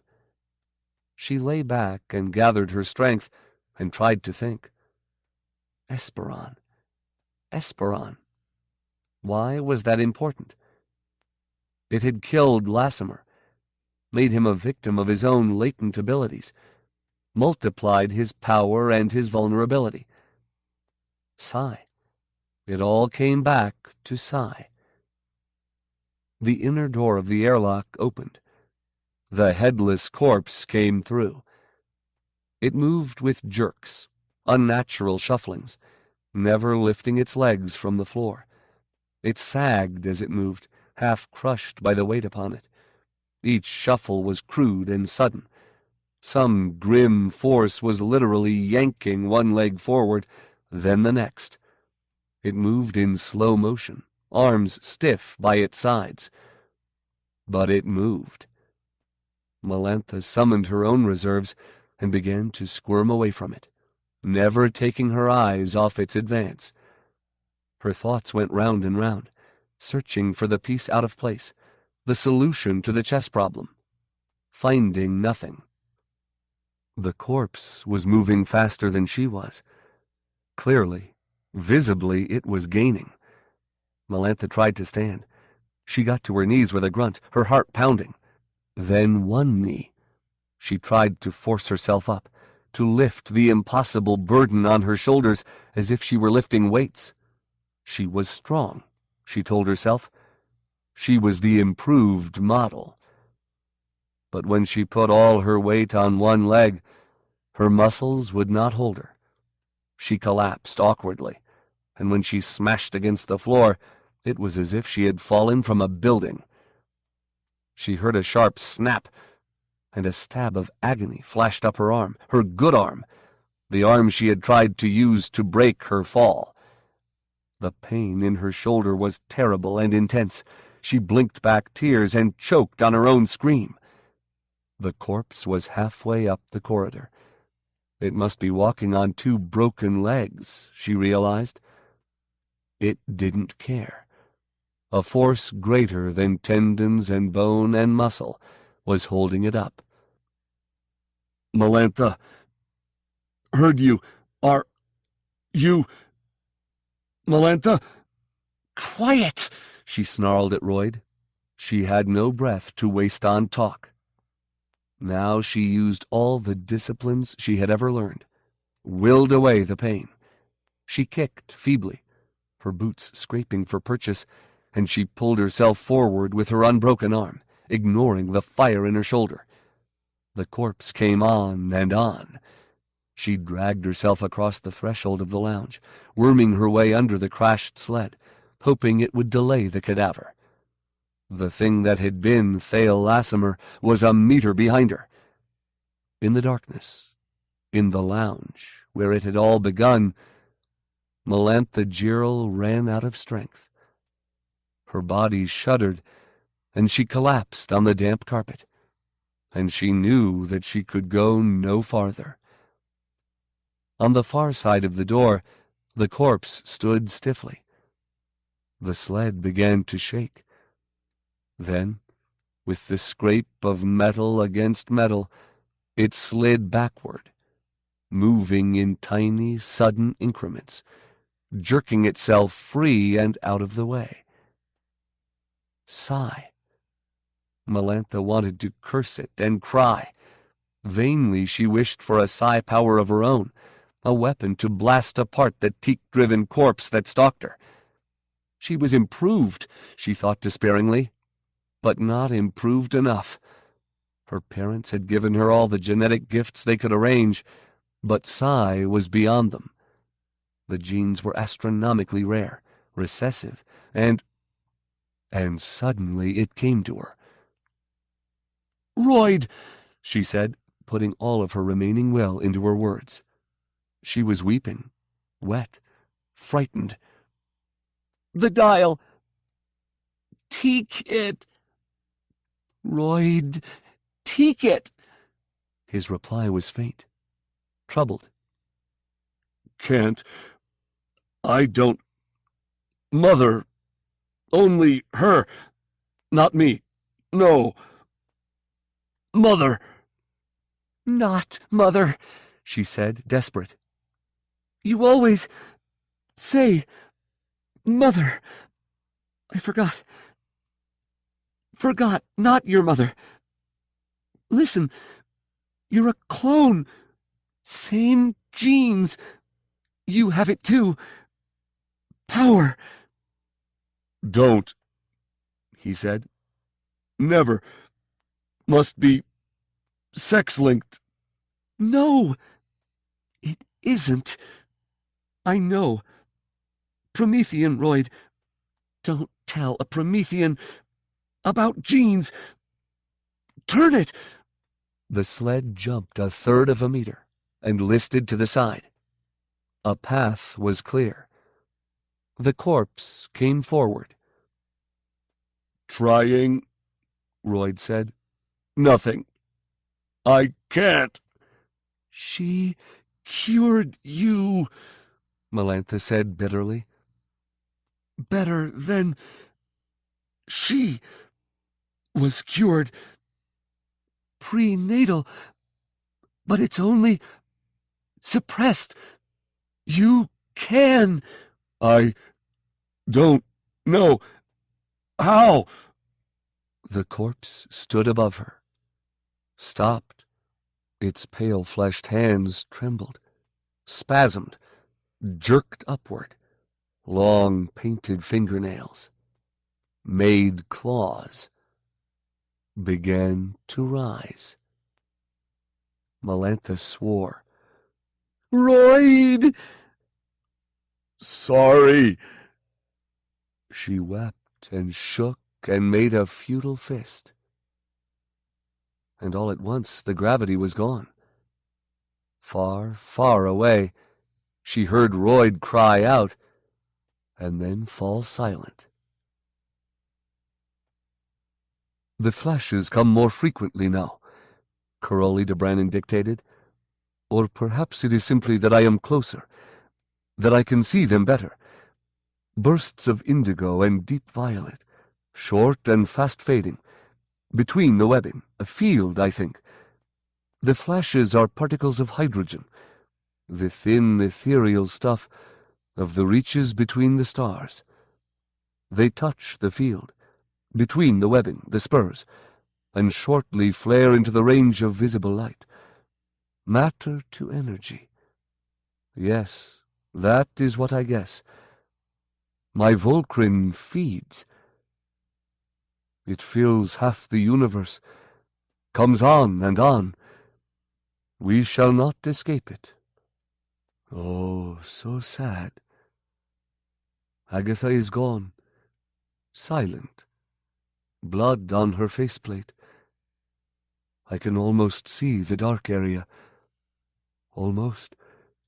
Almost. I have a strange vision. In the center is a face, small, rat-like, without mouth or nose or eyes, yet still a face somehow. And it stares at me. The veils move so sensuously. The webbing looms around us. Ah, the light! The light! The corpse bobbed awkwardly into the air, its hands hanging limply before it.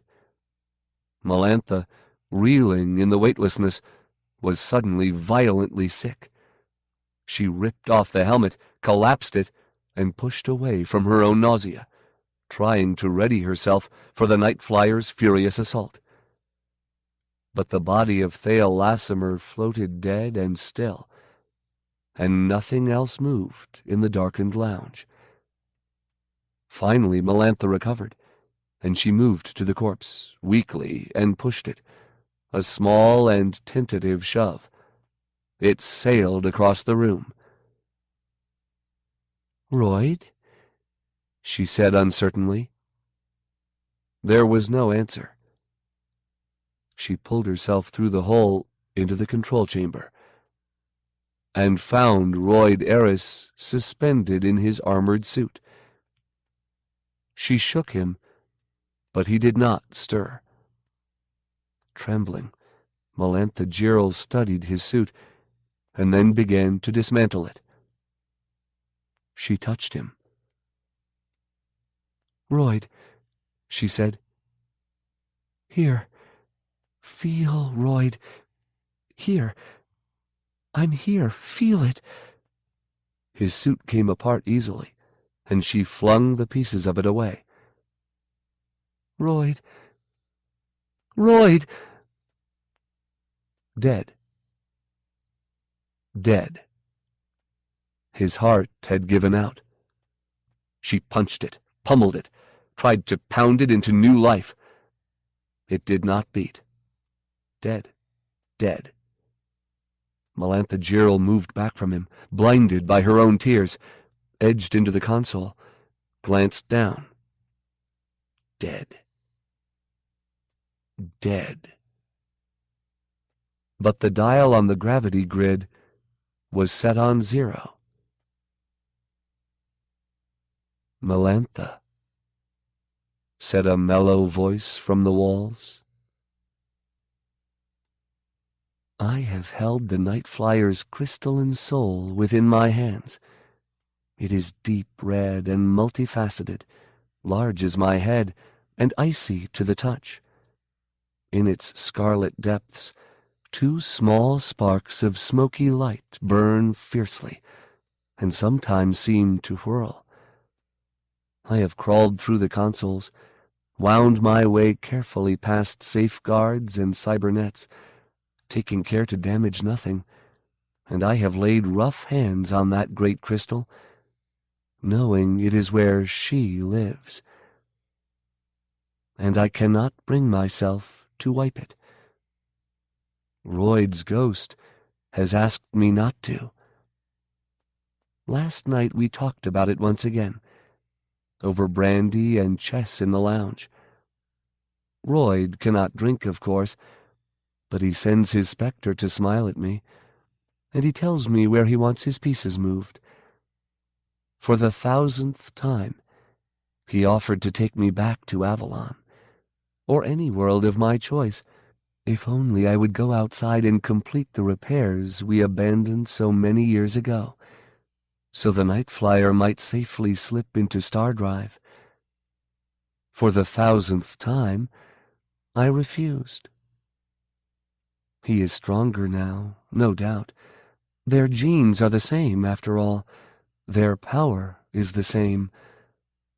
Dying, he too found the strength to impress himself upon the great crystal.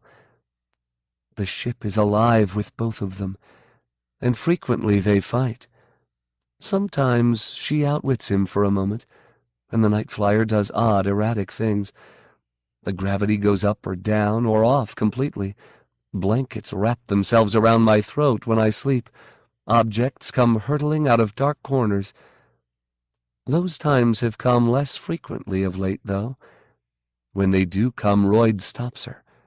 Or I do. Together, the Nightflyer is ours. Royd claims he is strong enough alone, that he does not really need me, that he can keep her under check. I wonder. Over the chessboard, I still beat him 9 games out of 10. And there are other considerations. Our work, for one. Caroli would be proud of us. The Volcrin will soon enter the mists of the Tempter's Veil, and we follow close behind, studying, recording, doing all that old de Brennan would have wanted us to do. It is all in the computer, and on tape and paper as well, should the system ever be wiped. It will be interesting to see how the Volcrin thrives in the Veil. Matter is so thick there, compared to the thin diet of interstellar hydrogen on which the creature is fed so many endless eons. We have tried to communicate with it, with no success. I do not believe it is sentient at all, and lately Royd has tried to imitate its ways, gathering all his energies in an attempt to move the Nightflyer by Teak. Sometimes, oddly, his mother even joins with him in those efforts. So far, they have always failed, but we will keep trying. So goes our work. We know our results will reach humanity.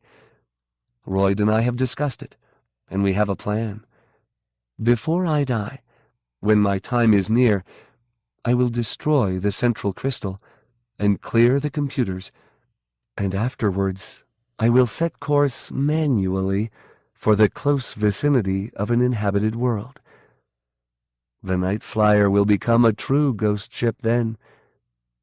It will work. I have all the time I need, and I am an improved model. I will not consider the other option, although it means much to me that Royd suggests it again and again. No doubt I could finish the repairs, and perhaps Royd could control the ship without me and go on with the work. But that is not important. I was wrong so many times. The Esperon, the monitors, my control of the others, all of them my failures, payment for my hubris. Failure hurts. When I finally touched him, for the first and last and only time, his body was still warm, but he was gone already. He never felt my touch. I could not keep that promise. But I can keep my other. I will not leave him alone with her. Ever.